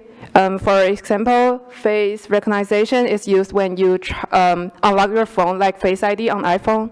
And another example is self-driving cars. And if you look closely to the pictures on the side, you can see the colored boxes around cars and pedestrians, and those boxes are generated by computer vision models to detect things like cars, people, traffic lights, and which helps the vehicle understand its surroundings and make safer driving decisions.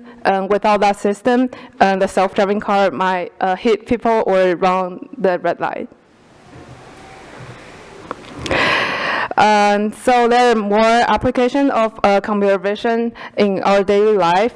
It's also used in healthcare and retail. In medical imaging, AI system can analyze X-rays or MRI scans to help doctors detect tumors. And as for retail automation, you can see like stores like Amazon Go use computer vision to track items and without customers. That customers pick up, which allows customers to shop without going through the checkout counter. To a computer, an image is not a picture, it's a grid of numbers. And you can look at the face image on the left, and the one next to it is the same face image, but it represents as a matrix of numbers, and each number represents the brightness or color value of a pixel. So mathematically, we can think of an image as a function of x and y, and x and y represent the position of a pixel, and the function returns the pixel's intensity. And let's talk about some of the main tasks in computer vision. So you can see several examples using an image of animals and cat on the side. So the first one is image classification. And the system simply looks at the whole image and identifies what is in the image, which is a cat. And the second one is object detection. For this task, the model not only identifies the object, and it also draws a bounding box around it to show where the object is located. As you can see, there's a cat, dog, and duck. And the last one is image segmentation. So for this task, instead of drawing bounded boxes, the model identifies exactly which pixels belongs to each object, and it creates a detailed outline of the object. So let's get into a little bit more about neural networks. So now that we know what computer vision is and what they do, so we want to go into how exactly is it making it happen. So let's say there's a neural network. Let's keep it very simple, right? We have an input, and it goes into a neural network, and we get the output. Very simple stuff. And neural networks are typically used to imitate a human brain. So it's supposed to look like a human brain.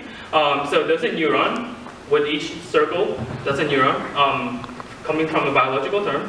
And it's a small calculation unit. Basically, whatever you're learning in calculus, math right now, you think it's useless, and you're like, okay, I'm not using this anywhere, like where am I gonna even learn calculus 3? This is where it is. So you'll have stuff like inputs with x and weights with w, sounding familiar, and then xw plus b, and that's a function, and you put it into what's called an activation function, and you get the output. And each output from each neuron goes into another neuron, and so on, until it goes into the output, like total output. And then it's basically looks something complicated like this. So moving on to the next one is a special kind of neural network, which is called convolutional neural network. CNNs are basically a special type of neural network designed specifically for image processing. So they work by detecting patterns at a very multiple levels. For example, each layer could represent a thing. It doesn't have to be in this order, it doesn't have to be this thing, but it could be this thing, right? For layer 1, it could be looking at the edges specifically, and layer 2, maybe looking at the texture of the images, and layer 3 looks at the shape of the animal, the object, and layer 4 looks for the objects, if there are multiple one of them. And as you can see in the picture right here, there's a bird. It goes into the input layer as numbers, like Nini already explained. And there's a bunch of layers in there. We don't know what's going on, but we'll explain why that is. And then you get the output, which is a bird, dog, or cat, which is a bird. This is a picture, a personal favorite of mine. So this shows how like deep neural network sees.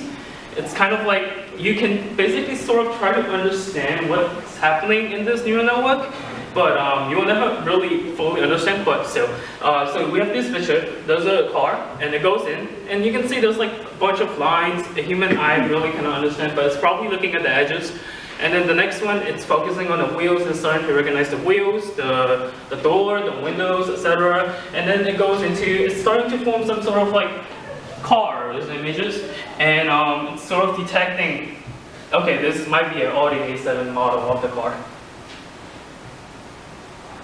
So convolutional neural networks, based on what I said, basically it automatically learns patterns and features from images, right? Instead of looking at the entire image at once like humans do, us humans, when we see a picture, we just look at the whole thing and say it's a dog, it's a cat. But for CNNs though, they just slice through the grid, just like a filter, sort of, what we call a kernel, and it just slides through the thing, does its own calculations, and try to understand it based on that.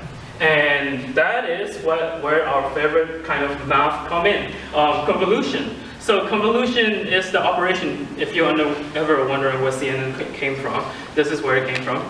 Basically, you have a small filter, which is basically a matrix, which you might learn in linear algebra, etc. And it just slides through it, does the calculation, multiplication, and generate a new set of numbers. And by magic, sort of, you have this filter, and you would end up with this image, which for this one, you can see it's like edges. It helps the AI, basically it helps the AI better see how this animal looked like. I don't know what this animal is. It's weird, it's creepy. I don't know why I put it there, but I think I like the way how there are numbers and it just makes like the magic happen. Basically that's math. Okay, so now you're confused. I have no idea what the hell is going on. My math grades aren't even good in the first place, even though I'm in 5A. So what am I going to do with it? I have no idea. Don't worry, I don't either. I have no idea why these are the numbers that they chose. Maybe you can learn it more. But basically, just explain it more mathematically. You have green, blue, and red layers. Red, green, blue, RGB 0 to 255, bunch of nerdy stuff you don't have to know. But it just takes like layers like that and transform it to something that it can understand. And that's the convolution I was talking about. So Jeremy's going to talk to you about what this is. Sorry. So as Shin said, we talked about CNNs and how each layer learns patterns such as edges, textures, and shapes. But once these networks get quite deep, it gets very confusing and shaky, as my talented friend couldn't even explain himself. But we can obviously see the input, which is a rooster, and we can see the AI's prediction, which is a rooster. But the exact reasoning of why it chose that prediction can be very hard to interpret. And this is why people often regard this whole thing as a black box. The system that's learning patterns from the data, all this all these chain predictions that Shin showed us earlier, and all that confusing math, there's so much of that going on that we can't understand it ourselves. So if you're thinking, wait, how exactly to decide that, don't worry, even a lot of researchers can't understand it, and that's why we call it a black box.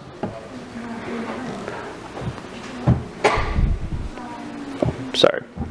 To make this a bit more concrete, when he explained all that stuff about detecting edges and shapes and different colors, that whole process is called feature abstraction. At the beginning, the model only sees pixels, raw pixels, which is basically telling us how the colors are, how bright it is. At the beginning, that's only what it sees. Then the early layers start learning simple patterns, such as shapes and edges. Then the following layers start to combine those into shapes. And then the later layers start forming accurate predictions, such as that one. You can see how the different layers start putting more and more of the puzzle pieces together until it ends up as a final prediction. So next, after all this explaining, we can actually try this out. So I want you guys to go type that link into your phone and It doesn't work on phone. laptop, sorry, on your laptop, the Google's Teachable Machine. So it lets you train a really simple image recognition model using webcam, and there's no coding required. And all you do is give the model examples. So I'll wait till you get your laptops out so it can give you instructions.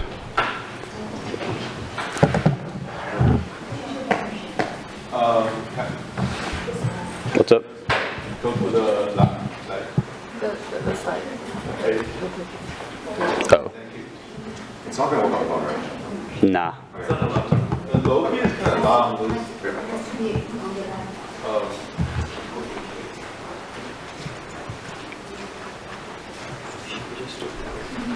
Should we just do demo instead of just letting us do because we don't have enough?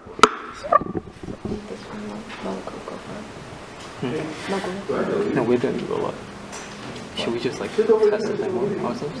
Test it like There are enough people watching. No.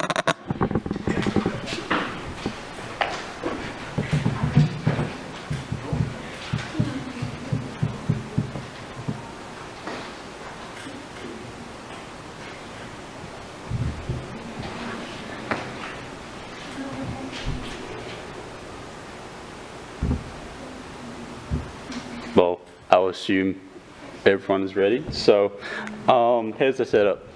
So we're going to add two categories. One is the peace sign, which is this, and then the high five, which is this one. So you want to take several pictures for each category and train the model.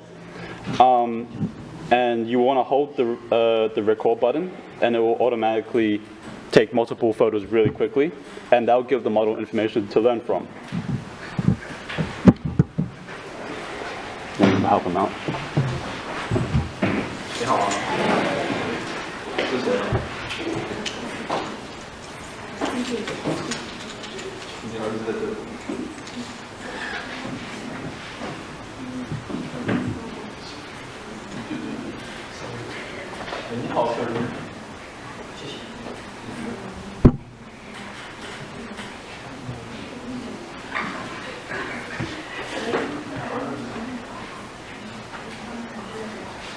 So you just go to the link called Teachable Machine. You can just look it up. You don't have to type that whole thing down.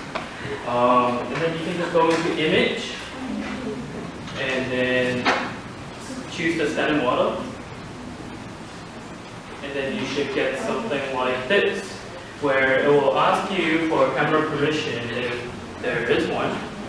And then you can create a category by just renaming it. Basically, just name it peace sign for the top one, and a high five for the bottom one. And if you want to record, because we are going to be training our own personal data into it, and then we're going to be training the model, and we will be testing out at the same time. It's very easy to make. It's not too complicated of a process, I hope. So you just do that by clicking the webcam for the peace sign, if you want to start with the peace sign, and then hold the record button, and it will spam multiple photos. So what you want to do is put the peace sign on the camera on the top right of the photo and take several pictures. and then pull out the high five on the bottom left and do a couple pictures. So it will look something like this.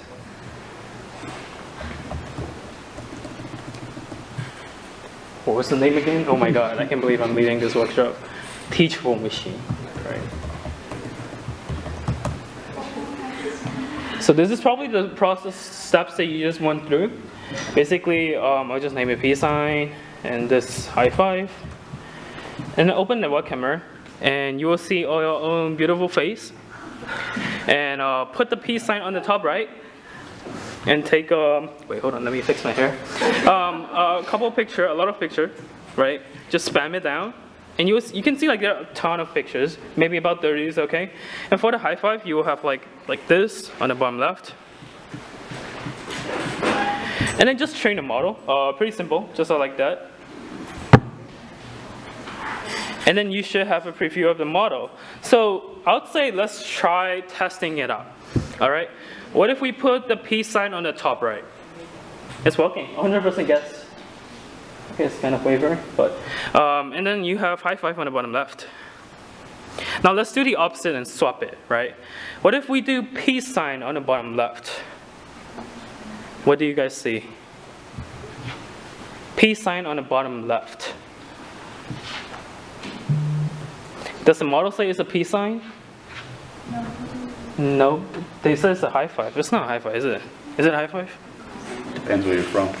Depends where I'm from? Yeah. Okay, that makes sense. If I put a high five right here, same peace sign. So what's wrong with that, right? Basically, as we saw in our little experiment, the machine mistook the position of the hand as a difference, rather than the two categories, between the two categories, instead of the hand signs. This is because of the bias that we introduced when feeding the training data. The bias was that we only had the peace sign on the top right and high five on the bottom left. Very simple thing, but this is how really impactful it is in real world, is how good your training data is. So how good a computer vision is depends heavily on the quality and diversity of the data. As you can see, we didn't have enough diversity, and my face wasn't probably high quality enough, so it's not that good.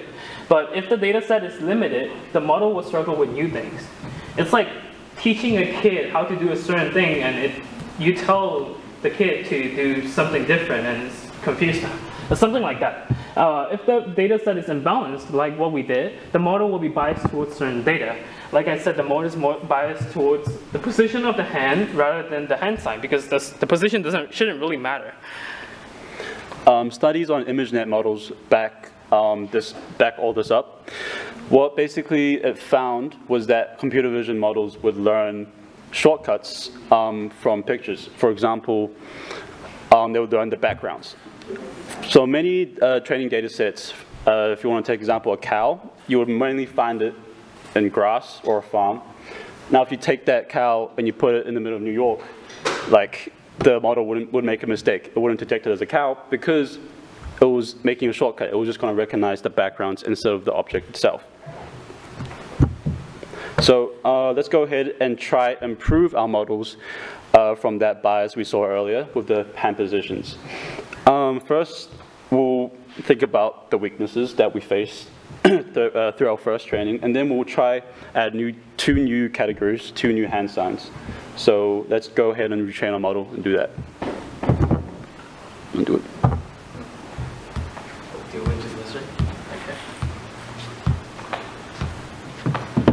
It says 2 additional, but you may just create 1.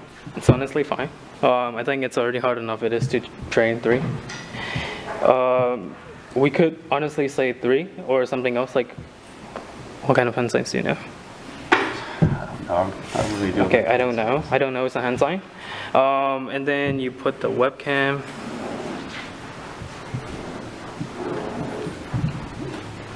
I don't know.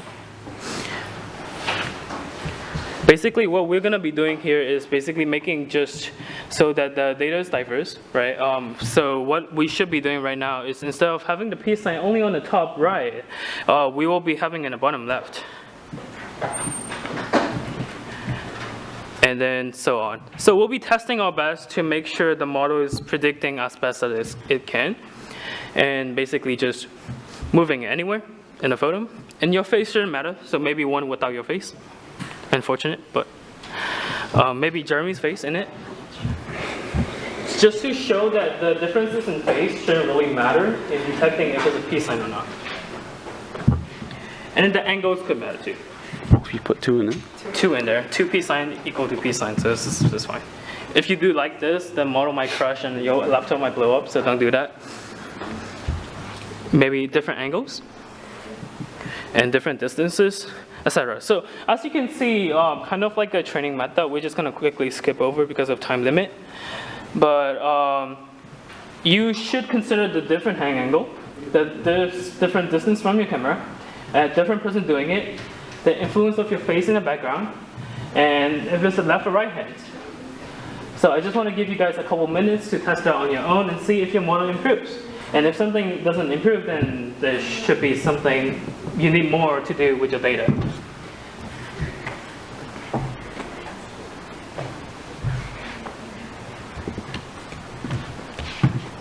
Let's test our own model. Guess why not this one? Should I high five one? Oh yeah, let's I think we do need it. more. Even try like a girl hand. Can you tell the difference between the girl and the boy? Well, maybe not my hands. They're kind of skinny.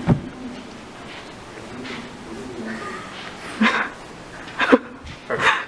170 images. It's gonna take a long time to train, but it will be worth it. So this is the morality of this experiment, I guess, if you put it that way. But basically, the more data you have, the better the model is. The more diverse the data is, the better your model is. But it comes at the cost of the compute. That's the reason why very large models like ChatGPT requires tons of water and a lot of data centers. This is exactly why. And machine learning wasn't really good a few years ago, but actually decades ago.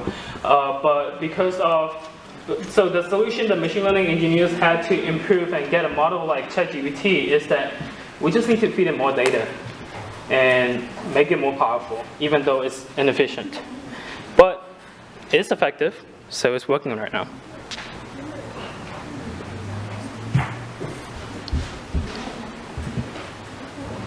We'll just let you test it out a little bit more, have fun.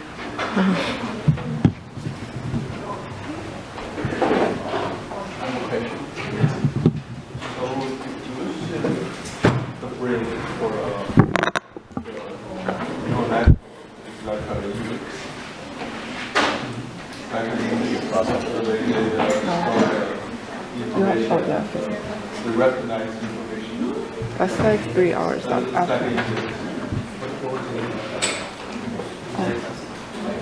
The way you memorize stuff. The time we recognize stuff is by the So it will be by the patterns, like the numbers. All it sees is just numbers. So how it recognizes things is that you just shoot. Okay. It's just like a bunch of numbers. It's trying to see the pattern of the numbers. So based on the pattern of the numbers, it kind of learns on its own what kind of object that is, what kind of image that is. as the AI scientist, Know about the neuroscience. I wouldn't say you need advice to know about the neuroscience. Yeah. How much do they need to know? Just that the brain exists and how the neurons communicate. Our brain communicates with the electric signals. But for AI, Yeah. I can't wait.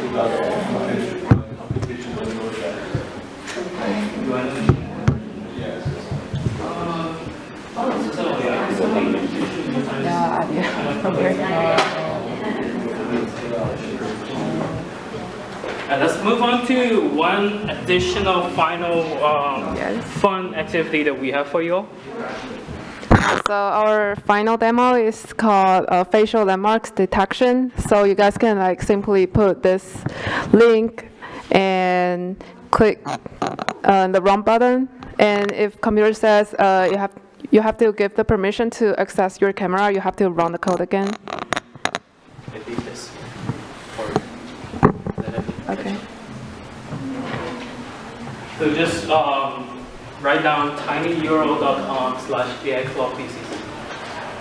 And then you should get this local app, which you can go to the file and save a copy in draft. Promise this is going to be fun.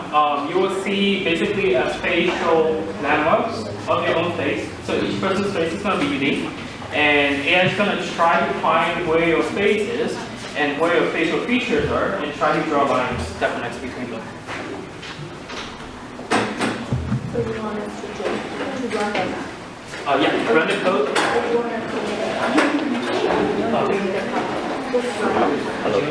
We have to make a copy first. So go to file. You know coding this one?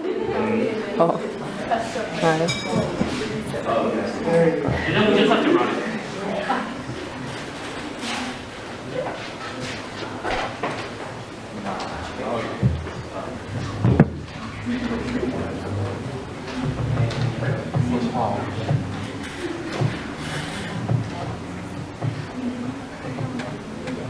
There's no style.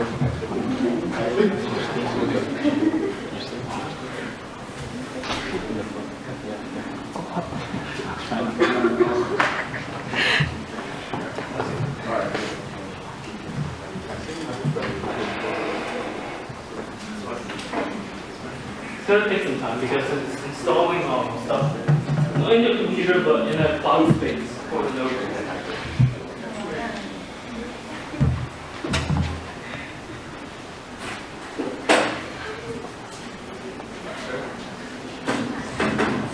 Now you go scroll all the way down. Next slide. Yes. And you'll see a capture button and basically a live camera of with your own face on it. And you just have to capture, make sure your face is fully visible in the picture.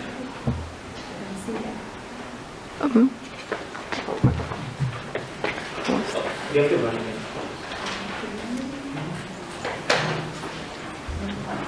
You have to run twice, by the way. If the first time they ask you camera permission.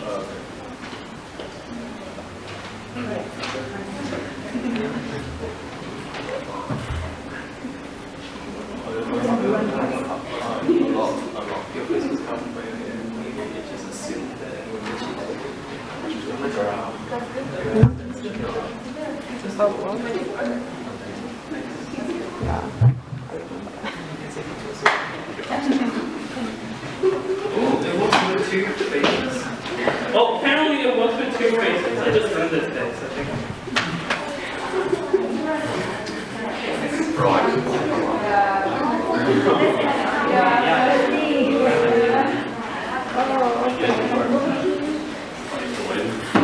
You want to test how many faces we can fit?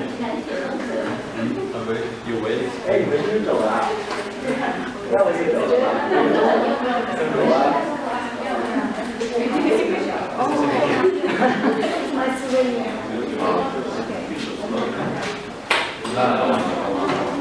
Refresh. Yeah.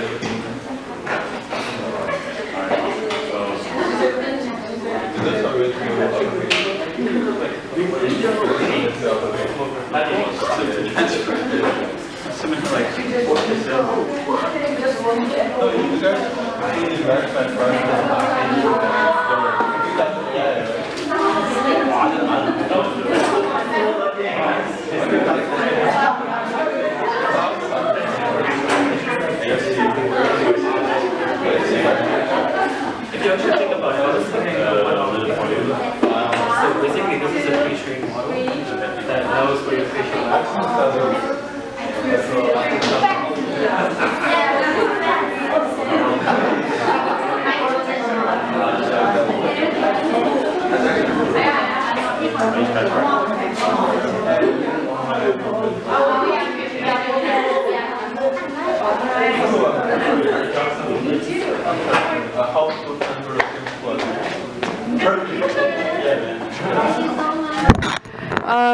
the purpose of this model detects key points on the face, like corner of eyes or the nose tips. And the system we use is a pre-trained model, and it is a model that trained on a large data set of faces, images, and the model can predict 68 landmark points on the face, which are used in applications such as face recognition and emotion detection. Thank you so much for joining us on the Pi Day. I hope you all have fun as much as I did. Whatever your faces are, that's probably the most beautiful souvenir that I'll ever give you, so please take that home. Yeah, thank you so much.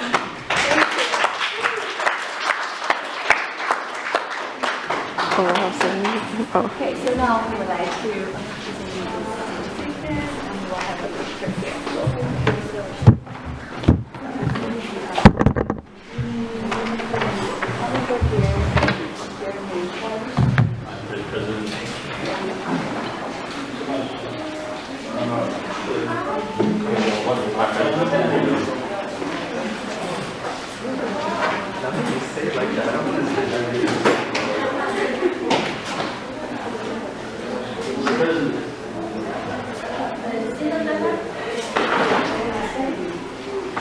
So handsome and pretty.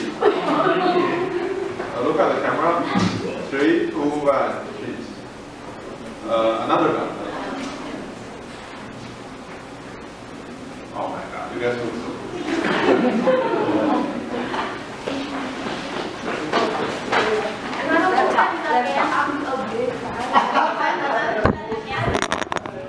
Since last week, we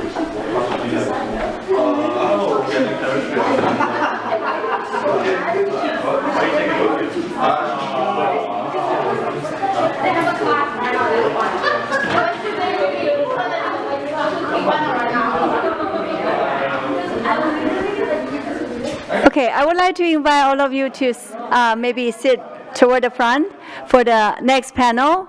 Okay, we are going to welcome our moderators and panelists to come for the academic panel.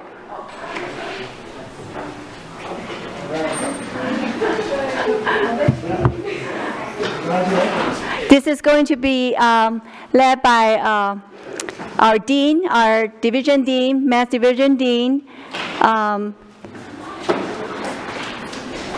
Carrie Stauberg, and our president for the Pi Club, Michelle.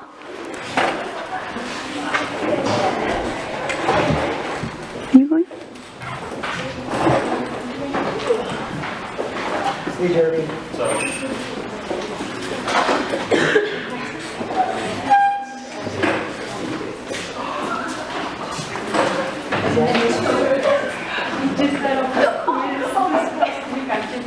That's from the book.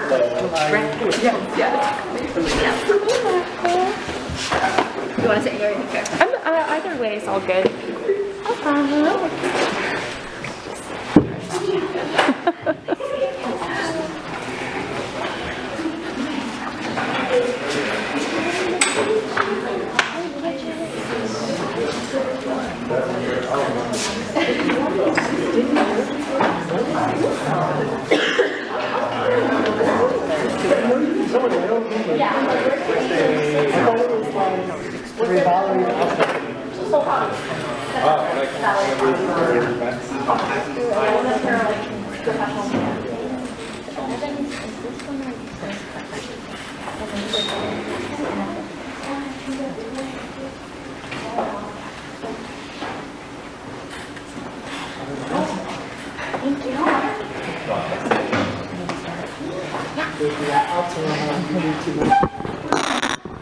Good afternoon, everybody. I'm Carrie Stauberg. I'm the Division Dean for Math, and this is... Michelle. It's great to see you guys. I'm president of Pi Club. So for our panel this afternoon, we have a wonderful group of faculty from across STEM, the STEM areas. So I want to start by having them introduce themselves. So we'll start here to my left. Hi, I'm Dr. Maria Unkova. I like to go by Masha. I am physics and astronomy faculty here. I was going to say tenure track, but I got tenure last night. Yay! Here for the long haul and super, super happy to be here. I'm also the faculty advisor for the Physics and Astronomy Club as well. I'm Dr. Gijite. I teach chemistry, mainly organic chemistry. This is my 8th year here at PCC, and yeah, I am the club advisor for chemistry clubs. I'm Rachel. I teach mathematics. Been here for a while. I've been involved in different things. I usually teach calculus and statistics. So, and then my colleague, well, say this first.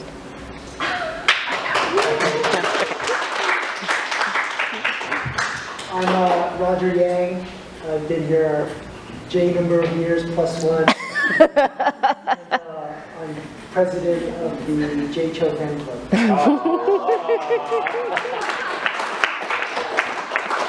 We actually went to the same graduate school, so I've known him since before that. Wow. I just noticed your hat, Roger. That's great. Student gave it to me. That's awesome. I've been holding it for like months. To this day. So we're here today to talk about artificial intelligence and the impact on education. And so we have a number of questions for everybody up here. And so the first question we'd like you to answer, and you can just popcorn in if you want to, whatever you feel, I don't know, I'm having trouble with words right now, but whatever sparks your interest in answering, just go ahead and pop up. So the first question, in what ways can AI positively impact learning, and in what ways does it negatively impact learning?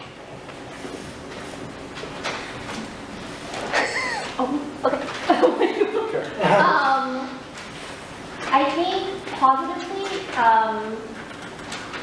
I've seen it being used to like simplify questions that maybe you don't understand the wording for, so that you can still answer it. Or as a large language model, translating if English is not your first language. So making things more accessible to everyone, I think would be a positive. I think a negative is AI is not as smart as people think or want it to be. It is not actually a full brain. So you do need to take what it says and still think about what it says. And I think some people just take it and run with it as if it's a fact, when it might not. Similar answer, AI can be positive. It basically like read every book in the world. So it could be your tutor. It doesn't have an attitude, it'll be very nice to you. You can ask the same question 100 times. It will answer you very nicely.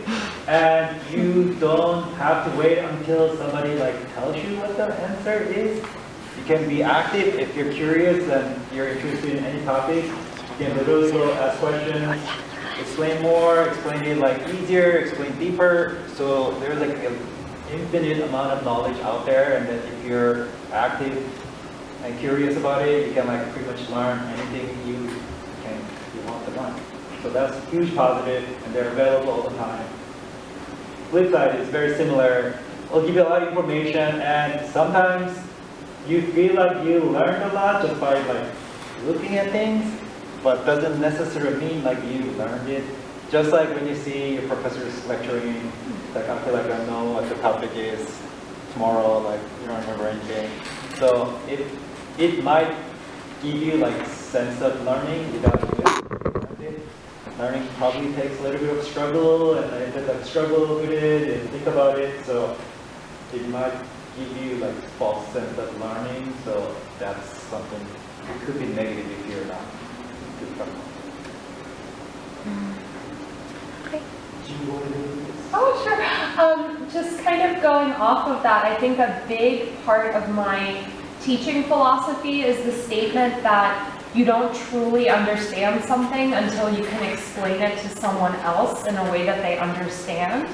And while kind of sitting with AI and going through tutoring with your AI can be helpful in presenting you with some knowledge, some examples, clarifying understanding, you miss the act of having to explain things to yourself and hence be able to explain things to others, which I think is like the biggest test of whether you truly have internalized something. Piggybacking off of what Snowdelli said, I teach statistics, and a lot of statistics has all these word problems. And last semester, I had a student, well, it became 3 students. They asked if they could have the test in Chinese because English isn't their native language. So I fed into ChatGPT. I told them, here's both. I can't read Chinese, so I don't know if it's translated exactly correctly, but they found it useful and they did great on the test. So that worked.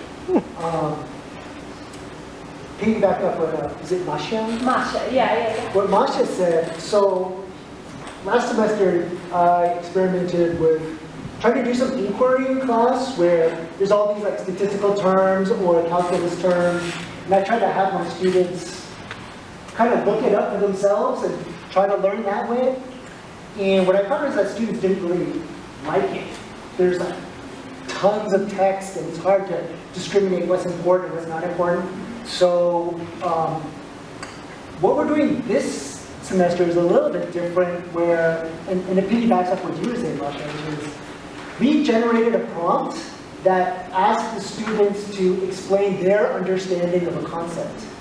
And then the AI would sort of critique your answer and sort of tell you what you were missing on some of the main ideas, and then it kind of wraps up with sort of this final summary. So our students have very deep interactions this semester doing this because it's like very interactive and it's customized to like your understanding. So I think one of the big advantages is this individual customization. Like you ask me for an explanation. If it's too complicated, ask me for an easier one. If you're an expert in video games, explain it to me in the world of video games.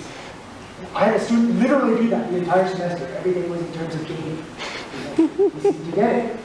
So that's the positive. The negative, I think, is AI is great like as a collaborator, but when you start to have it think for you, like, oh, I don't know, let me see what the AI says, then like you're no longer thinking for yourself, the AI is doing all the thinking for you. That's a very, very dangerous slope to go down. So I guess the key would be to try to keep it as a collaborator, not like a substitute.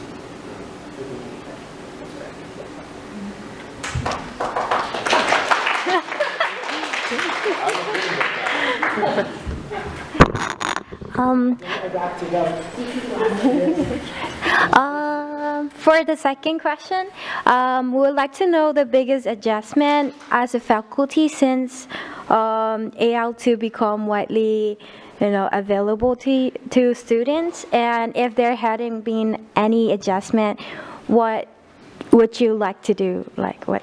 Mm-hmm. Should I go first? So, been here a long time, and the type of assessments that we ask kind of changed over the years. And for a while, I was really into this idea of an authentic assessment. An authentic assessment is like, we asked you to do something that you would do in real life. And it was a great way to check that a student really understood everything. But now, they could just take my problem and put it into the AI, and then the original authentic assessment is just have the whole thing. So that's kind of challenging as an instructor because what I used to think was like the best kind of assessment is now trivially achievable with AI. So I almost go in the opposite direction where it's very much more process-oriented and less, oh, this is what you would do in like real life. I don't know if that makes sense, but that's one of the changes that I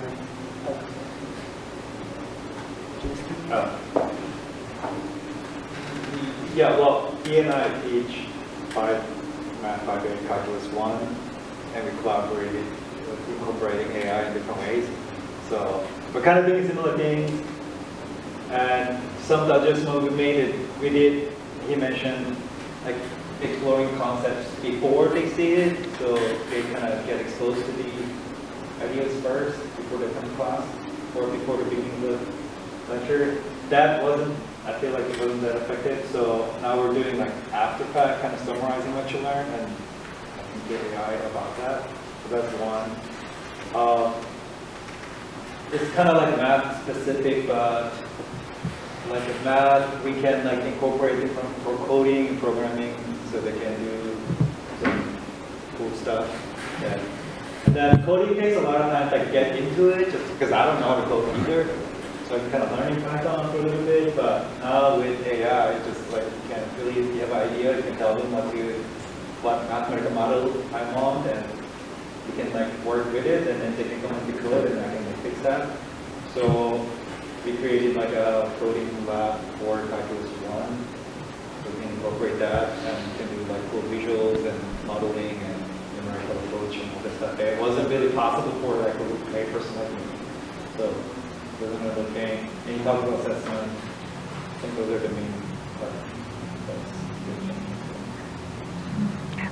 AI is actually quite bad at chemistry at this moment. Yeah. So I haven't had to change really anything. I have colleagues who are working on like machine learning and like with their PhDs like in the field trying to train, and for some reason at this moment, because I think it's not language and it's like pictures and you can rotate the pictures, and the machine's not so good at telling that that's the same picture, just rotate it a little bit. And it seems to keep forgetting criteria. Like, don't put 5 bonds on carbon. And it's like, got it. And then like 3 minutes later, it's like, I don't remember that you said that. And it just starts doing other things. So at this moment in time, I haven't really changed very many of my assessments because AI is not so good at thinking through the assessments that I have.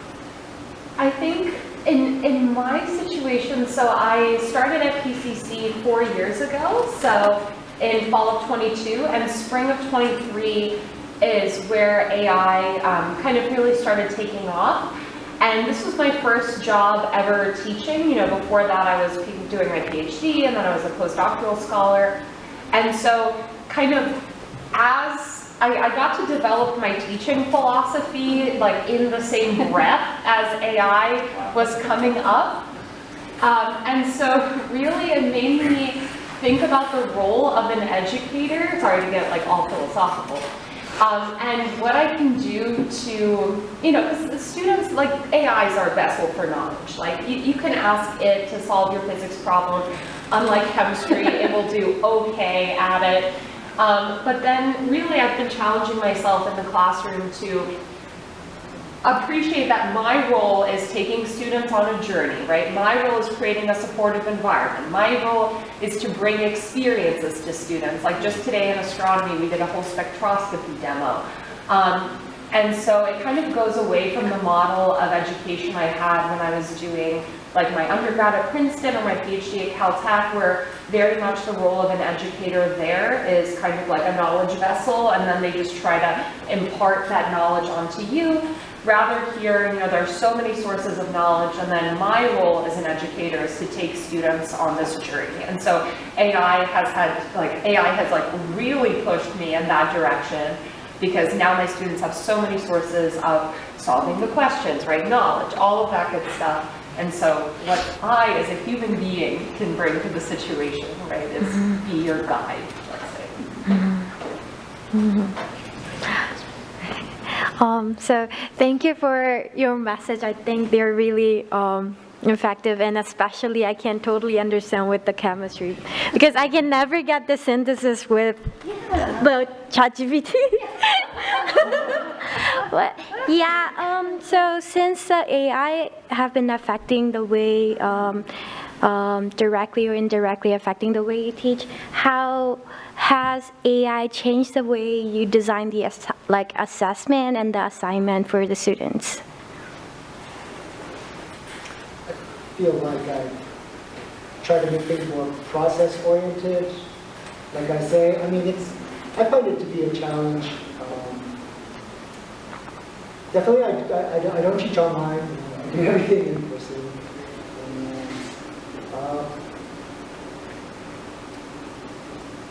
I guess, I don't know, it's like I teach different types of courses, so depending on the course I teach, it's kind of different. Like, two of my old 5B students are here. I don't use any AI for my 5B class. Really, my 5A class is like, we use AI all the time. And Stat 50 is kind of something in between, but this is something that I'm still trying to work out. Like the 5B class, we can do derivatives and integrals, is definitely a big deal. Stats, I still want a final project. I still want this kind of authentic experience that I was talking about before. But I want them to use AI to generate the code, to analyze their data. And then the calculus 5A is just kind of something in between, like we've already mentioned twice, that we do this sort of reflection and how well do you really understand what you're talking about? Can you articulate your thoughts? Because when you can articulate your thoughts, that means you really understand it, you know. So for me, it's a work in progress. As well, I think. I think in some way with like diverge in two parts. One is like kind of pure calculation. Can you do it by hand? Like we call it fluency. So like computer can take every derivative you could possibly think of. It will do it better than you. So, and then we spend a lot of time like teaching the skills that take derivatives of integrals of everything. So we let's focus on the main basic or main core things, and then we can talk about the concept thing. So the core things that you have to do by hand, we can emphasize that. Just fluency, so we can talk about it, and then we can also talk about the more conceptual thing that we didn't have time to talk about before. I thought he was going to say that we actually have essay questions. Yeah, we do have essay concept questions. Whereas in the past, math is pure calculation, but we separated now. So there's the pure calculation part still, but now there's the, can you explain the ideas in words and draw pictures to explain? And also we have, Desmos assessment where they use the graphing tools to demonstrate this particular theorem graphically. So they use that to do it. Oh, your 5A students are here? They're already done it. So it's more, they have to use, it's not AI, but they use technology to demonstrate graphically the concept they're which are kind of I didn't do that before. So I have, AI hasn't actually affected me very much. I'm going to say, so my assessments are in person, and I think that helps because you don't have AI, right? So it really tests, do you know the knowledge yourself in your brain? You could have used AI to help you learn it, but did you learn it? So a lot of the assessments are in person. And then the assessments, worksheets and stuff, those are there to help you practice because you don't learn unless you practice and struggle with it. And so if you want to use AI to help as a collaborator to get to the final thing, that's great.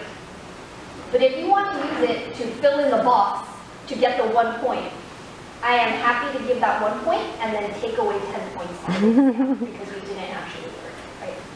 So all the assessments that we do, especially those take-home homeworks and stuff, those are not supposed to be busy work.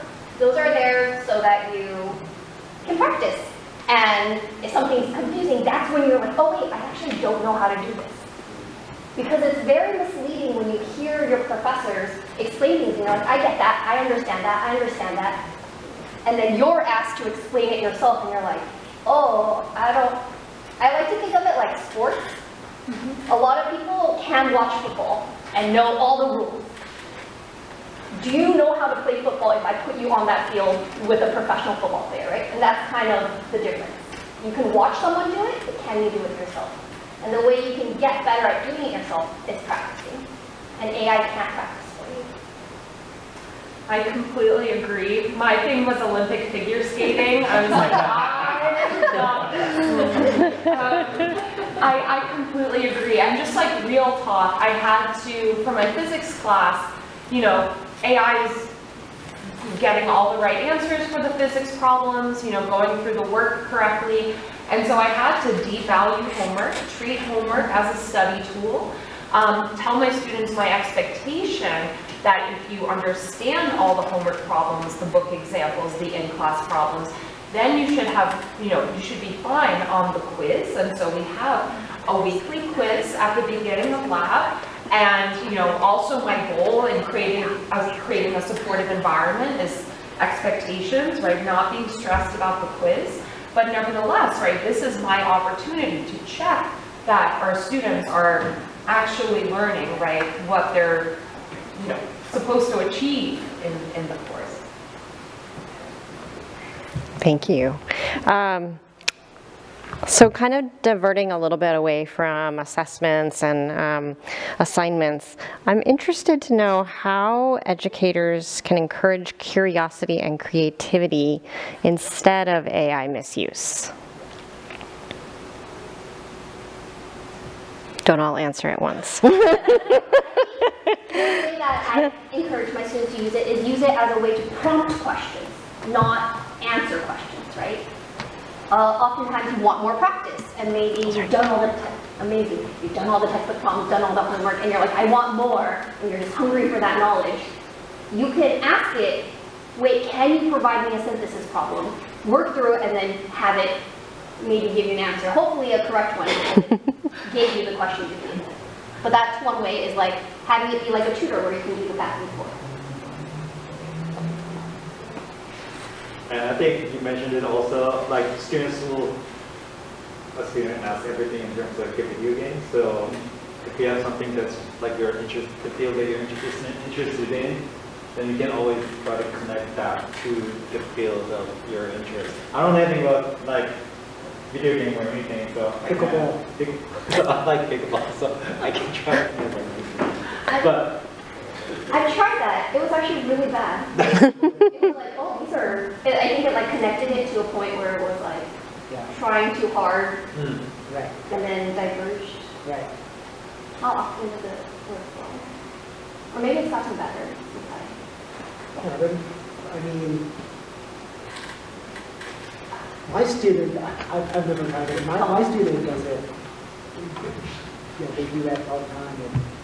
And maybe it's because it's calculus based versus chemistry. You know, like I don't know. They seem to be fine with it.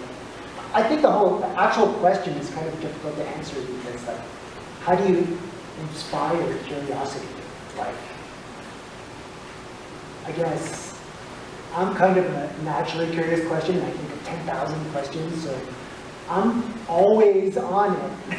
I'll think of something, and then I ask it, and then I keep iterating, and then, so I think it's a really good question. I wish I knew the answer, because I feel like, you know, one level of teaching is like, oh, you explain things really well.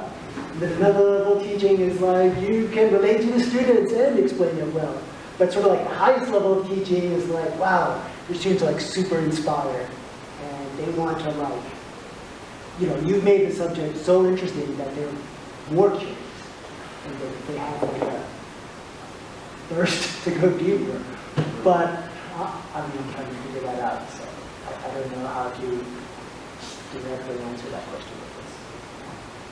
One thing in terms of encouraging curiosity is you can tell, so like I'll use ChatGPT all the time for like home improvement.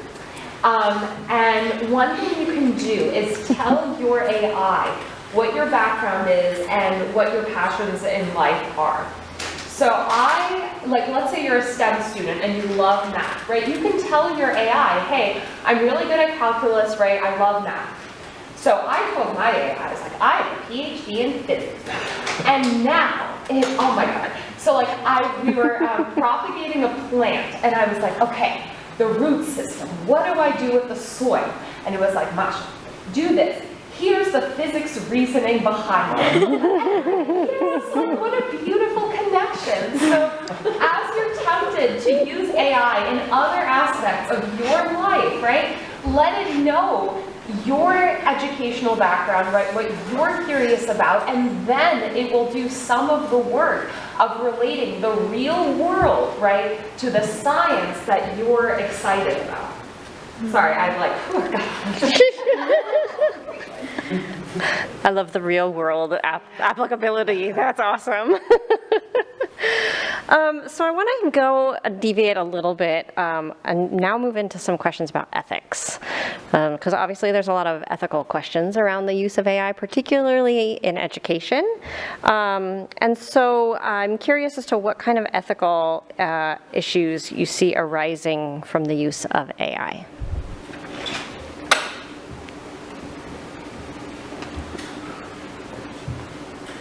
Well, one issue is that like AI is trained on like the internet and like sort of what's been written, and there's this natural bias issue which the companies are always trying to overcome. But in the past, if you said, give me an image of a doctor, it's going to show you like a white man. And you know, the AI companies are trying to they use reinforcement learning to overcome some of these biases, but like the data that it's trained on is kind of biased. So I think that's kind of an issue. That's not really like an ethical issue as far as student use goes, but I feel like that's an ethical issue as far as we don't want to be reinforcing like biases. And if you just turn like your thinking over to the AI, I think on some, at least subconscious level, you could become super biased.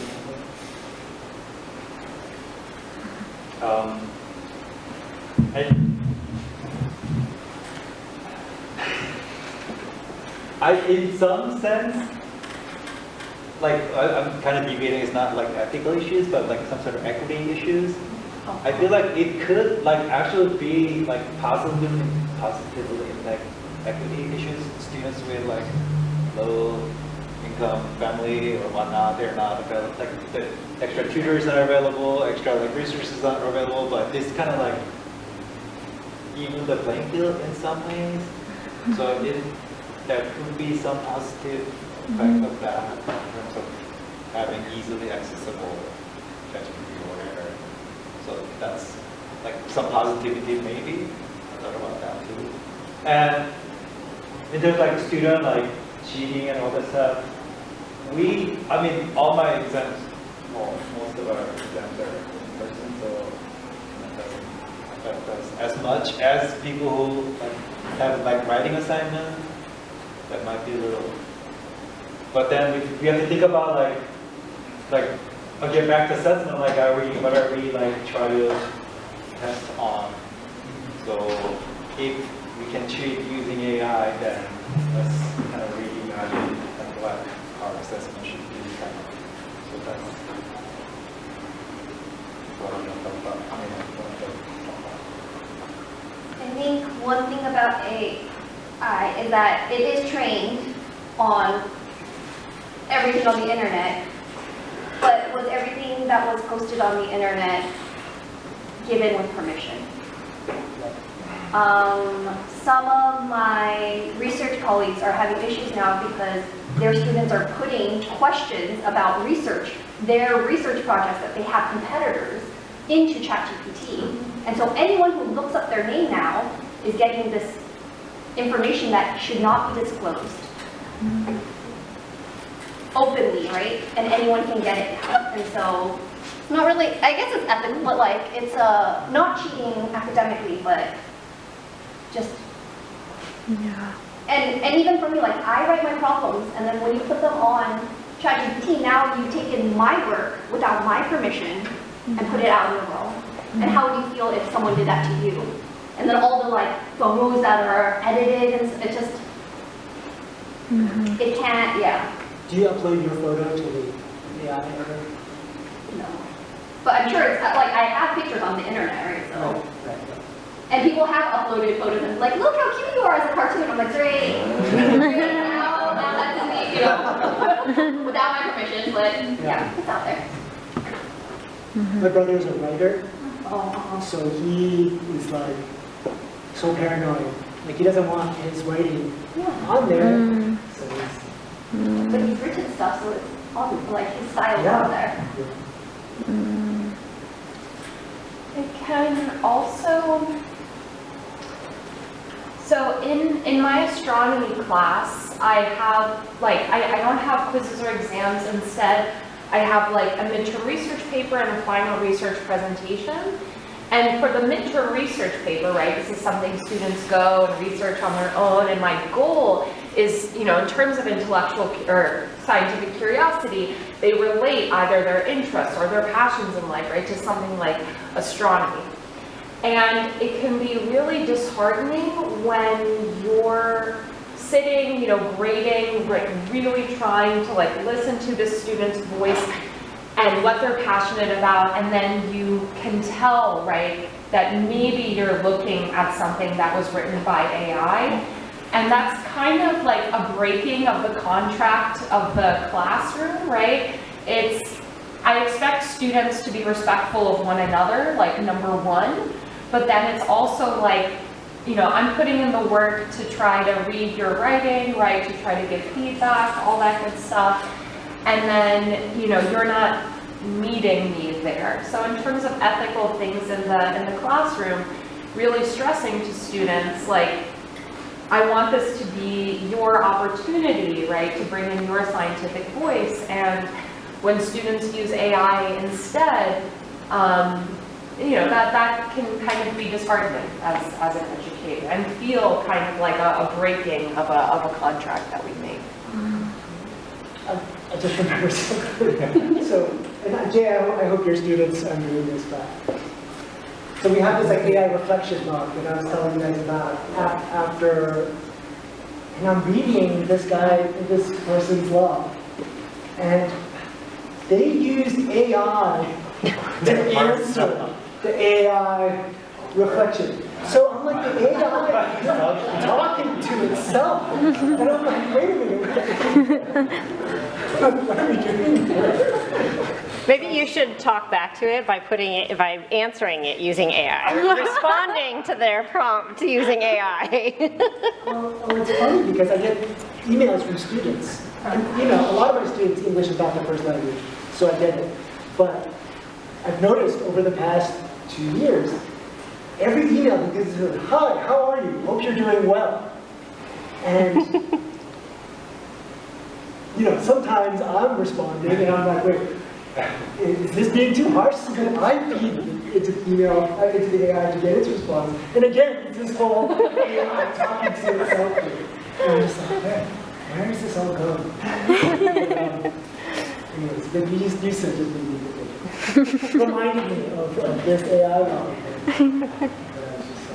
I think that's one of the dangers we talked about in the very beginning is like what's the, I mean, there's like, I guess, philosophical questions like what's the role of humans versus AI, because there is like the AI.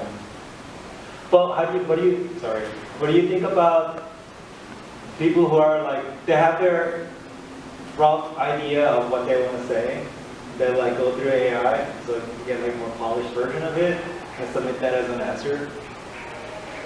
It's hard to, like, you know, like, that's possible if your student had like their rough idea of dogs, but they didn't want to like submit it as like bad grammar or whatnot, or structure, and then they go through AI to polish it and submit that as. I feel like in this age, if you're in the professional world, they expect you to do that, right? to make it polished. But if you're taking English, I forgot the number, whatever the number is. C1000. If you're taking English C1000, you're trying to learn that skill.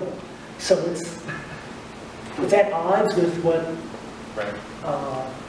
what they're expecting professionally from you. So it's kind of like when we teach math, right? Like you want students to be able to do the math themselves, but if they're doing a real job, they're probably going to use technology to do the calculation. They're not going to by hand. But it's still worth knowing how to do it, to know what the AI is doing. I'm going to add to that is the less you practice a skill, the less you have that skill, right? So yes, calculators can add for us, and that's fantastic. But because calculators can add for us, I am now seeing my students at PCC using their calculator to add 0 to a number, or to divide by 1, right? But they need that because that's a skill they lost. And so we have to kind of balance, because it does save us time, but also you lose the skill. So I think we used to, all of us used to know how to drive stick shift, right? That was a thing before. And that, I mean, back, I never used it, but back, right? That was a skill that, sorry. I still right? But he has a skill that I don't have, meaning he can drive way more cars than I can, right? And that is a skill that I chose to give up so that I had more time to do other things. So you also have to think, what skills am I willing to give up for the time that I gain? And is thinking a skill you want to give up so you have more time to watch TikTok. Whereas watching TikTok, the skill.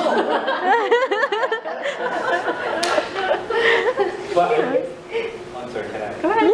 But that's a very excellent point, and I think in education in general, math particularly or whatnot, there's the skills part versus what can we do with that part.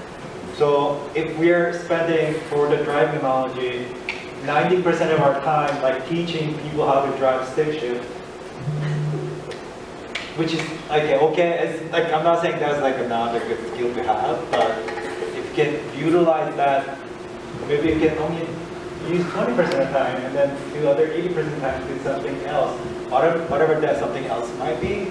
I think that's a good conversation for education to have, because not a lot of things can be done by AI, so we free up a lot of resources and time in terms of time, and what can we do to create innovate the next thing. But it's way over our pay grade. I mean, that's I feel like that's the conversation we need to have in education in some sense.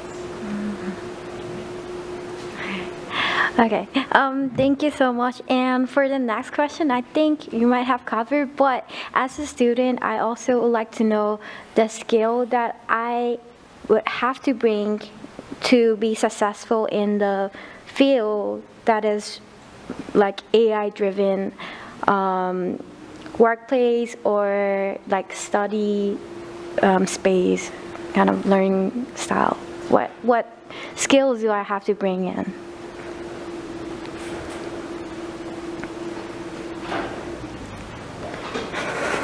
I'm assuming every job now, assuming that you know how to use ChatGPT or utilize in some capacity or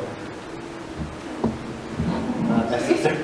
No, if you get a job at any company, whatever, I'm assuming they expect you to leverage AI to do jobs. I mean, I feel like you have to have a basic AI literacy. You have to know what AI can do, what AI can't do, what it is actually doing. It is actually just predicting the next word. Evidently, that's not important in chemistry, but for a lot of other things, you got to realize that this is how it works, and there's a probabilistic element to it. So it doesn't always give you a deterministic highest probability next word. It kind of varies it, and that's why you have some weird solutions. So I think understanding, having basic AI literacy is going to be a big part of it, right? I think the most important thing now is probably critical thinking, because you have to be able to evaluate whether these outputs are something that's reasonable. And you don't necessarily need to be a subject matter expert to do that, but you do need to get into the habit of does this make sense? Does this make sense in the context of like what I know? So there's this student that hangs out in the Math Success Center, and she keeps asking me these like grad level math questions. And I don't know, because I haven't been doing grad level math for like 30 years. No, 20. 25 years. 24 years. And so like, I go ask ChatGPT to do this question that I don't know how to do. But I'm reading it and it didn't make sense. Like, it was basically wrong. And I could tell it was wrong, even though that's not my field. So I kept trying to get it to contradict itself, and it wouldn't. It would just keep saying, oh, da-da-da-da-da, oh, da-da-da, until finally I was like, you are wrong. And only then did I realize that it was wrong. So I think this thinking about it is like, kind of like the essential skill, and using it a lot. But I feel like I'm not. No, you're not. It's what makes us human. And not our thoughts. You're actually reading us, right?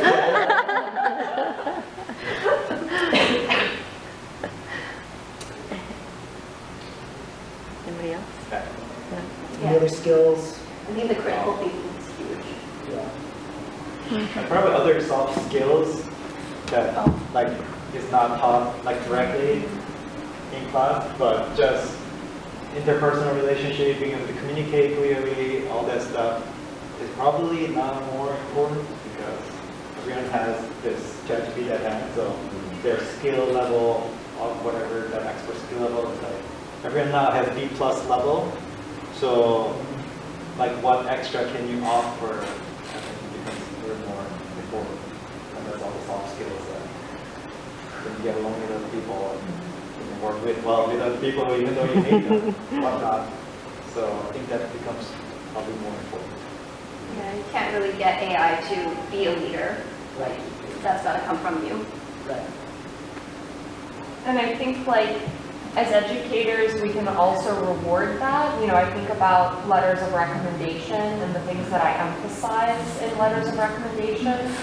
And I tell my students, like, I've never used the word smart in a letter of recommendation. Like, it makes it sound like I don't think that, it's just because, like, the things I care about are you working well with others, right? Like, are you showing up? Are you trying? And so these are the things that, the soft skills that it's worth having in order to be a human. It's kind of funny, like, when they came out with these large language models, they thought that it would be the writers that they would be the ones that sort of be, like, lose all the jobs or whatever. And to some extent, some of the knowledge work stuff is sort of being eliminated. But actually now, it's kind of like, it's the math and computation and coding stuff that the AI is actually good at and stealing jobs from.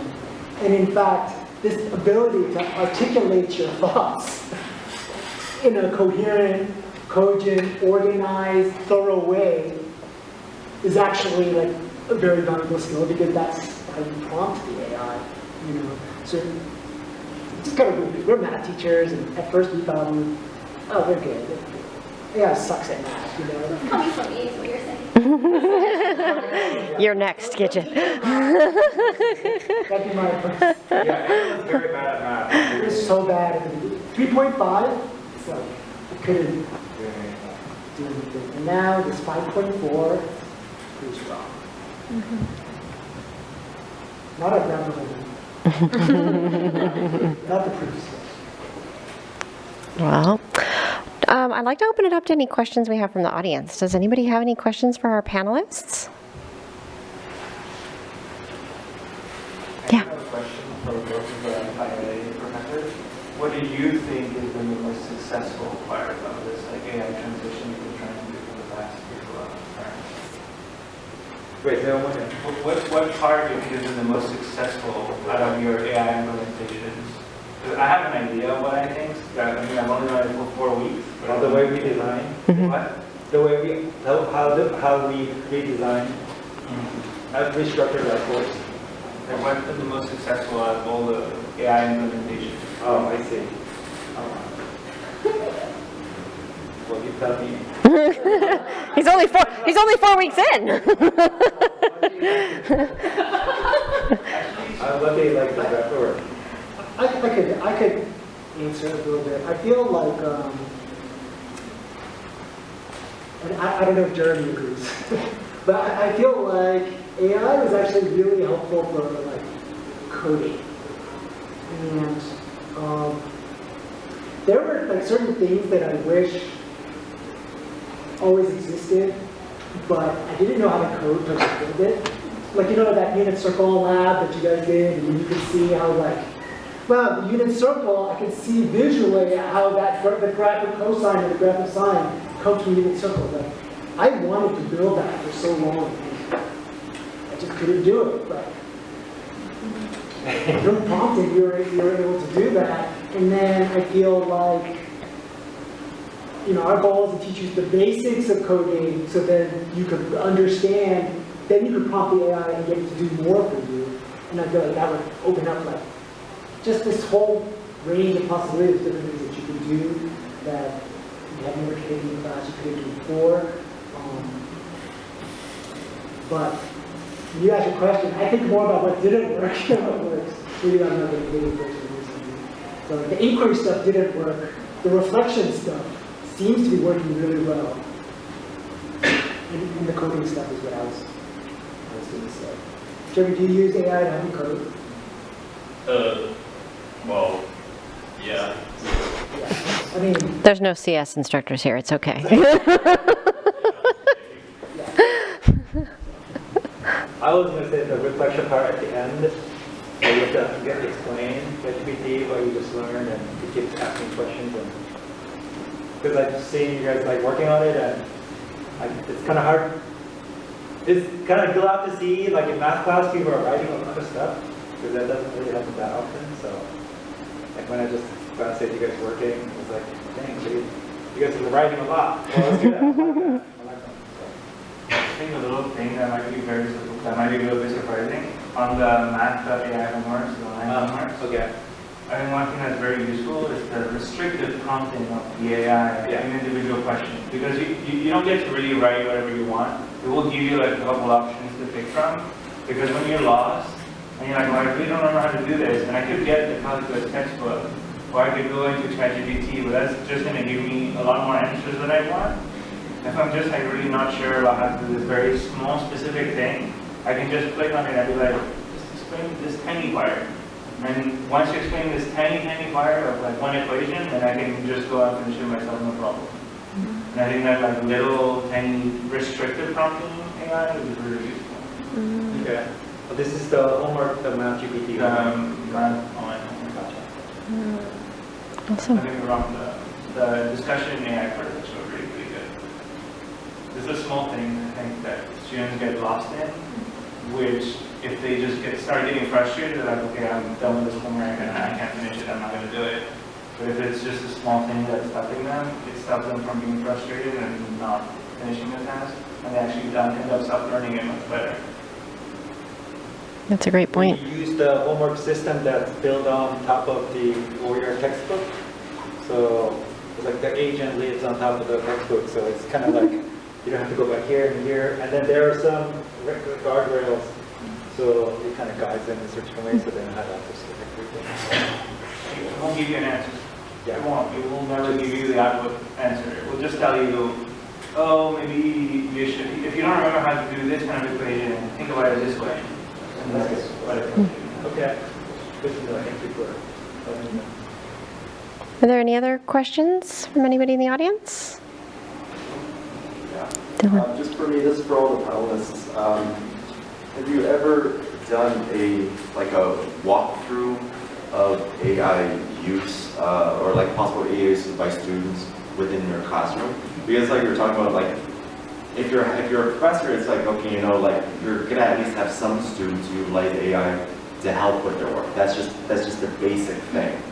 And if you're having an open conversation with students, let's talk about AI, not many students are going to be like, yes, I use AI in my classroom, blah, blah, blah. Have you done a like section of time where like, okay, this is what AI is, these are the different, let's say, programs of AI. Sure, maybe this AI is different from this, and the most common, of course, is ChatGPT. And have you discussed not just the negatives of it and that process, but also like how a student would consider AI positive, and then restructuring that positive as a means for the student to utilize their skills within the classroom setting.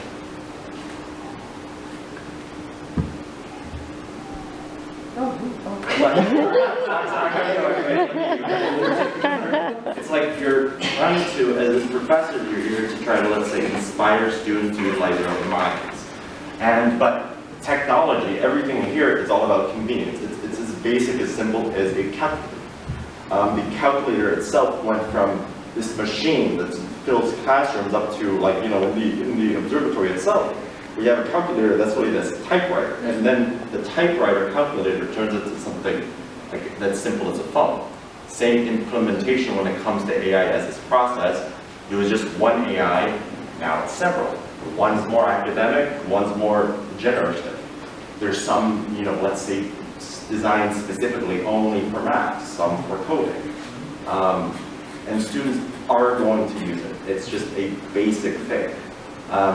And how are you as educators coming into this like new technology, same thing back then with learning this, supporting the students in their academic journey, making sure that, hey, we understand the convenience, but let's say take another path to the same destination.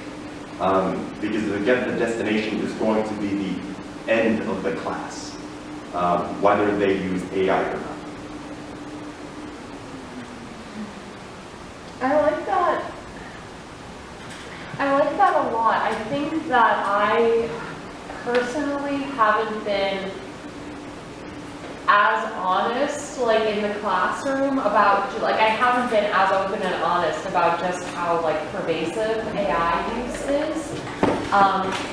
And so I really like that idea of, okay, we're doing a physics problem in class, right? Let's feed it into AI. Let's see what it has to say about this. Sometimes what I'll do is, just for fun, like, there are concepts in physics, like entropy, right? Where you can define it a bunch of different ways. And so it's always fun to see, like, okay, what does ChatGPT have to say about this to us? But I haven't done something like this, where I've shown and modeled to students how you can use AI for physics. I think in part because, I haven't been open and honest with students about, like, I know that you guys are tempted to use AI. I also use AI in my daily life. We can put this together. And so I haven't been, I try to, like, model for them, here's what I did in undergrad, right? Here's what I did in grad school. Here's what was successful for me. But I have not been, like, in the trenches with my students, being, like, open and honest with them of, like, okay, I see you, you see me, let's do this together. And so I really like that idea, and I haven't done something like this. Yeah, it's because it's like with art history, it's really easy to, like, be like, I've done it before. It's like, analyze this artwork. Okay, here's a visual analysis. It breaks down, like, wow, it's, that's pretty okay. And when I tutor art history students, I see they have ChatGPT open, and then I see their discussion posts and their explanation, like, yeah, this is definitely a thing. And I just have a conversation with them. I'm like, okay, great. This is what it is. This is the structure. And now let the AI do the visual analysis, and we see the visual analysis, and then let's have a visual analysis conversation together and see if it is in some way similar to what the AI is doing. Going from basic, let's say, surface level analysis to then breaking it down and having each bullet point be something slightly different than the rest. All of a sudden, you're supporting the students' understanding of what AI is, but also at the same time be like, hey, you have the capabilities of doing that just as much. And it's just that little bit of, let's say, honestness, that little bit of conversation, because what we're doing is essentially educators is like with the WD-40 to the student's mind. And like ChatGPT and all the AIs, they're like maybe the generic brand WD-40 kind of thing. WD-40 that you're not supposed to use, that has like inferior ingredients, right? But still, the end goal always for any student is just grades. I want to pass this test. I want to get this homework done. I want to get an A in the class. And yeah, being open with that in AI, knowing that it's negative, and then rerouting that into a positive to the student, I think would, it's pretty good. I really liked that phrase that you used, Dylan. I like that you can do this too. Because I sometimes think students see AI as this like all-knowing thing that's above them, and like, you know, you read news articles like venerating all the like Silicon Valley people, but like you can do this too. You can do a physics problem too. Like you're just as capable, right? You just need to learn how to do it. And so I like that. It's very aspirational. I like it. It's really like division. Like when we're learning math at a basic, like elementary school level, a calculator could do it. But as you know, a second grader, you literally go back to the simple, if you're doing a variant from you, that literally the step-by-step guides. And then, you know, of course, because of our time and convenience, and because calculators are so ingrained into our daily lives, like how many, you know, let's say students who are not taking, let's say, math can actually do a divisional problem, like a second grader. And that's okay. It's just being, let's say, open to that idea of natural convenience for the student. Yeah. Well, I don't want to interrupt these great conversations, but I also want to be respectful of everybody's time because our time is up. So I would like to thank our panelists. So can we give them a round of applause, please?